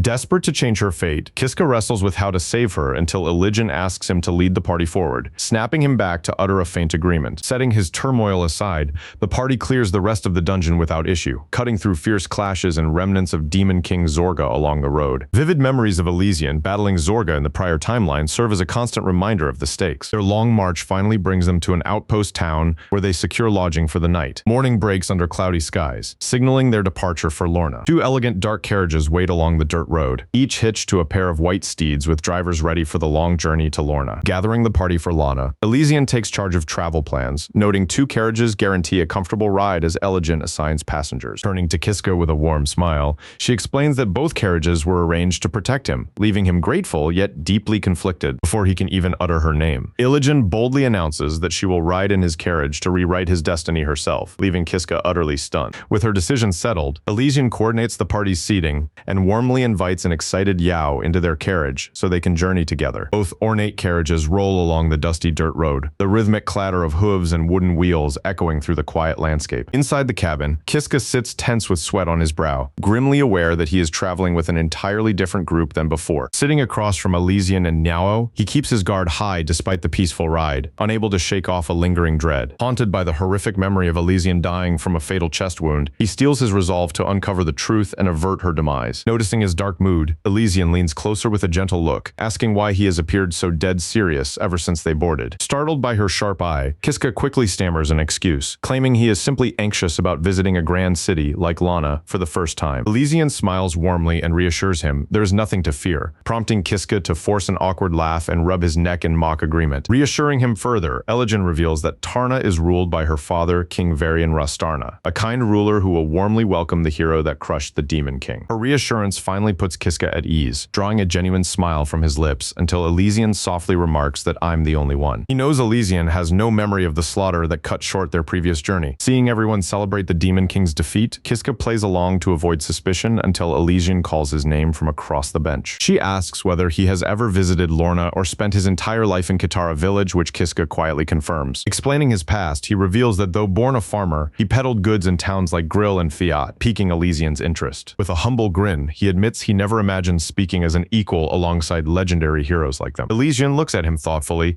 remarking that a simple farmer conquering Katarov dungeon is an astounding feat on its own. She reminds him that Canaria came from common roots, and Gorgon was once a rogue mercenary, praising how valiantly Kiska fought the Demon King. Beaming warmly, she assures him that his loyalty, bravery, and deep trustworthiness make him more than worthy of standing beside them. Frat and Yao nod with warm smiles, fully sharing Elysian's conviction that Kiska is an exceptional warrior with a noble heart. Deeply moved as he gazes out the window, Kiska hardens his resolve, knowing she must survive to lead the kingdom and rewrite her grim fate. Watching the roadside trees blur past, his focus tightens as they approach the dense woods where the fatal ambush occurred in the past loop. Sensing his tension, Elysian promises that once they pass these woods safely, he can always rely on her and the party for any aid he needs. Caught off guard, he stammers his thanks before Elysian winks playfully, promising to use all her power to help him track down his girlfriend. The word girlfriend leaves him utterly speechless, drawing wide, curious glances from Niao beside him. Passing through the woods, Kiska hastily stammers that Ajiha is not his lover, prompting a surprised Elysian to ask why he searches so desperately for her. Struggling for words, Kiska admits too much has happened with Ajiha to define their bond, picturing both her gentle warmth and terrifying fury across time. With a wry smile, he explains they are neither family nor lovers, yet he knows with certainty he would never have survived this far without meeting Ajiha. Listening closely, Elegant grasps how precious Ajiha is to him, and Kiska firmly affirms that he traveled to this era for the sole purpose of saving her. Silence blankets the carriage, as Kiska gazes outside, wondering if fate brought him here, not only to rescue Ajiha, but to save this era's hero, Eligen, too, leaving the forest behind. The carriage crosses a sturdy stone bridge and rumbles steadily toward the grand city ahead, snapping back as the carriage halts. Kiska hears Elysian announce their arrival at Lorna, with Frat confirming they stand before the city gates. Stepping down, the party gathers before towering stone ramparts and massive timber gates. Beyond the archway unfolds Lorna, capital of the Restarna Kingdom, a vast metropolis packed with countless buildings and bustling streets. The capital's staggering scale stuns Kiska, who stares wide-eyed in cold sweat at the endless city. Elysian breaks his reverie to point out that Gorgon and the rest of their companions have arrived, relieved to reach the capital. Gorgon stretches his stout frame and loudly complains about the rough carriage ride, as Canaria and the hooded Nock remain composed. Assembled together, Gorgon, Canaria, and Nock form the core vanguard of Elysian's retinue. Watching the full company assemble, Frat keeps a vigilant eye to protect Elysian, judging that only the childlike Niao and Ajiha pose no threat. His thoughts vanish beneath the roar of cheering crowds lining the streets, celebrating the triumphant return of Ligansama, Lady Elysian, Canaria, and Kaen. Seeing the adoring crowd, Kiska marvels at Elysian's fame. She sighs wearily, noting her duty to report to her father before taking any rest. Elysian and her allies kneel in Larna's grand throne room before the king and his royal advisors, ready to deliver their formal report. Lifting her gaze to meet the monarch, she formally announces her triumphant return. King Varian Rastarna smiles warmly, commending her outstanding victory. After reviewing the dispatch as His Majesty Elysian bows in gratitude, she directs the monarch's gaze to a large ornate chest materializing before the throne, urging him to look inside. The chest lid vanishes to reveal its gruesome trophy, the severed head of a horned demon, locked in a silent snarl. Shock ripples through the court as the king recognizes the Demon King's head, marveling that it fell deep within the treacherous Katarov dungeon. Acknowledging the mission's deadly peril, the king praises them, yet Illusion clarifies their triumph stems from an exceptional warrior's strength. Resting a hand on Kiska's shoulder, Elysian declares to the entire royal court that his strength conquered the Demon King, leaving him flustered under their gaze. Turning fully to Kiska, the king offers heartfelt thanks, though the nervous warrior deflects the praise as nothing more than duty. Pleased by his humility, the king offers him any reward he desires, prompting a startled Kiska to mention his ongoing search for a lost companion. Though he initially claims he desires no wealth, King Varian listens with keen interest as Elysian beams proudly at Kiska's side. Kiska focuses solely on his true goals, preventing Elysian's murder and stopping the Demon King's revival, weighing what favor to ask.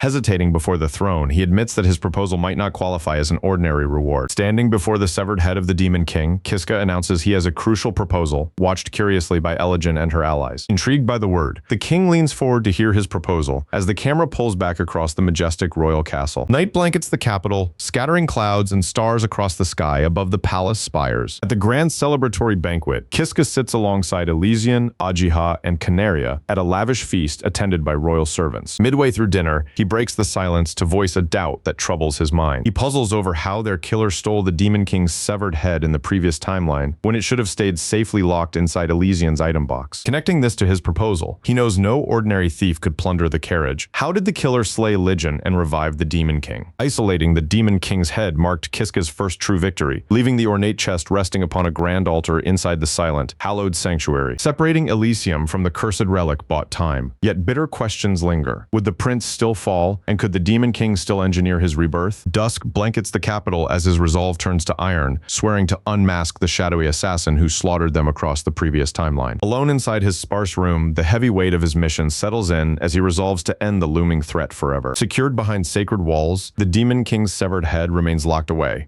Deep within the Temple of Lorna, the chest rests on an altar lit only by 2 flickering candles. Shadows part across the cold stone floor as a Jihatsubaki steps forward, approaching the altar with quiet purpose. Across the city, Elegant's calm mask shatters into wide-eyed anticipation as a sinister plan springs into motion. Slipping an ornate silver ring onto her armored finger, a faint, knowing smirk spreads across her face. Raising her hand to admire the relic, her face breaks into a manic grin. At last, the moment I've waited for. Caught in the doorway, Canaria freezes before Kiska, whose tense smile and sweating brow mask a sickening suspicion that this trusted knight is the true traitor. Confronting her within the grand hall, Kiska's thoughts race around a single chilling question. Is she the traitor? She calmly claims she was only patrolling for intruders seeking the Demon King's head, but Kiska feigns innocence, asking her to clarify what she means by suspicious. Pressing the point, he asks bluntly whether she expects someone to revive the Demon King. Barb strikes home as darkness washes over her face, twisting her features in silent rage. Masking her anger with a dismissive smirk, she doubts such a villain exists. Kiska wipes his sweat and pretends ignorance. Noting that the severed head sits safely secured against any resurrection plot, Kiska declares his intent to press forward. A parting warning leaves his lips. Elysium will not die. The sudden declaration shatters her calm, widening her eyes in raw shock. Dropping every trace of friendliness for a hard glare, Kiska points out that her presence proves she knows the plot best, driving an enraged Canaria to demand what he plans. So it was you, Kiska snaps, never expecting her treason. Flashing a venomous smirk, she spits that she always hated him and demands how much he knows. Standing opposite Illusion across the hall, Kiska stands firm against her scoffing, vowing he will never let her revive the Demon King or murder Elysium. Declaring it too late, Canaria raises her gauntlet to reveal the Ring of Chaos from her master, boasting it can rip through space and time to resurrect the Demon King. Grinning wildly, she reaches for the chest holding the Demon King's head, proclaiming this exact moment marks the first step of their grand ambition.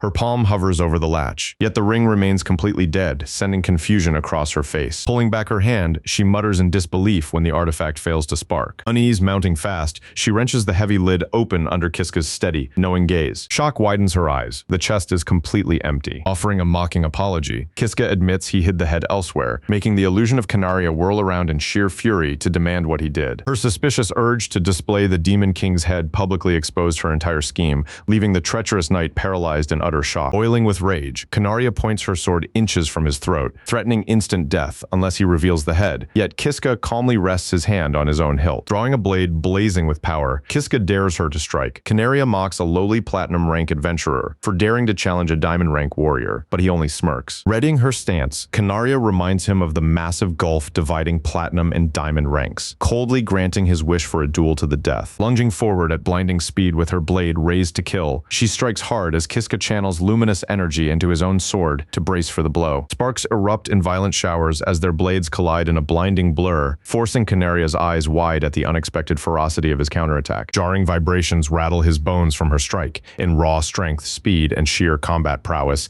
he is hopelessly outmatched. Leveling the odds with a fierce grin, he unleashes his hidden trump card, Acceleration. Darting in a supersonic flash, he leaves a stunned Canaria behind, noting his platinum rank was assigned long before he mastered Acceleration. Canaria scoffs at the move as a cheap trick, but Kiska grips his glowing sword with steel confidence, matching her velocity step for step. Flashing a savage smirk, she argues that matching her speed cannot bridge the chasm in raw strength, immediately launching another brutal offensive. Their collision shakes the hall, and though outmuscled, Kiska roars that he will not lose, prompting an irritated Canaria to demand the source of his confidence. Across a century of endless slaughter, ordinary warriors fight to save their lives, but having perished countless times, Kiska embraces death without a shred of fear. Bringing his blazing sword down in a thunderous overhead arc, the crushing blow shatters Canaria's blade to pieces, eliciting a shocked scream. Sprawled across the floor with her guard destroyed, Canaria stares up in pure disbelief, stammering at his overwhelming display of power. Leveling his blazing tip straight at her throat, Kiska snarls for Canaria to answer him immediately. Pressing his interrogation with cold controlled fury, he demands to know why she betrayed her sworn oath to Elysium in order to resurrect the Demon King. Recovering with a chilling smirk, Canaria agrees to reveal everything since he came this far, but Kiska grimly warns that her life hinges entirely on her next words. She admits her sworn loyalty to Prince Elysium, cheeks flushing pink as she confesses her feelings ran far deeper than duty. She was deeply in love with him, stunned by her confession. Kiska cannot comprehend how love led to treason, demanding why she would kill the prince as shadow falls over Canaria's face. Canaria poses a chilling riddle. If you harbored supreme hatred for a prince blessed with immense power and status, how could you ensure that man was truly destroyed? A horrifying realization hits Kiska that her target is Elysium as her voice drops to a whisper, asking how to conceal the greatest murderous intent in the world. Clutching her head in ecstatic madness, her face twists as she unveils the deranged solution. The only way was to love him. Such demented reasoning leaves Kiska reeling in disbelief, sweat pouring down his pale face. Wearing a serene smile, she explains that she masked her murderous malice toward Elysium by drowning it in obsessive love. Recoiling in disgust from this terrifying woman, Kiska commands her to renounce her delusions and spare the prince. His resolve turns lethal. If she still schemes to revive the Demon King and assassinate Elysium, he will cut her down on the spot. Erupting into hysterical laughter, Canaria mocks his warning with wide eyes. "You kill me? Just try it if you dare." Her laughter vanishes behind an icy glare. Whispering an apology for the world's salvation, she lunges forward and clamps her grip around his wrist. Malevolent dark energy erupts from her iron grip, making Kiska cry out in shock at the sudden ambush. Dark miasma coalesces into a sinister black blade featuring a malevolent, unblinking eye upon its guard, the parasitic sword puppet. Smirking at his horror, Canaria confirms she wields the parasitic sword puppet in this era, striking Kiska with the force of a physical blow. Her cruel smirk widens as she explains she indulged his reckless meddling only to draw him out and expose his true identity. Grinning madly, Canaria presses her assault as the parasitic sword puppet batters against Kiska's defense with crushing power. Stumbling back through clenched teeth, Kiska realizes his blazing sword faces a crippling disadvantage against the parasitic sword puppet. Experience taught him that even in its base state, the parasitic blade guides its wielder's movements and provides massive stat boosts to both offense and defense. Parrying another strike, Kiska realizes this clash is unwinnable. Canaria gloats that as its true wielder, she commands the parasitic sword puppet flawlessly. Left with no other choice, Kiska pivots and sprints toward the exit doors, leaving Canaria screaming in bitter frustration. Before reaching the doorway, a crushing ambush from behind slams Kiska to the stones, looking up in shock to recognize the dwarf warrior Gorgon. Gorgon scoffs, calling him pathetic for eating such a sluggish blow as Kiska groans in agony on the floor. Bowing to Canaria, Gorgon apologizes for his delay as she bids him wait. Canaria orders Gorgon to stay his hand. When the dwarf points out the boy is dying, she explains Kiska alone hid the Demon King's head. Looking down at Kiska's dying body, Canaria realizes interrogation is impossible and resolves to assassinate Elysium first before reviving the Demon King. Kneeling in the cold stone corridor, the crushing truth settles into Kiska's chest as the puzzle pieces connect into a bitter reality. Images of Canaria and Gorgon burn in his mind beside the doppelganger's sneer, confirming these trusted allies conspired against him all along. Remembering Canaria's fighting form, Kiska understands she was no mere warrior, but a puppet bound to a parasitic weapon, rendering this loop far more deadly. Recalling the scythe blade that ended his prior life, he recognizes it matches Gorgon's arsenal, proving both traitors wielded cursed parasitic armaments. Standing alone in the gloom, Kiska braces for battle. Confronting two wielders of demonic weaponry demands far more than raw muscle to survive. Retracing his steps toward the werewolf nest, rewriting his doom requires navigating the Katarov dungeon with heightened vigilance. He remembers how Canaria's strength multiplied under the parasitic sword puppet. Matching her mundane steel was possible, but this cursed boost was monstrous. An eerie silence blankets the stone passage as Kiska freezes in his tracks, noting the usual beastly growls and dungeon echoes have vanished completely. Rounding the corner, Kiska gasps at the butchery ahead. The chamber is a werewolf graveyard, with mangled carcasses strewn across a sea of blood. Kiska scans the carnage, finding no sign of Canaria or Gorgon among the slaughtered beasts. The battle ended long before his arrival, leaving him stranded with mounting questions. Shock freezes his stride the moment he comes face to face with his betrayer. Canaria stands right before him, her expression unreadable as she offers a chilling, detached greeting. A strained, artificial smile masks his alarm, knowing any slip could reveal he knows her treachery. He must play the unsuspecting ally to avert immediate suspicion, despite her betrayal. Praising her safety, he feigns awe at her feat of clearing the werewolf nest alone. Canaria keeps her gaze fixed forward in silence, offering zero reaction to his hollow compliments, dismissing the feat as routine. Her emotionless voice demands they reunite with the king. She asks if he knows the path ahead, leaving him unnerved by her utterly chilling composure. Pointing down the long stone corridor, he explains that it leads directly to the chamber where Elysium waits. Canaria accepts the route with a curt nod, already focused on their goal. Following her command to proceed, the heavy silence between them thickens with unspoken tension. Marching in tandem behind her lead, the rhythmic click of their boots echoes against the cold dungeon walls. Staring at her exposed back, Kiska realizes this moment of vulnerability gives him a clear chance to strike her down. His grip tightens on his weapon in hesitation, torn over whether he can kill her. Fear of her retaliation and fear that the hero will brand him a traitor stay his hand at the last second. Uncovering the truth is vital, yet gnawing doubt makes him wonder if he truly has the strength and resolve to end her schemes. Stealing his resolve, Kiska tightens his grip on his blade. Carrying out this grim deed is an absolute necessity for Elysium and the entire world. A booming shout shatters his focus, echoing from the darkness ahead. The boisterous voice carries a cheerful energy entirely out of place in this dungeon. Gorgon the dwarf warrior charges into view with a wide grin, laughing heartily in pure relief at finally regrouping after their chaotic separation. Frozen in disbelief at the unexpected arrival, Kiska watches Canaria note their ally is unharmed, his carefully laid ambush plans completely derailed. Brief words pass between them once the shock fades. Gorgon remarks on their chaotic separation, and Kiska offers a quiet apology as his mind races to adapt. Urging them to continue their descent, Kiska endures the weary repetition of a conversation lived across past loops, his secret pressing on his chest. Glancing between both companions, Kiska realizes his window has slammed shut. With Gorgon present, striking Canaria is impossible, forcing him to bide his time. The dwarf's jovial grin vanishes, replaced by a razor-sharp glare as he bluntly demands they stop playing games and end this useless charade. Breath leaves Kiska's lungs in stunned silence under the dwarf's gaze. Beside him, Canaria stands frozen like an emotionless statue as tension peaks. Staring at the dwarf warrior, Kiska asks with a trembling voice what he means, but Gorgon only flashes an unsettling grin filled with dark secrets. Claiming he feels a distinct tingle, Gorgon brushes off Kiska's words as delusions, his hardened expression confirming the conversation has turned deadly. Heaving his massive, ornate polearm from his back, the dwarf slams the heavy metal against stone, speaking ominously of recorded anomalies and impossible parasites. Gorgon grips the shaft of his polearm and brands Kiska far too dangerous to live, filling the corridor with murderous intent that bars any negotiation. Fear jolts through Kiska as he wonders if his thoughts were exposed. Gritting his teeth, he realizes the veteran's sharp intuition saw right through him. Drawing her blade in one fluid motion, Canaria admits she sensed the corruption, citing the influence of the parasitic sword puppet and the ancient records. Trapped between two elite killers, Kiska faces a lethal standoff as the scrape of unsheathed steel echoes, both foes poised to strike him down at once. Behind him, the dark spirit of the parasitic sword puppet manifests with a jagged sneer, whispering of twisted destiny and false masters with chilling malice. Both warriors fix grim glares upon him, discussing the parasitic entity and agreeing this boy outside life and death must be purged to maintain worldly order. Surprise attacks are useless against foes who read hearts so keenly, even with save and reset at his back. These two are the deadliest adversaries he has faced. Gorgon looms over Kiska in heavy armor, demanding his true identity and real purpose.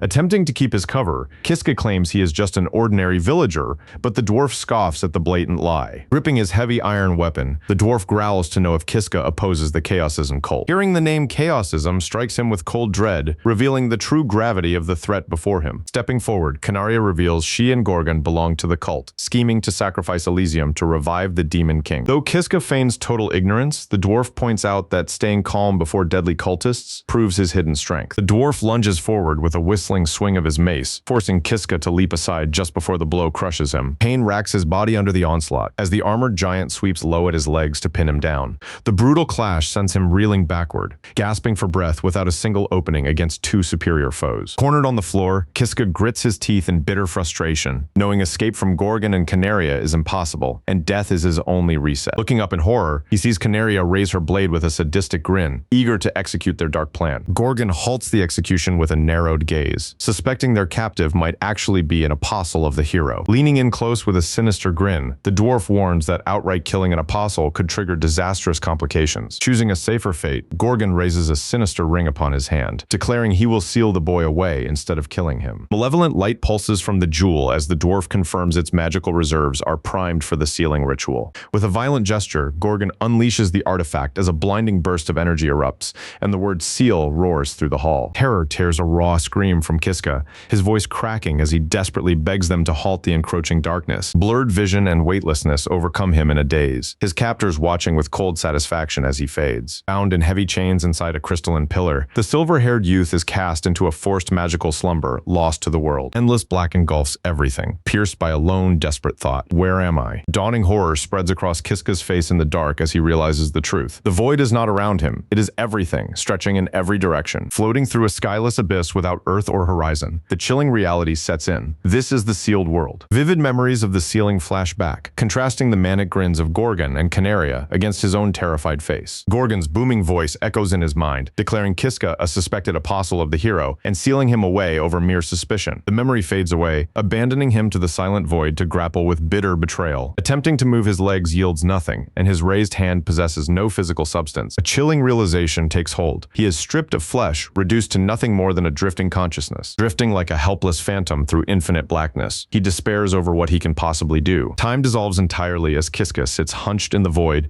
without clocks, sun, or stars. Countless weeks blur past with no way to measure the passing days. Lost in an endless sea of solitude, suffocating boredom stretches across an eternity that promises no release. Hunger and fatigue vanish in this space, stripping away mortal needs and leaving his mind to endure crushing tedium. To keep his sanity from shattering, Kiska recites the ancient myths told by his mother and relentlessly doubles complex numbers into oblivion. Pure thought becomes his sole remaining escape, the only activity left to fill the silent abyss. Counting numbers into the millions, he sits hunched in darkness, wondering how long he must endure before escaping this prison. Whether a year or a decade has passed since his sealing is impossible to tell, leaving him only with profound, unending agony. The cruelest truth finally strikes him. He cannot even die, doomed to eternal isolation and boredom. Amidst absolute despair, the resolute face of Ajiha Tsubaki surfaces in his memories. Her image sparks a question: did Ajiha Tsubaki also conquer such a cruel seal? Memory takes him back to a past battle where a monstrous sentient tree lashed out, with him and Ajiha Tsubaki standing firm against it. Straining against the thick tendrils of the treant, Kiska heaves with all his strength until a vine snaps under the pressure. Seizing the opening, he lunges forward and drives his hatchet deep into the creature's trunk. As the beast topples, Ajiha Tsubaki gasps in genuine admiration at Kiska's incredible strength. Examining the fallen monster, Ajiha Tsubaki admits she has never seen its kind,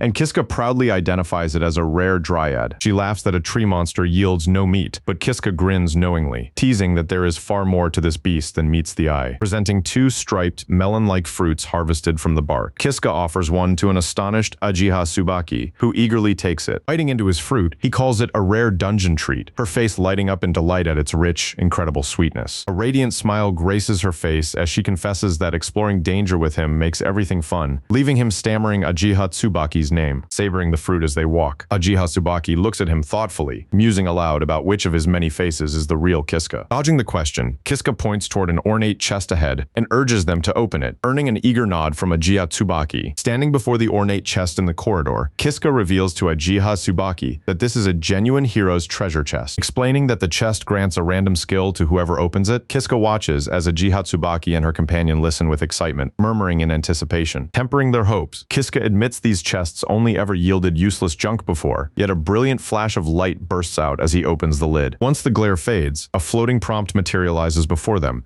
leaving both Kiska and Ajiha Tsubaki stunned by the words, "Pledge acquired." Turning toward him, Ajiha Tsubaki asks if he gained a good skill, but sweat beads on his temple as Kiska stares at the prompt and mutters what a pledge even is, so he instantly writes it off as another garbage skill. Ajiha Tsubaki offers another view, noting that a pledge represents an important promise. Her face breaks into a radiant smile as she continues, declaring this must prove she and Kiska are destined to stay together forever. Such pure sincerity catches him completely off guard, sending heat rushing to the cheeks of Kiska as he stammers over what the skill implies. The scene dissolves into memory as an armored Kiska looks back on that day, when the words of Ajiha Tsubaki only earned a bitter smile. Confusion tore through him, having died horribly to a cruel Ajiha Tsubaki countless times, yet witnessing this gentle girl, unable to tell which was real. Standing alone with his back to the world, he wondered why Ajiha Tsubaki had grown so fixated on someone like him. Yet now, after so much time had passed, a faint glimmer of understanding finally dawned. That realization brought zero comfort, unleashing fresh sorrow as tears streamed down his face. Sorrow swiftly curdled into raw agony, contorting his features into a mute scream. One desperate thought pierced his pain. He missed humanity and starved for warmth. Crushing loneliness brought him crashing to his knees on the cold floor, desperate just to lay eyes on another soul. Inside this desolate place, time lost all meaning, leaving him blind to how many years had passed in total silence. The endless void threatened his sanity, drowning his mind beneath a relentless surge of darkness. Clamping his skull to keep his fractured mind together, he clung to one desperate wish. He wanted to die. That overwhelming desire sprang from a single all-consuming curse, pure despair. Staring down at his trembling hand, a chilling question gripped him. Was this what true despair felt like? Brushing that thought aside through tears, he realized despair is a luxury meant only for mortals who have the choice to die. No such escape existed for him, leaving one horrifying truth ringing in his mind. He was unable to die. Fresh horror contorted his face in agony. Far beyond despair, he was doomed never to speak with another soul across an eternity of torment. Crushed beneath absolute certainty, he curled inward, a tiny speck lost inside an endless, endless, chaotic expanse, sunk far past hope. Even reaching the concept of despair became an unattainable state. Only a primal plea remained as tears racked his body,